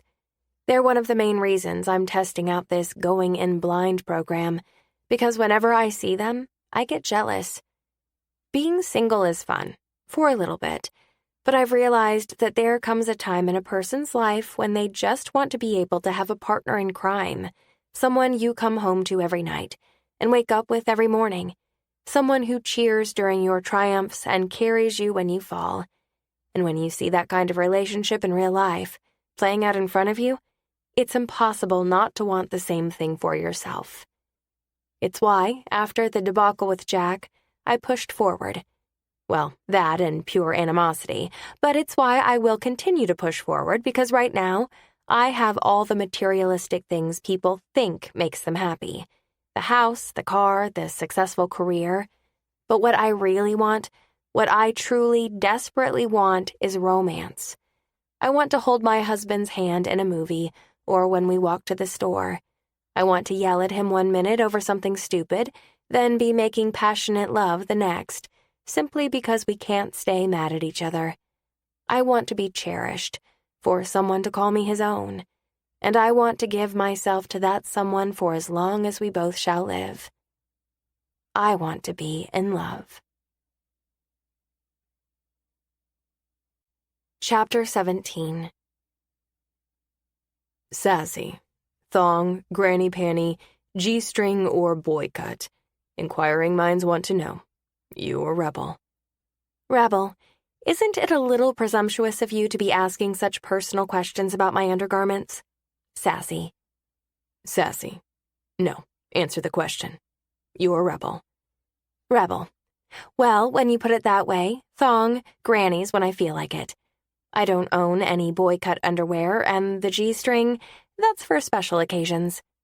Sassy. P.S. What about you? What kind of underwear do you wear? Sassy. Our next date better be considered a special occasion where your underwear is concerned. You a rebel. P.S. What's underwear? Rebel. I guess you're just going to have to wait and see what's considered a special occasion where my underwear is concerned, aren't you? Sassy. P.S. Are you telling me you go commando? Sassy. That's exactly what I'm saying.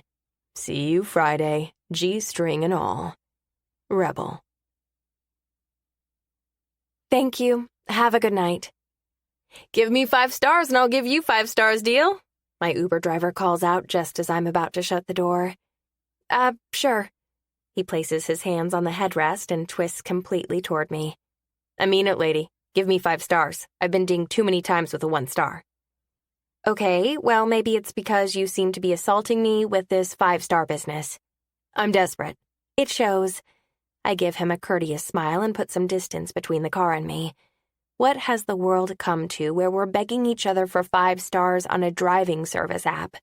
Just be a decent human and you'll score well. What's with all this pressure? Notification on my phone pops up. Bobby Michael rated you a 3-star rider. What the hell? I look up to see him peel away like a dickhole, waving his hand in the rearview window. 3 stars, my ass. Mumbling to myself, I give him 3 stars as well. I'm not vindictive, but I'm not going to give him 5 stars after that stunt. Oh no, Bobby Michael, you're 3 stars at best. I close my app and say, that'll teach him. Give me 3. Talking to yourself now? Startled, I fumble with my phone and drop it on the pavement in front of me. When I go to pick it up, a perfectly polished wingtip shoe is in front of me. Looking up, I come face to face with those deep chocolate eyes I only got to stare into for a brief moment in time. Here. He hands me my phone and helps me to a standing position by lifting me at the elbow. Stammering, showing zero sophistication, I snag my phone and stuff it in my purse. Thanks. Excuse me. I tried to walk past him, but once again, he grips my elbow. It's good to see you, Noely. It's good to see me? It's good to see me? Jack, the suit, the man who told me rather ineloquently at the beginning of our second date that he wanted nothing to do with me, is now telling me that it's good to see me? He must have sniffed some of his shoe polish this evening. But not wanting to come off as a bitter wench, because let's be honest, we only went on one date, a beautiful one, but one date. I tamper the crazy and smile politely. Nice to see you too, Jack. Trying to get a move on again, I attempt to walk away, but his grip stays firm on my elbow. Where are you going? Can I escort you? First of all, who says escort these days? Second of all, no, you can't escort me. Why on earth would he think it would be okay to escort me? Does he not remember the beach? Does he not remember the way he so easily discarded me? Does he not have any clue how embarrassed I was when he drove off without a backward glance? Looks like he forgot and might need a little reminder. A gentle one. Extracting my elbow from his firm grip, I turn so I'm facing him directly, a position as a businessman I know he will appreciate. Jack, it is lovely to see you, but as I hope you can remember, you made it quite clear you want nothing to do with me given my loud mouth. So I'll say thank you for picking up my phone and be on my way. I never said you had a loud mouth. His shoulders are set back, his position stoic, unapologetic. Seeing him, his broad chest and dark eyes captivate me. I still want to drive my foot between his legs. That'll teach him a lesson. It's not like I'll need what's between there anytime soon. I mean, anytime ever. Well, whatever you said, you made it clear you didn't want to have anything to do with me. So, it was nice to see you, but where are you going? He pulls on the sleeves of his button-up shirt under his unblemished suit jacket. Caught off guard with his abrupt question, I take a step back. I don't think that's any of your business, sir. Didn't say it was. I was just wondering why you're dressed like that, walking along these dark streets by yourself. I scan my outfit.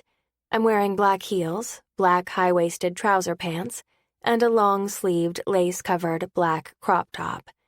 I think I look rather stunning, especially with my hair curled and pinned to the side, showing off the expanse of my neck. What's wrong with my outfit? Nothing. His heated gaze scans my body, searing me with every inch he consumes. How is that possible? I don't like this man. Feeling exposed, I tilt my chin up and decide to deliver a blow I'm hoping will get Mr. Windsor not to move on. If you must know, I'm on my way to a second date, one I know will actually happen because, unlike you, this man has no qualms in dating me. So if you'll excuse me, Jack, I must be on my way. I take a step toward the direction of the cooking class, waiting for him to grab my elbow one more time. But when he doesn't, I take a look over my shoulder to see Jack piercing me with a stare I can't quite read. Adjusting his Windsor knot, he nods and says, "Have a good time, Noely." And with that, he walks in the other direction, leaving me in a rather confused and bewildered state. Yeah, I will have a good time, I mumble, walking away as well. You infuriating man. What the hell was that? I need to go back into my Uber app and give that driver a 1-star review. No wonder he's desperate for stars. He dropped me off 3 blocks away from my destination, so by the time I make it to the cooking class, I'm sweaty, slightly out of breath, but at least on time. I might have booked it quicker than I wanted in heels, but I'm on time, and that's important because I didn't want Beck to think I'd stand him up. I know the kind of nerves a second date in this blind date situation can bring, and I don't want Beck to feel any doubt. I want this date. With him. I open the big metal door to the warehouse where cooking classes take place, and I'm greeted by black jeans, black boots, a black button-up shirt with the sleeves rolled up and top few buttons undone, and a wickedly gorgeous man. God, Beck is attractive. His hand is pulling on the ends of his hair, making him look nervous, but when he turns to see me, his eyes meet mine. The worry etching his brow disappears, and a slow, sexy smile spreads across his handsome face. "Hey there, Sassy." He comes up to me, places his hands on my hips, and presses a brief kiss on my lips. It's been far too many days since I've been kissed. "You look gorgeous." "Thank you. You look handsome yourself." I slip my hand in his and say, "I'm sorry about the wait. My Uber driver was a real ass and dropped me off at the wrong spot." I don't mention my little encounter with Jack because honestly, that's inconsequential in the grand scheme of things, and he'd have no idea who Jack was, and I am not going to explain that. "No problem. They're just getting started. I reserved the 50s kitchen for us." "The 50s kitchen?" I raise a quizzical eyebrow at him as he guides me into the giant warehouse full of tiny little blocks of kitchens, all with their own theme. There's the futuristic kitchen that looks entirely too foreign to me, the farmhouse kitchen with its multitude of roosters, the Christmas kitchen full of red and green plaid, and the Hobbit kitchen that looks more like a woodland diorama than anything. There are more kitchens scattered along the wide-open space, but before I can really take them all in, Beck takes me to our kitchen. I feel like I've been transported back in time to when June Cleaver was the primetime mom, rather than Gloria from Modern Family. "Is that a pink fridge?" "It is." Beck chuckles next to me. "And before you start asking, yes, those are blue and white cabinets." I place my purse on a hook at the entrance of the kitchen and pull down the 2 frilly white aprons hanging up. "I assume these are for us." "Looks like it." Without even a second thought, Beck puts on the apron and cinches it around his tapered waist. I give myself a moment to take him all in, his scruffy jaw, dark hair, hazel eyes, and carefree attitude. It isn't even his looks that makes him sexy. It's the way he carries himself, with such unabashed confidence, as if nothing can rock him. And when I think about the fact he's divorced, it amazes me. I know it's been a while, and perhaps he hasn't been celibate throughout the past 8 years like I originally thought. But how can he be so upbeat? I am trying to be patient, but I dearly want to know him better. "Are you going to just stare at me all night, or are you going to put on that apron and join me?" Sorry." I shake my head and fumble with my apron. Beck walks up to me, takes the apron, and helps me put it on, his strong masculine scent making me wobbly with each breath I take. "Let me help you with that, Sassy." When he's done tying the strings around my waist, he pinches my chin with his thumb and forefinger and says in a husky tone, "You can stare at me all you want later, but right now, let's make some food." He leans forward and slowly presses a seductive kiss on my lips. Now that's a kiss full of promises of what's to come. When he pulls away, he takes my hand and brings me to the counter where there is a recipe book propped up by a stand. The kitchens around us are already buzzing with couples cooking and instructors walking around. We need to get to work. "Everything okay over here? Do you have any questions?" A petite woman wearing a chef's coat and hat asks, her hands folded in front of her. "Hi, I'm Beck." Beck leans forward and shakes the lady's hand. "I think we're good. Just follow the recipe, right?" "Yep, and if you have any questions, there are instructors walking around at your disposal. There is wine in the fridge. Have a nice evening." She takes off, hands still folded, wandering around to the other kitchens. "Want me to pour you a glass of wine?" Beck asks, going to the fridge. "What are you going to drink?" He holds up a bottle of water and smirks at me. "I hope you like red wine because that's what your option is." Feeling slightly bad that Beck isn't going to have a drink, I say, "Just a small glass is fine." "You got it." He looks around the cabinets until he finds where the glasses are and starts laughing. I'm studying the recipe for scalloped potatoes, baked chicken, and Jell-O when I direct my attention at Beck to see what all the commotion is about. He holds up a cup to me that has a picture of a hairy-chested man in a bathing suit. "Oh, hell. Sorry, Sassy, but you are skipping the wine glass and drinking out of this tonight." He pours the cold wine into the glass, and we both watch in fascination as the man's bathing suit starts to disappear, and his penis begins to make a full frontal appearance. Holy fuck. Beck laughs even louder and holds the cup up to both of us. Sass, he's naked. Chuckling from how excited Beck is, I point and say, and his bush is as hairy as his chest. This one is all man. Laughing some more, he hands me the cup of wine and says, have fun sucking that down. I nearly choke. Probably would, literally, too. Digging through the cabinet, he makes an aha sound and then holds a glass in front of me of a woman in a bathing suit. Are we about to see some nipples? I ask him, drinking from my naked man cup. I think we are. And here I thought I was only going to see one set of nipples tonight. He winks at me, sending a wave of heat up my spine. Are we showing each other our nipples tonight? Beck's sexy laugh flits through me. And I think, yeah, we very well might be showing each other our nipples tonight. Chapter 18. You're a liar. That's bold.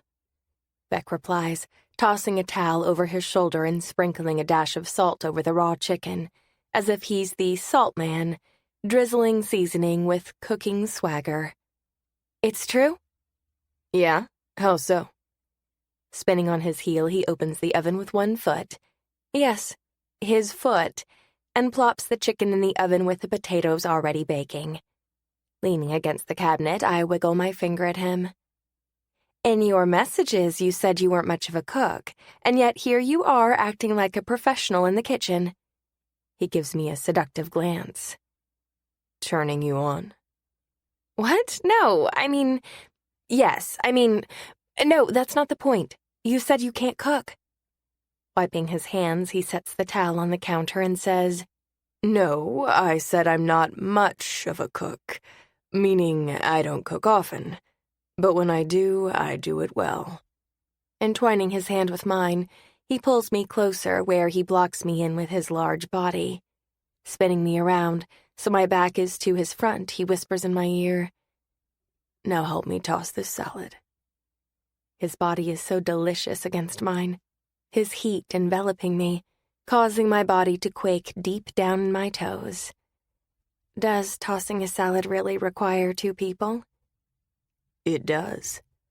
He slips his hands up my sides and down my arms where his hands cover mine. Together we pick up the wooden spoons and dip them in the salad Beck put together. That's been pretty much the entire night. Me sitting on the counter, legs crossed, sipping my wine slowly, watching while Beck works his way around the kitchen, making me laugh and sending me heated looks every chance he gets. He's seducing me, and he's doing it in a 50s kitchen wearing an apron sported by grandmas around the world. With his body pressed against mine, his head leaning over my shoulder, the scruff of his jaw caressing my cheek, he says, Tell me, Noely, did you wear your special occasion underwear? Why, Mr. Wilder, I don't know if that's proper dinner conversation. His lips graze deliciously against my ear, causing a light thrumming to pulse between my legs. We're not having dinner at the moment, so my manners don't have to be censored yet. He kisses the spot just below my ear and says, Answer me, Noely. Are you wearing your special occasion underwear? Depends. Are you wearing underwear? I told you I don't. He practically growls in my ear right before his head moves to my neck where he peppers kisses along my skin. Wanting him to go farther, I tilt my head back and rest it on his strong shoulder, the salad completely forgotten. Are you, Noely?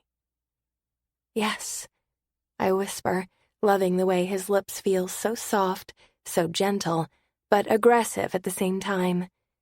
It's a lethal combination that leaves me shaking in my heels.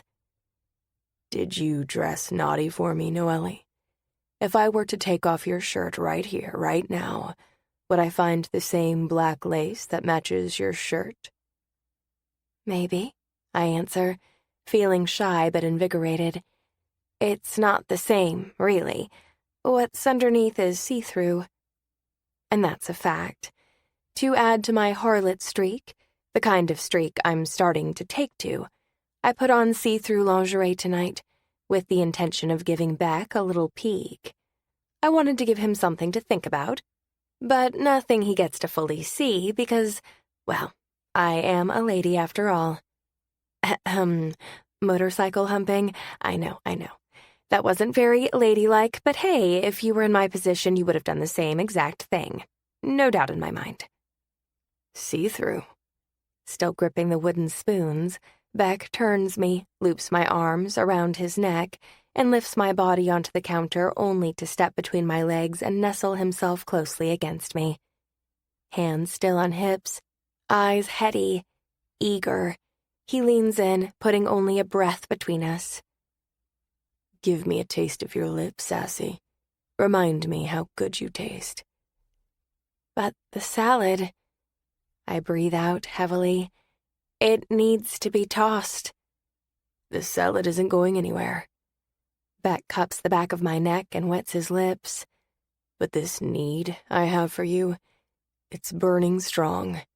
Kiss me, Noely. Unable to focus with my brain turning into an abyss of fog, my body reaches out to the man in front of me. I feel hypnotized as my lips near his. Don't hold out on me now. Kiss me, Sassy. Kiss me like you fucking mean it. The hand that isn't wrapped around my neck runs down my thigh where it plays with the crevice between my hip and leg. My entire center melts into a puddle, and before I can tell what I'm doing, the wooden spoons fall to the ground, and I pull back the last few inches until our mouths slowly glide along each other's. At first, I keep my kiss soft, exploratory, but when Beck steps closer and I feel the telltale sign of his erection, I hook my legs around his and open my mouth, giving him full access. Grunting, his tongue strokes inside my mouth, long, languid strokes that send chills down my spine. The thrill of making out with this man in public, in a 50s-themed kitchen adding to the rush of this experience. It's hot, it's risky, it's something I never thought I'd do, but with Beck, it's as though I allow him to push me to the threshold of my limits and then past them. Slipping my tongue against his, I dive deeper, pressing, pushing, wanting and needing more as I claw at his hair, my heels digging into his legs, my breath becoming labored. My tongue is stroking his, our mouths melding together, just as a distinct cough comes from behind us. Startled and embarrassed, I push Beck away and hop off the counter to find the chef who greeted us standing with her arms folded and a less than amused look on her face. Beck doesn't allow me to push him too far away. His hand snags around my waist, and once again my back is pressed up against his chest. And his heart-on. Good Christ, this man. From the look the lady is giving us, I feel like I'm back in high school, caught making out under the bleachers, and I'm about to be sent to detention. Clearing her throat, the chef says, I know cooking can be very exciting, but please refrain from getting overly physical with each other in our kitchens. Save that for when you get home. Thank you. She tips her head and walks away, authority in every step she makes. Ooh, you got us in trouble. Beck sing-songs in my ear. Me? I turn to face him, my finger pointing at my chest. I wasn't the one who lifted me on the counter and begged for kisses. Nah, that was all me. But you were the one who said you were wearing see-through lingerie. I'm a man, Sassy. You can't say shit like that and not get yourself in trouble. He tips my chin. Keep that in mind. With a smirk, he tends to our food, checking the oven and flitting around the kitchen as if we weren't just about to have a full-on grope session in a public kitchen. How can he seem so casual when I'm burning up inside? Let's see. Something you don't know about me. Well, that's a lot, I point out while a piece of chicken waits on my fork ready to be consumed. For the record, he's a good cook. Like, my stomach wants to eat all the food, even what's on his plate. That's how good he is. It's not very often I get a home-cooked meal, unless I'm at Alex and Lauren's house. So this is a treat, especially since an extremely hot man cooked it for me. That's why we're playing this game. Tell me something obscure, like you used to plant raisins in the summer hoping they would come back as grapes. I tilt my head to the side. That's an odd thing to say unless... I put my chicken in my mouth and then point it back. Did you try to grow grapes from raisins? Never worked. Can you believe that? His charming smile gets me every time. Hard to. I chew the rest of my chicken and swallow. Holding his water glass to his lips, he waits for my response, so I think about what to say. I don't have anything like trying to grow grapes, but I do have something. I'm in the Guinness Book of World Records. No, you're not. Are you? His playful interest makes me feel important, content, and also excited about our pairing. I really hope more single people give going in blind a try. Although such different men and dates, so far, I'm impressed with their ability to match like-minded people. I nod. I am. Go ahead, look me up. Noely Clark, right there in the book. For what? He leans back in his chair. Wait, let me guess. Stroking his chin, I can tell he's about to unleash some ridiculousness, but I can't wait to hear it. Okay, you beat the record for longest makeout session with a dog. Chuckling, I shake my head. Nope. Most deviled eggs eaten in a minute? No, that's puke-worthy, though. I would never be able to eat more than 2 deviled eggs in a minute. Most wedgies given in a minute. Laughing some more, I say, no, but who would volunteer to help break that record? Not me, since I don't wear underwear. I roll my eyes. Oh, I know. You hold the record for most 4-leaf clovers found on St. Patrick's Day. I've never found one in my life. Damn, looks like I'm striking out, Sassy. Give me a hint. Peering over my glass of wine, the one I've been nursing all night, I say, it has to do with dancing. Dancing? His brow lifts in question. Huh, okay. Dancing. He snaps his fingers at me and leans over the table. You hold the longest time for hanging upside down on a stripper pole by only your thighs. I quirk my lip to the side as my brows pull together. That's not dancing. To hell it's not. Strippers are dancers. They just do it naked. If you think about our first date, you dancing against me in that tiny dress of yours, you were practically naked. Practically? That's a far stretch. All my parts were covered, so don't you try to turn your little nonsensical logic on me. He laughs, the sound rumbling through my chest, warming me up to a comfortable, relaxed state. You never answered me. Was that the world record you broke? No, nice try, though. A guy can dream. Now, tell me what it was. You give up? How is that possible? Your guesses were so close.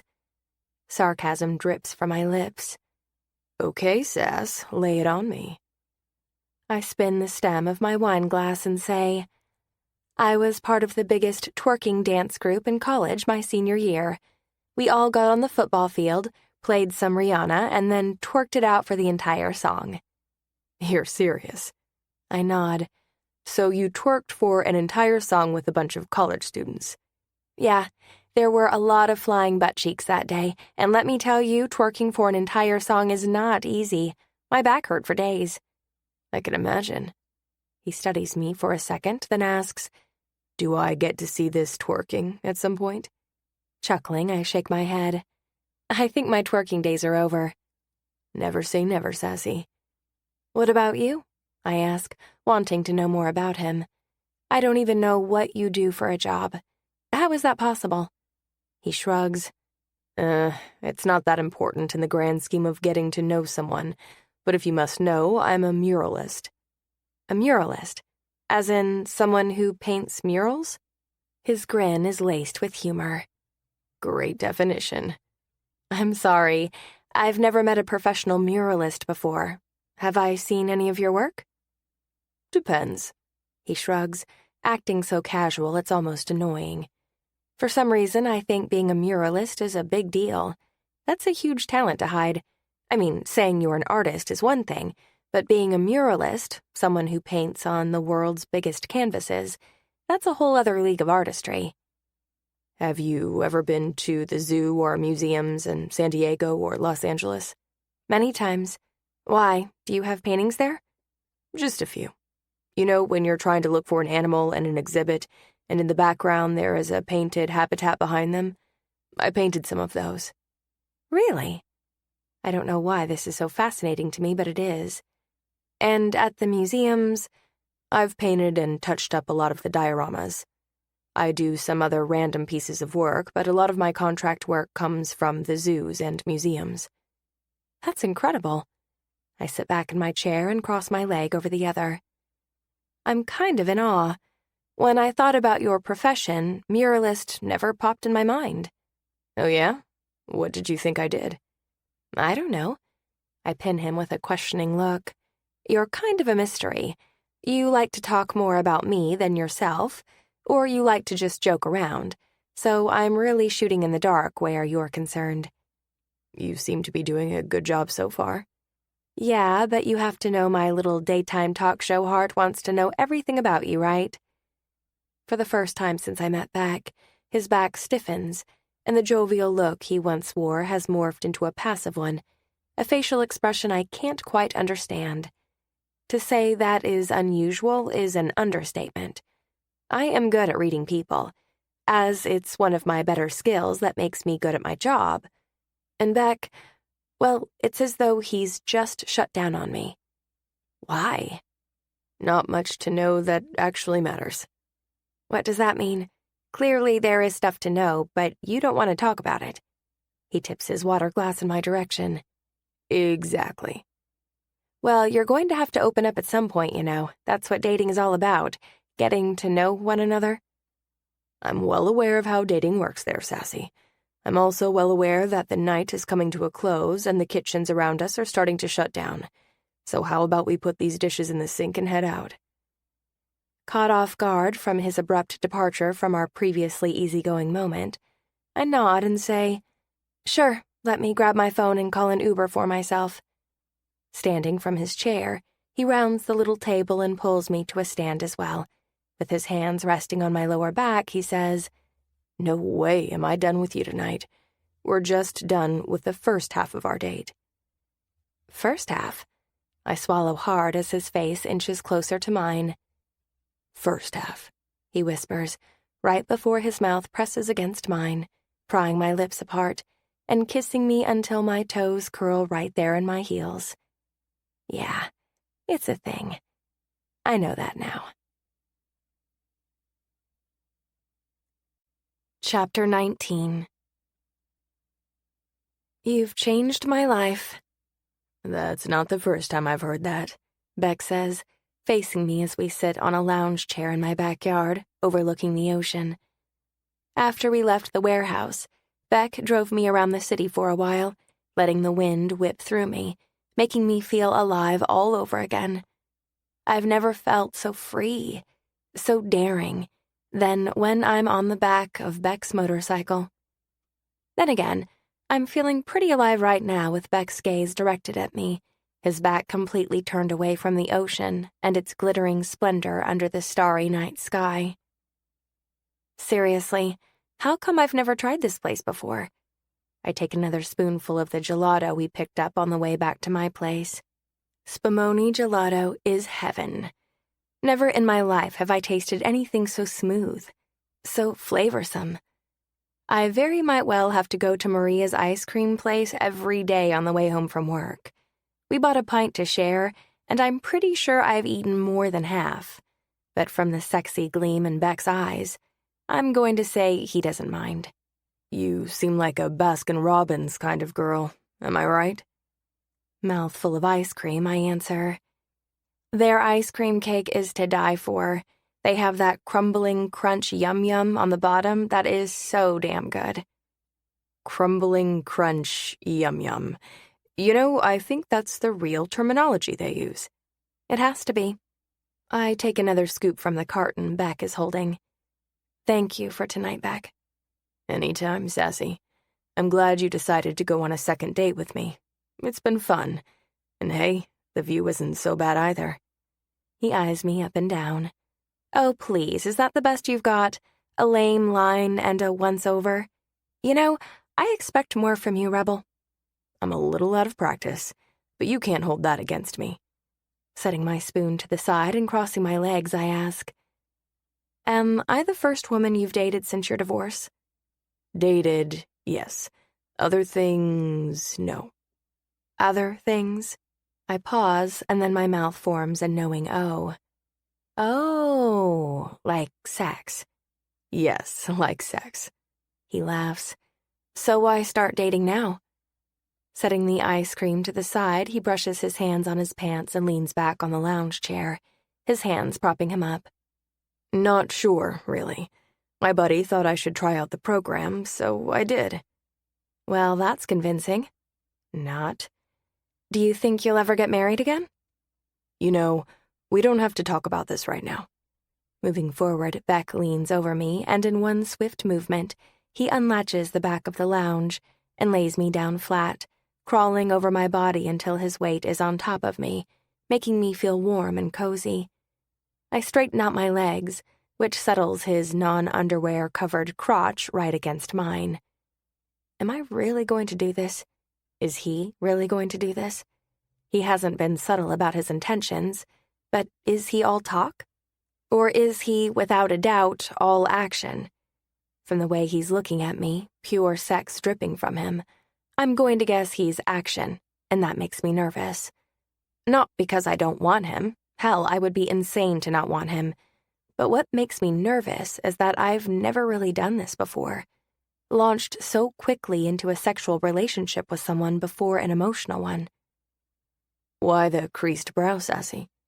His eyes bounce back and forth between mine. Nothing.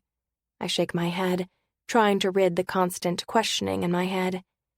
You have a hot guy on top of you who wants you, Noely. Enjoy the experience. Are you sure? Because you look worried. Are you nervous? I'm not worried. Beck's thumb starts to stroke my cheek, easing my nerves. Just a little shy, I guess. Shy. His head pulls back and he gives me another once-over. You, shy? The girl who showed up to our first date in a dress no bigger than a handkerchief? Sighing, I say, that was a different outfit for me than my usual. And what about tonight? His fingers graze along my side to the exposed skin of my crop top. A sizzling sensation bundles up in the pit of my stomach from that little touch, from the way he's looking at me with those sinister eyes. This outfit, including what's underneath, doesn't say shy to me. He's right, it doesn't. But maybe what it comes down to is this. I might be a tease with no follow-through. At least that's what it's feeling like right now. But is that really who I am, or have I been burnt before, enough to not trust that I'm the girl who gets to keep the guy? Tell me, Noely, what would you like to do tonight? What do you mean? I wiggle under him, my G-string becoming wetter by the second with each pass of his fingers under the waistband of my high-waisted pants. You know exactly what I mean. His fingers play with the button of my pants, and when he undoes them, I'm impressed. He did that with one freaking hand. And then he pulls down the zipper of my pants. His hand slides inside, and slowly, he starts to bring the waistband of my pants down until they're resting at my hip. He spans his hand across my exposed stomach, his thumb stroking the skin below my belly button, igniting every nerve ending in my body. If you want me to stop, tell me. Right now. Stop, I answer, causing him to push up to look me directly in the eyes. Confused, he's about to say something when I cover his mouth with my hand. Not out here. Not where my neighbors can hear. His face morphs into something brazen, and without saying a word, he scoops me into his arms and walks me into my house. Down the hall, to the right, I say, knowing exactly what he's looking for. When he tosses me on my bed and stands before me, his eyes pinned to mine, unbuttoning his shirt slowly, I wonder if this is really happening, if I'm about to go to bed with the man I've only hung out with one other time. Granted, we did do the humping, but this is different. This is entirely different than a little dry rubbing. I bite my bottom lip, feeling my nerves start to blossom again, and Beck notices. His hands are still on his shirt. All the buttons are undone, exposing his tanned and toned skin. And look at those abs. Holy hell. What's wrong, Noely? Propping myself on my elbows, I take a quick peek at the little patch of hair leading below Beck's waistline, and then move my gaze to his eyes, where there is deep concern.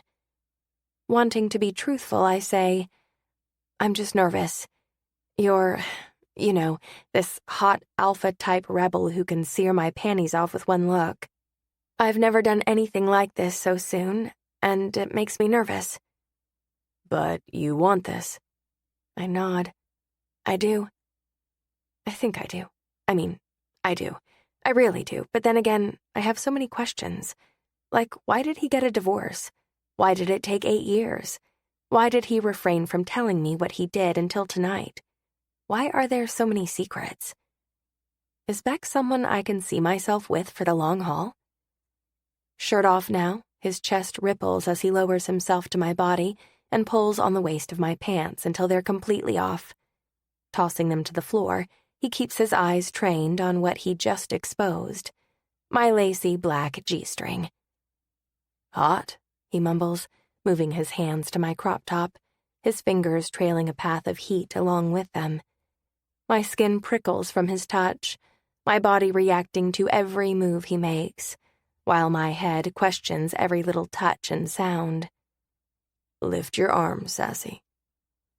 Since my body and brain are currently not connected, my arms lift on their own accord, and in one swift movement, Beck has my black see-through bra exposed, my nipples poking against the fabric, looking for release. Lowering his head, his lips hum against mine briefly before they glide to my collarbone, nipping and sucking, making their way to my bra. Through the fabric, his hot breath hovers above my nipple right before he grips my breast with one of his strong hands and brings it to his mouth. My chest rises from the bed, my eyes wide with shock, and my breath comes in erratic pants. His teeth graze my nipple, and a lone cry escapes past my lips. So fucking responsive, he says, before moving to my other breast, giving it the same treatment. My mind is now a fog, all inhibition thrown out the window as I allow myself to get lost in the moment, to lie back and enjoy rather than worry where this is going to take me. Beck kisses his way back to my mouth and lifts me off the bed to a standing position. Unsure of his next move, I wait, my hands twining around his hair as he reaches behind me and undoes my bra. The cool night air puckers my nipples, and my nerves are heightened with each pass Beck makes of his hands down my back until they reach my G-string. His hands slip under the waistband and grip my ass, pulling me into his pelvis where I deliciously feel his erection knocking at the zipper of his jeans. His lips press against the spot where my neck meets my shoulder, and he sucks. He sucks hard, nibbling at the same time. All I can think about, other than how good that feels, is, I hope he doesn't leave a mark, or else Natasha is going to have a hell of a time in makeup. Lie down, Noely. The way his commanding voice directs me has my hand shaking in anticipation. It's been so long since a man has brought me such ecstasy. When I'm splayed across the bed, I feel exposed but sexy at the same time. It's the look in Beck's eyes as he runs his hand over his jaw, taking me all in. Beautiful.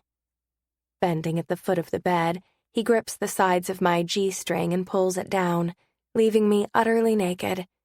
Not wasting any time, Beck yanks on my legs and hangs them over his shoulders, so my heated center is right at his mouth. What are you doing? I stammer. This, he answers, right before he parts me and presses his tongue against my clit. Oh, God. I breathe out heavily as my body melts, molding to the mattress. Fuck, I knew you would taste good. So sweet, so addicting. His hands press on my inner thighs, his thumbs delicately spreading me open to him while his tongue makes long, languid strokes. It's never been like this before. Ever. My body so aware, so on fire, ready to explode at any second. I've never had a man so invested in my pleasure before, so focused on me. It's always been about the act of sex, the end goal, the grand finale. But with Beck, it feels different. Is this what Dylan has been talking about all along? This feeling, this all-consuming sense of euphoria with a man who wants nothing more than to pleasure you?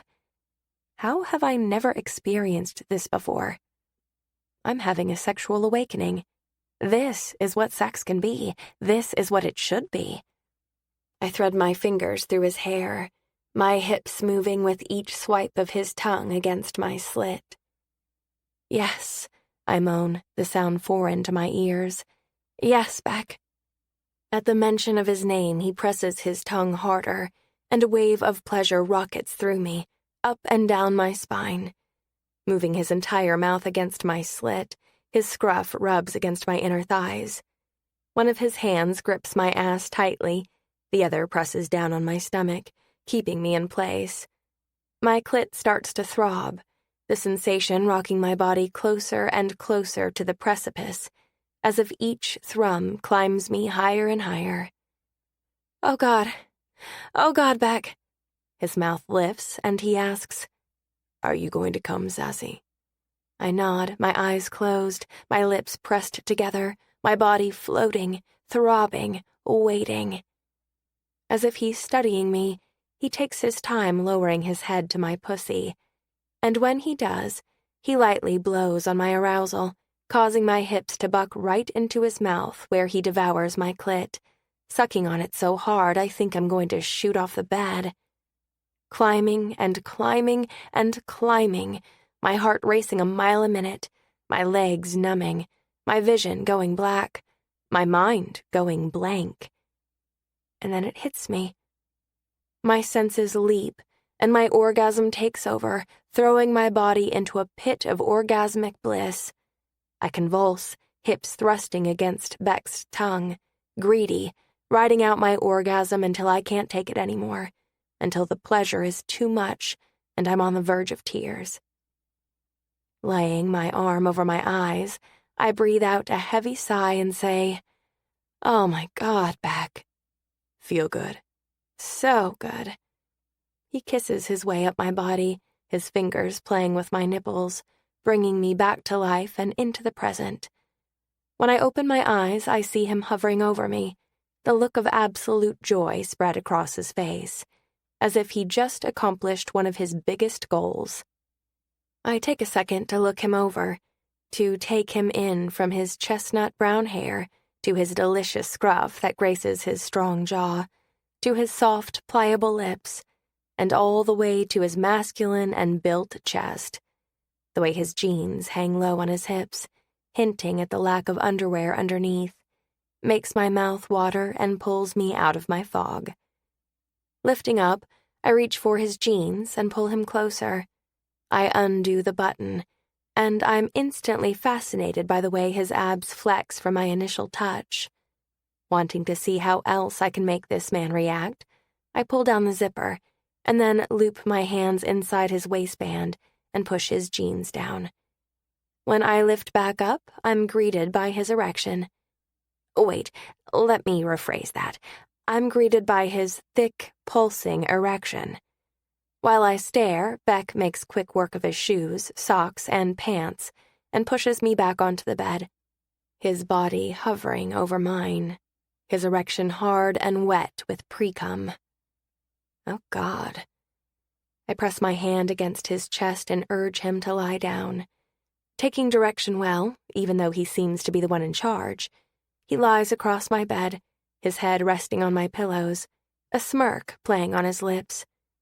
Smugly, but with a sexy confidence, Beck laces his hands behind his head and awaits my next move. There is something about the way Beck has given me the rights to his body, his confidence in my abilities, that has me moving on top of him, my hands grazing his thighs until they meet his erection. Settling into position, I grip his length and start to stroke leisurely, getting a feel for him. God, he feels so good. Beck relaxes into the mattress and watches me, his eyes heavy with lust. Lust for me. Keeping my gaze trained on the rise and fall of Beck's delectable abs, I lower my head while my hand strokes him and press my tongue along his stomach, licking each divot. Let it be known that I'm quite partial to what he has to offer. Fuck, you're making me so goddamn hard. My hair falls over my face like a waterfall, hiding the blush caressing my cheeks from his confession. I use the curtain to my advantage and run the soft strands along his skin, sending goosebumps up and down his legs. Gripping him a little tighter, I bring my hand to the top of his dick and squeeze hard before releasing and going back down. I repeat the process over and over until Beck's composure is slipping. Reading his cues, I squeeze my hand at the top again at the same time that I bring my mouth to his tip, licking it very lightly. Fuck. He squeezes his eyes shut, his response everything I could have hoped for. So I repeat the action. Grip, lick, grip, lick. Fascinated, I watch Beck grip the comforter beneath him, his knuckles turning white, his hands straining for control. Needing more, wanting to see how far I can push him, I bring my lips to the tip of his cock and then suck him in while my hand squeezes his root. I work him, sucking hard, my mouth moving along the head of his cock, my tongue dragging along. With my free hand, I reach between his legs and grip his balls, lightly fondling them. Together, I work my hands and my mouth, careening him to the edge of no return. Beneath me, he stiffens. His skin glistens with sweat, his grunts turn me on, and the strain in his neck, in his pecs, in every corded muscles running up and down his body, tells me he's on the edge, teetering, ready to fall over. I'm going to come, Sass. Pull away. I don't. Instead, I suck harder, I squeeze harder, and I flick my tongue on the underside of the head. Fuck, he roars as he comes, his breathing heavy, his chest rising and falling rapidly. Pulling away, I watch as he falls and floats, the same reaction I had what seems like only minutes ago. Christ, Noely. He breathes a heavy sigh. Get up here. Pulling on my hand, he brings me to his chest and snuggles me close. Get in here, pretty girl. Nudging the comforter out from under us, he drapes the blanket over our bodies and wraps his arm around me. I rest my head on his shoulder as my hand goes to his chest. It feels oddly comforting to be held like this. I've always loved cuddling. I just never thought I'd be cuddling this early on. Never thought my rebel would be my cuddler. We lie in silence for a few moments. Is he going to say something? Is he spending the night? Do I offer him a drink and a high five? Yay, orgasms! I'm about to ask Beck if he really does want to drink, but he interrupts the battle in my head. Hope you don't mind me spending the night. You wore me out. Kissing the top of my head, he pulls me in a little closer and holds on tight. Feels so good, if not unusual and unexpected. I guess that answered my questions. Chapter 20. A low groan vibrates in my ear, waking me to the bright sunlight filtering through my window. In a bit of a haze, I shift on my bed and still when my hand comes in contact with another body. A warm body. Beck. God, Last night, slipping out from under the covers, from the warm little cocoon we created, I snag the robe on the back of my door, wrap it around my body, and tiptoe out of my bedroom to the kitchen where coffee is already brewing. Thank you, automatic timer. I pour myself a cup and head to my back deck, where all the debauchery started last night. Not bothering to sit up the lounge chair from last night, I take a seat in the other lounge, bring my knees to my chest, and sip my coffee while looking over the crashing waves of the ocean. Last night was eye-opening. It isn't because I was with Beck, a domineering, sexy rebel, but it's because I realize now, at the age of 27, that sex can be fun. Well, oral sex for that matter. It's never been like that. I've never felt so alive in the bedroom. Yes, I've had an orgasm before, but nothing that's taken over my body like last night. Nothing that had every nerve ending in my body standing on end begging for more. From the very beginning with Beck, it's been physical. From the way he first devoured me with one look, to the little touches here and there, to our dancing, our first kiss and dry humping, to last night. I simply couldn't take my hands off him. He showed me that men can be addicting, that the act of physically being with someone can be addicting. And to be honest, that scares me, because I want so much more than the physical. There you are. Beck's morning voice is deep, rumbly, with a hint of scratch to it. Taking a seat in front of me, exactly like last night, he holds out his hand for my coffee, and I hand it to him. While he sips, I take him in. His hair is disheveled, giving him boyish charm. His scruff is thicker, darker, and his exposed chest is looking mighty fine as well as the unbuttoned jeans covering his legs. How is it possible for someone to wake up looking that attractive? $5 says I look like Medusa right now.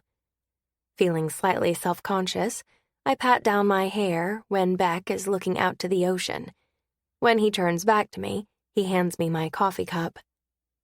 That's good, thanks. He pulls my legs down and lays them across his lap, his fingers massaging my calf muscles. How are you doing, Sassy? Good. I smile over the rim of my coffee. How about you? Fantastic. Good. I nod my head awkwardly, unsure of what else to say. Morning after's not really your thing? Just never done one before, I guess. Not with someone so new. And we didn't really have sex, so to me it even seems more awkward. I mean, I put my mouth on your dick, but our privates never actually touched. Don't you think that's weird? No, he answers matter-of-factly. Sometimes just engaging in the act of sex is all that's needed. I nod, my lips pursed. Did you not want to do it with me? It's an odd question to ask, but I'm curious about the holdup. I did, but I knew you weren't ready. Honestly, I wanted to help you relax. I wasn't expecting anything in return. But when you started undoing my pants, I couldn't stop you. I wanted to feel those lips on my rock-hard cock. What do you mean you knew I wasn't ready? I could see it on your eyes. You were unsure. I didn't want to pressure you into anything, so I kept it simple. Thoughtful, sexy, and domineering. I should be head over heels in lust right now, but for some reason I'm not. And I think I know why. Thank you. I was really nervous last night. I bite my bottom lip and say, I usually have more of an emotional connection with men before I jump into bed with them. Sitting back, Beck asks, You don't feel an emotional connection with me? The pull in his brow is telling me he's truly confused. I don't mean to insult you, Beck, because you are really amazing. I know dating isn't something I'm very experienced at, but we seem to be very physical with each other. And it's great, but I think I should be expecting more. I know I want more, but is that realistic? Nothing wrong with that, Sassy. His hand goes up to my knee, and a part of me wants to dissolve into the lounge and let him take over, but a larger part of me stops him before he can go further. Why won't you tell me about your divorce? That stops him. Removing his hand from my knee, he rubs his jaw and sighs. It's not something I want to talk about.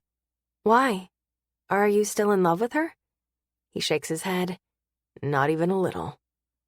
Okay, there goes that theory. I set my coffee cup on the ground next to me and press my hands against Beck's. Are you scared I'm going to judge you? I won't, if that's what you're worried about. Getting married at such a young age, it wasn't that. We were ready when we got married. We just went our separate ways. Feeling a little disheartened, but wanting to be honest since I'm in this dating program for a reason, I say, Beck, are you ready to be dating someone? You say you are and you want to get out there, but I don't think your heart is in it. Or your mind. He's silent for a second, his gaze cast toward the ocean. I want to forget it all. The last 8 years. I wish there was a way to wipe it from my memory. Wipe what? He shakes his head, and I realize right then and there, no matter how much I push, how much I question him, Beck isn't going to talk because he's not mentally ready. If there is one thing I know well, you can't force anyone to talk if they don't want to. What's sad is, I don't know if he will ever talk, at least to me. We sit in silence, both our minds wandering, our euphoric night a distant memory, and our impending future closing with each breath we take. At least, that's what I'm feeling. I like you, Beck finally says. That makes me smile. He really is a wonderful man. I like you too. But not enough, right? It's not about liking you or not, Beck, or my attraction to you, because that's all there. In spades, if I'm honest. It's about making a connection on another level, and I don't think you're mentally ready for that. You need to clear out the tainted headspace you're hanging on to. Huffing out a long breath, Beck runs his hand through his hair. Fuck, he mutters. Yeah, fuck, I repeat, feeling sad. You want more. So much. I want it all. The marriage, the husband, the children. I'm already there, looking for it, but I think you're just coming out of the fog you were in. Laughing, he says, yeah, kind of not ready to be married again quite yet. Understandable. We smile at each other, a general understanding of one another passing between us. For the next 20 minutes, we joke around, drink cold coffee, and talk about nonsense, never diving past the surface. When it's time, I help Beck gather his things and walk him to my front door. Turning toward me, he pulls me into a hug and presses a kiss to the top of my head. You are amazing, Sassy. You know that, right? I do now. I squeeze his waist, already feeling the loss of his fresh, rebellish attitude. Sighing heavily, he pulls away and tips my chin up. If you don't find Prince Charming right away, message me, okay? Deal. He presses a light kiss against my lips, and with a sad yet devastating smile, he leaves. Pressing my body against the door jamb, my arms folded over my chest, I watch Beck mount his bike, put on his helmet, and roar the engine to life. After a tilt of his head in my direction, Beck takes off down the road and out of my life. Oh my God, Dylan, it was the cutest place I've ever been to. Every kitchen was different, and there were professionals walking around giving you privacy but also helping you out if you needed it. Perfect for any type of date. Especially for a second date with a rebel, right? She wiggles her eyebrows at me and takes a drink of her mimosa. It was the perfect date, recommended by Going in Blind. They must have gone around the city and found every possible dating excursion, and after experiencing it for themselves, mashed it up in their system to suggest it to the right couples who would enjoy it. Genius, really. So you had a good time? I had an amazing time. The rebel did most of the cooking, which was fun for me. I sat back and drank wine while he worked his way around a 50s-themed kitchen in a white frilly apron. Did you get pictures? I shake my head, really hating this conversation, but knowing I have to have it, thanks to Kevin. I smile into the camera and shake my head. No pictures, unfortunately. That's a bit of a fail on your part. This makes me laugh. What I'm sharing now is most definitely the PG-13 version of what we talked about in hair and makeup. When I described what the photos would look like, because, yeah, Beck is hot, Dylan actually blushed. I'm amazed she's holding it together now. Even if I took pictures, and even though I love our viewers, I wouldn't be sharing those here. I'm sure my dating harem would like to keep their privacy. I learned that lesson pretty darn quickly, so that last comment is aimed at Kevin. Thanks for ruining Mr. Suit's future. Harem? Is that what you're calling it? It's going to be a harem soon. I sigh, leaning back on the couch, temporarily forgetting I'm still on camera. Looking a little uneasy, Dylan asks, "What does that mean?" I had a great time with the Rebel. Like, the best time ever. We clicked on so many levels, but... But what? Dylan is sitting on the edge of her seat, waiting for my response. It just didn't work out. We're on different wavelengths right now. But it's okay. We ended things on a wonderful note, and I'm sure I'll see him again, even if it's just as a friend. No doubt in my mind. So what does this mean? I shrug. Going back to the drawing board, I guess. I know the right man for me is out there, and honestly, going in blind has brought me closer to happiness than I've experienced in a long time. So you're going to throw your name in the hat again? I bring the champagne flute to my mouth and take a sip. After I swallow, I say, I am. Because, as they say, third time's the charm.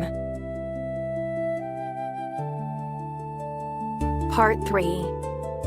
The Jock. Chapter 21.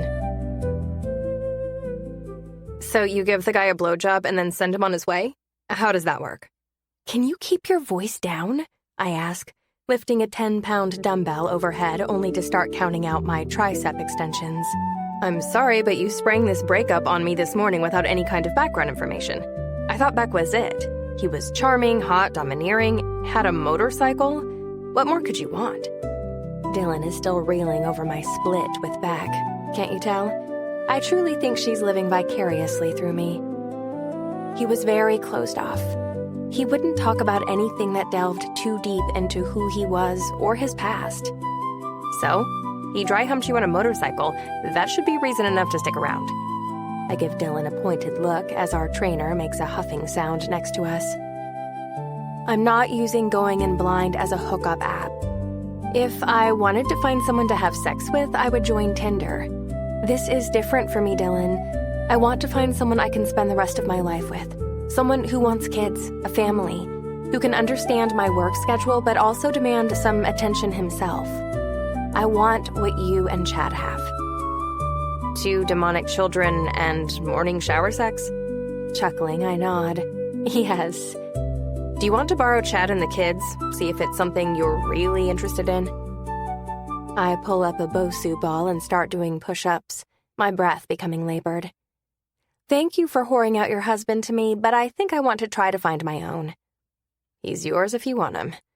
Resting against the wall, not putting any effort into our workout like normal, Dylan asks, so is it really over with the Rebel? Like, really, truly over? For now, yeah. I mean, he said if I don't find what I'm looking for, he wants me to message him. So he's waiting around. I hope not. I grunt, performing my last push-up. I roll to the side and sit on my butt, legs spread out, sweat dripping down my chest. Honestly, he seems to have some demons. I hope he's trying to work through those because until he does, he can't move forward. Not just with me, but in life. Damn. Dylan, are you going to finish your workout today? Our trainer asks, looking less than pleased at my co-host. Bending at the waist, Dylan grabs her calf and lamely says, Charlie horse, ouch. Our trainer rolls his eyes, and I'm pretty sure if Dylan wasn't paying on a monthly basis, and paying well, he would have dumped her as a client. But the money keeps rolling in, so he continues to pretend to train her, despite how frustrating it can be. Throwing in the towel, our trainer gives us a quick rundown of the rest of the week's schedule and sends us off to the smoothie bar, Dylan's favorite part of her workout, so we can replenish our bodies with the right nutrients. I order the kale protein smoothie with Greek yogurt and chia seeds. the smoothie our trainer tells us to drink, while Dylan picks the berry bliss smoothie that is full of sugar. How she keeps her figure, I have no idea. Taking a seat at a high-top table with smoothies in hand, Dylan sucks on her straw, eyes marveling in her favorite drink. God, this is so good. Much better than that kale crap that gets caught in your straw. It's really good, actually. Sort of. If you tell yourself it's good, then your taste buds follow suit, right? So what's next? Do you go on another date? Are you going to quit the program? From my view, it doesn't seem to be working. 2 guys down, no promises of happily ever after in your future. She sure knows how to make a girl feel good. I think I'm going to try again.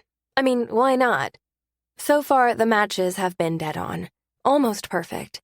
I've had so much in common with both guys in different ways, but the timing has just been off. Is that what you're calling it? Timing? Couldn't it be that the men you keep being matched with have some kind of underlying issue?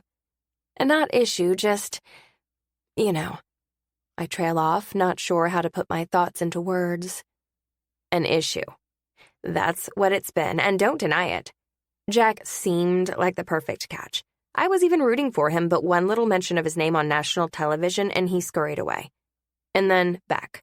My main humping man slips into our lives, and good Christ, was he ravenous. And that's all he was. He didn't even give me a glimpse into his dark past, just the tip of the iceberg, even when I asked for more. But the oral, that was good. Sigh. It was. It was so damn good.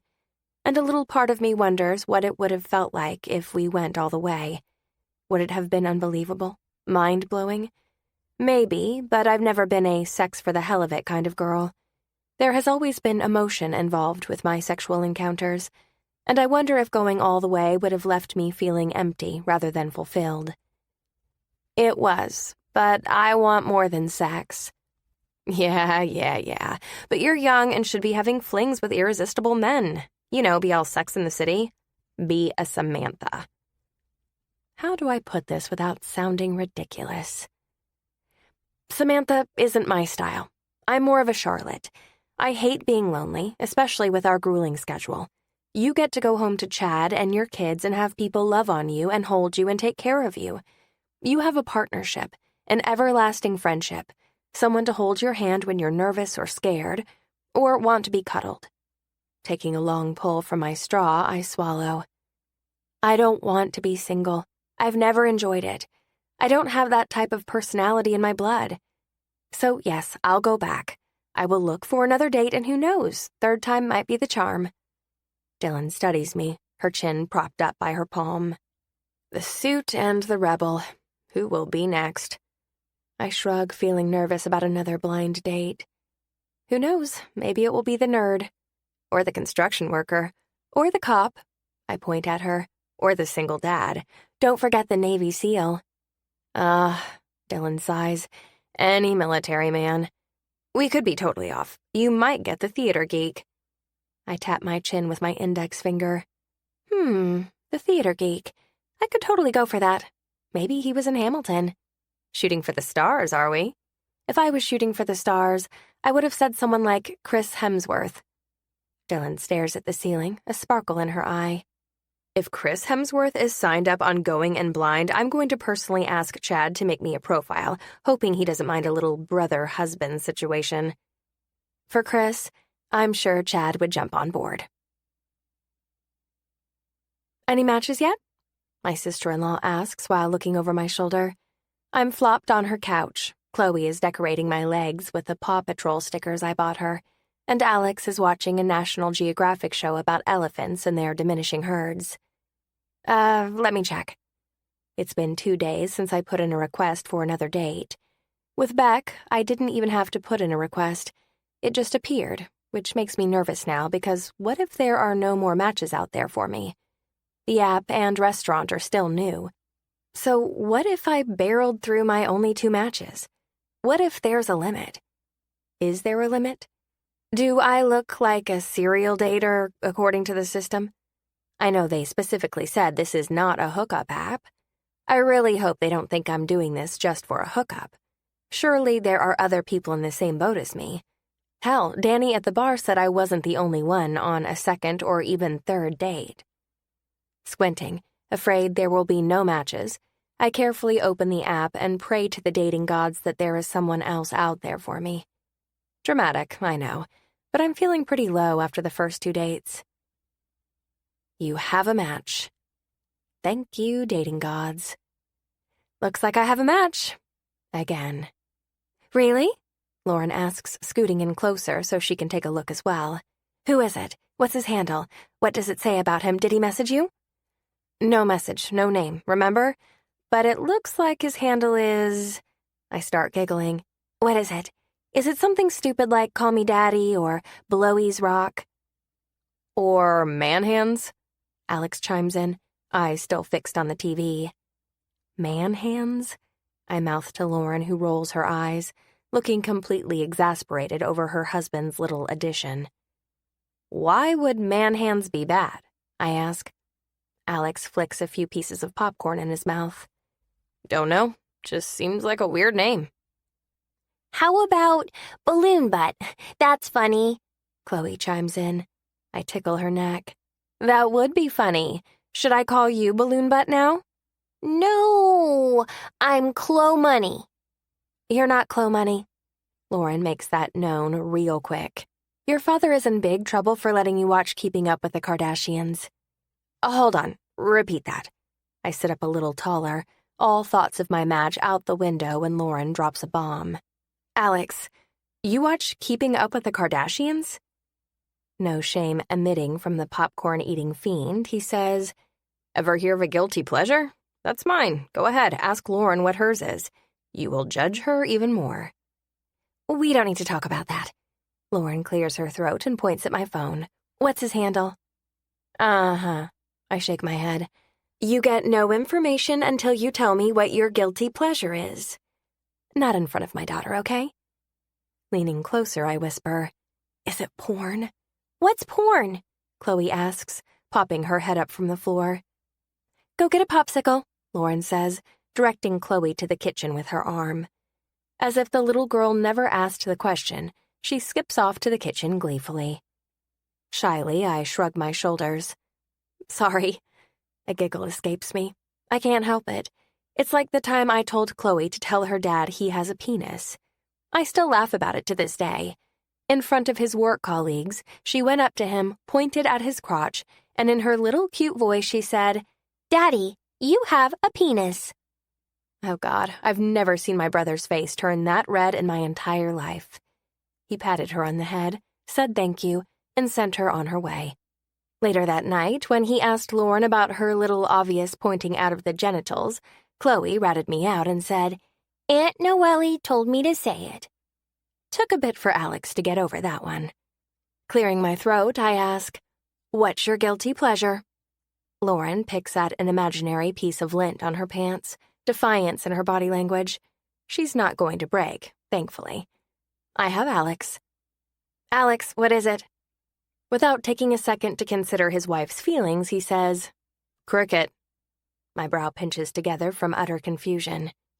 Cricket? What show is that? Is it on Netflix or Amazon? Since I'm in the entertainment business, I know every show out there, reality and sitcom, and I've never heard of Cricket. The only shows I'm not entirely familiar with are Netflix and Amazon originals. Not a show, Noely. The sport. Cricket. The sport. What? I turn to my sister-in-law, laughing and unable to hide the huge smile on my face. Your guilty pleasure is watching cricket? Ask her about her little box she has in her upstairs closet. Hey, Alex, why don't you shut your effing mouth? Lauren says, shooting daggers in his direction. You have a box? I'm bouncing up and down now, maybe a little too excited about this new revelation. Folding her hands on her lap, Lauren pushes her shoulders back and says, I suggest you move on from this moment, and I suggest you move on quickly. We had to upgrade our cable package so we could get the Cricket channel. Alex clearly is digging his own grave over there and loving it from the look on his face. You think that's funny, Alex? Yeah, see how funny it is when you're looking for a little nighttime crawling and the gate is closed. That's a weird and disturbing way to tell him sex is off the menu. Shaking the creepy image I've conjured up in my head, I turn to Lauren and say, "Please tell me if you have a favorite team." Sighing, her eyes to the sky, she says, "Australia, mainly because their uniforms are green and yellow looks good on me. And before you ask, yes, I have jerseys and hats and pom-poms in my little box in the closet, okay? So let's move on, shall we? What the hell is the man's handle?" Her voice rises, sounding a little out of control, so before she flips out, I decide to give her a break. "But if you don't think I'm not going to store away this cricket information for my own personal use, you're sorely mistaken. It's Ice Biscuit." "Ice Biscuit?" Lauren asks, a sneer in her lip. "What kind of name is that? Is he a baker?" "What? No." "Oh, honey." Alex shakes his head, eyes still trained on the elephant show. Holding back my laugh since Lauren is already feeling sensitive about her love for cricket being exposed, I say, "Ice Biscuit is a term used in hockey. It basically means the puck." "Well, that's stupid." I let out a heavy sigh. "It really isn't, but that's besides the point. This guy loves hockey. His profile picture is a hockey stick, too." "Is he a Quakes fan?" Alex asks, finally giving me some of his attention. When the jingle for a local pizza joint comes on the TV, I realize it's a commercial. Of course, he can pay attention now. I scan Ice Biscuit's profile, looking for any kind of indication that he might be a Quakes fan. Doesn't say, but it does say he likes hockey, pool, and can make a pretty mean cheesesteak. "Hey, I like cheesesteak and hockey. Maybe I should date this guy." Alex pops a few more pieces of popcorn in his mouth. Lauren snags my phone from my hands and tosses it over to Alex. It hits his belly with a resounding plop. "Have at it, sweetie. Let him know you like your nipples to be played with when getting frisky." Way too much information about my brother. Alex picks up the phone and looks at the screen. There is no mention of his love for animals on his profile. Deal breaker." He tosses his phone back at me and returns his attention to his elephants. "Well, thank God for that," I add sarcastically. "What do you think? Should I accept the date?" I say go for it. Who knows? This very well might be the guy for you. He very well might be. Chapter 22. "Miss Clark, how lovely to see you." I fidget in my skinny jeans and heels as Veronica greets me, once again. Okay, so I might have been gung-ho about date number 3, but I'm not so excited about seeing Going In Blind's employees. Don't they want to take a night off? Maybe go run an errand while I check in? I glance over at the bar, and yep, Danny is over there smiling at me. Crap. With a heavy sigh, I say, "Hi, Veronica. I have a date with Ice Biscuit tonight." "Yes, we have you right here." Veronica's annoyingly charming smile lights up the entryway of the restaurant. Is she judging me? Does she think I'm difficult? I sure as hell hope not. I'm a pleasant lady with a sassy demeanor, adventurous spirit, and big mouth, on occasion. "Your date hasn't arrived just yet, but if you'd like me to show you to the bar, I'm more than happy to." "I'm good." I put up my hand. I'm familiar with the bar already, but thank you. For good humor, I give Veronica a wink and waltz myself toward the direction of the bar. No surprise, I beat my date again. The downside of always being early. What will I order this time? A margarita? I'm feeling a little spicy and bitter tonight, a little lackluster. Maybe not as desirable as usual.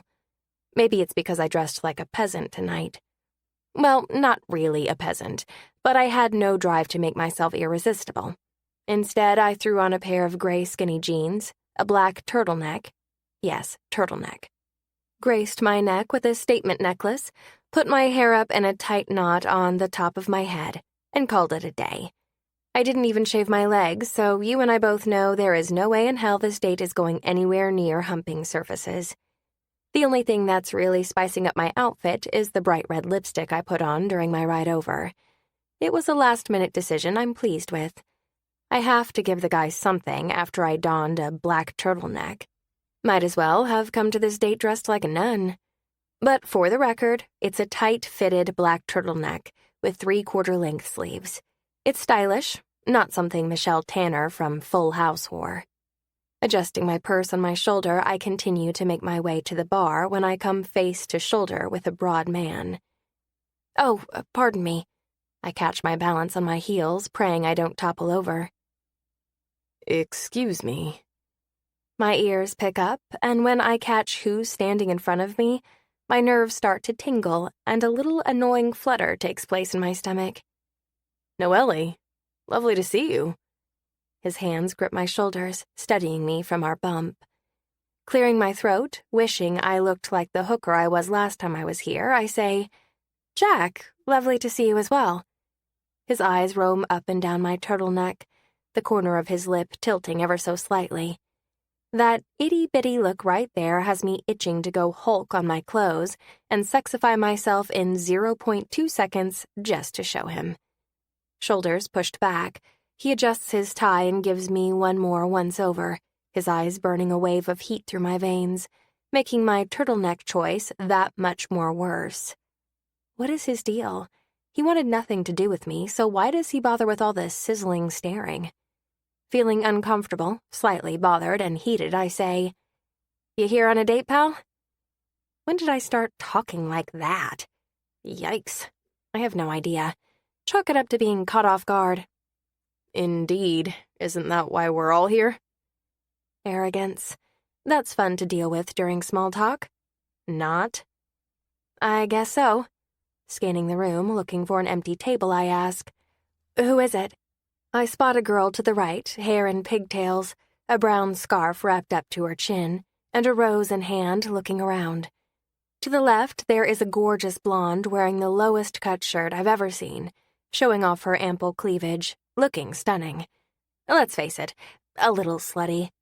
Please let it be pigtails. Come on, pigtails. Why so interested? Jack asks, stepping in a little closer. Scanning his position up and down, I clear my throat. Just being friendly. Friendly? Or jealous? Jealous? What?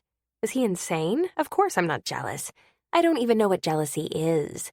I don't have a jealous bone in my body. Not a single one. Please let it be pigtails. If he goes with the tramp, I know he'll more than just kiss her cheek tonight. He takes another step forward, crowding my personal space, and making me sweat even more in this damn top. I'm tempted to pull on the collar around my neck, but refrain from showing any tells on how he affects me. Still affects me. Don't flatter yourself, Jack. Just being friendly. Not saying a word, he keeps his eyes trained on me, his stature sophisticated, alpha in all the best ways. Putting both his hands in his pockets, he rocks back on his heels, eyes still trained on mine. Have a good night, Noely. And just like that, he pushes past me, leaving me in a wake of his delicious cologne. My nose soaks it up as if it's the only air left in the room.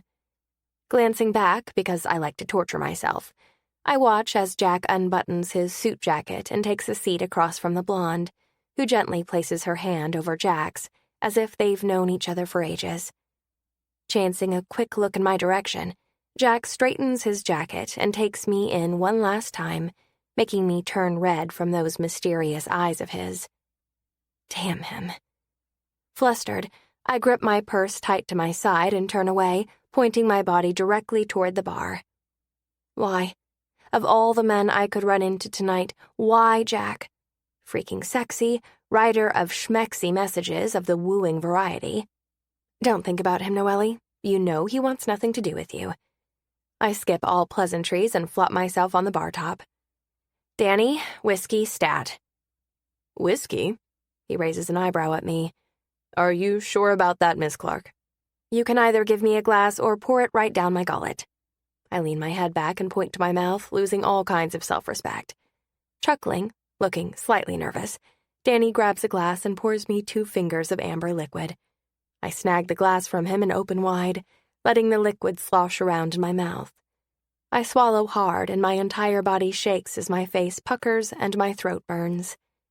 Oh, hell. I squeeze my eyes shut, hating myself right now. Oh, crap, that's bad. Not even giving it a second thought, I gulp the rest of the glass down and shudder uncontrollably. I can only imagine what I look like right now. A turtleneck-wearing fish out of water, flapping around for dear life at the bar. Cute. Beyond attractive. Eat your heart out, blonde with big boobs. When I open my eyes, Danny is staring at me, concern etched in his features. "Give me another, bartender," I say with a weird accent. Something is happening to me, and I fear for Ice Biscuit. He's in for quite the ride, that's for damn sure. "Maybe we slow down," Danny suggests. "How about for every whiskey, you drink a water? I think that's a good idea." I lean over the bar and wiggle my finger at Danny in a come-hither manner. When he's right in front of me, I lean forward even more and grab his shirt, bringing him in dangerously close. Our foreheads touch. Danny, dearest man who serves me booze, do you see the way my eyes are flitting back and forth? Can you feel the crazy exuding from them? He nods, swallowing hard. This is my third date here, okay? This is my third time trying to find somebody to love me after 2 failed attempts from this supposedly perfect matchmaking system. I'm feeling a little out of control, mildly psychotic, and you know what? I will just say it, slightly turned on. Shit, I didn't want to say that to Danny. Shaking that thought, I continue. So please be a gent and scamper behind your little bar and give me more whiskey. Got it? I push him back, releasing his shirt, and like a perfect lady, fold my hands on the bar, waiting for my drink.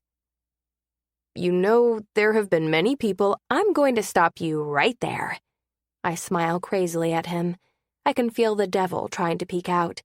You know, the inner devil all women have. The one who turns us into a flame-throwing, fire-spitting she-dragon when people are least expecting it. I'm teetering the line right now, ready to burn this restaurant to the ground. To the mother-effing ground. Just bring me the booze. I tap the bar counter. Right here. Put the booze right here. Go on, friend. Booze me up. Give me all the riches of intoxication. Sighing, Danny gives in to my demands and fills up another glass. When he sets it in front of me, I lean over and tap him on the cheek. Such a good boy. With both hands, I grip the tumbler and pour it back in my mouth like I'm trying to get the crumbs out of an almost empty chip bag. The liquid burns my throat once again, but I welcome it. I welcome the shudders, loving how I can feel my body starting to float. I have one more glass, because why not? Yes, this was a good idea, a very good idea. I just need to loosen up, find my groove, feel the blind date. Shop girl? I spin around in my chair, probably a little too fast, given I need to grip the back of my chair to steady myself. Ice Biscuit? My eyes don't meet his. Instead, I'm at nipple level, taking in his very broad and muscular chest. Wow. Heat rises to the back of my neck, and I know it's not the whiskey. It's the powerful chest right in front of me, and are those his pecs? They're all defined and large and yummy and... Sigh. Curiosity pops out of me before I can stop myself, and I poke his chest. When I'm greeted with a firm bounce, I giggle to myself. Pecs, I mutter under my breath. Yep, yummy indeed. Ice Biscuit is putting the work in at the gym and not shoving cheesesteaks down his throat. Hand on his chest, my fingers diddling his shirt. I look up to find a very confused but familiar face. Shit. Crap. Oh, God. Have you ever felt all the blood in your face leach out of you, as if every last piece of color drains from your features and falls to the floor from total and utter embarrassment? Try not only diddling your date's chest, but diddling the one and only Hayden Holmes's chest.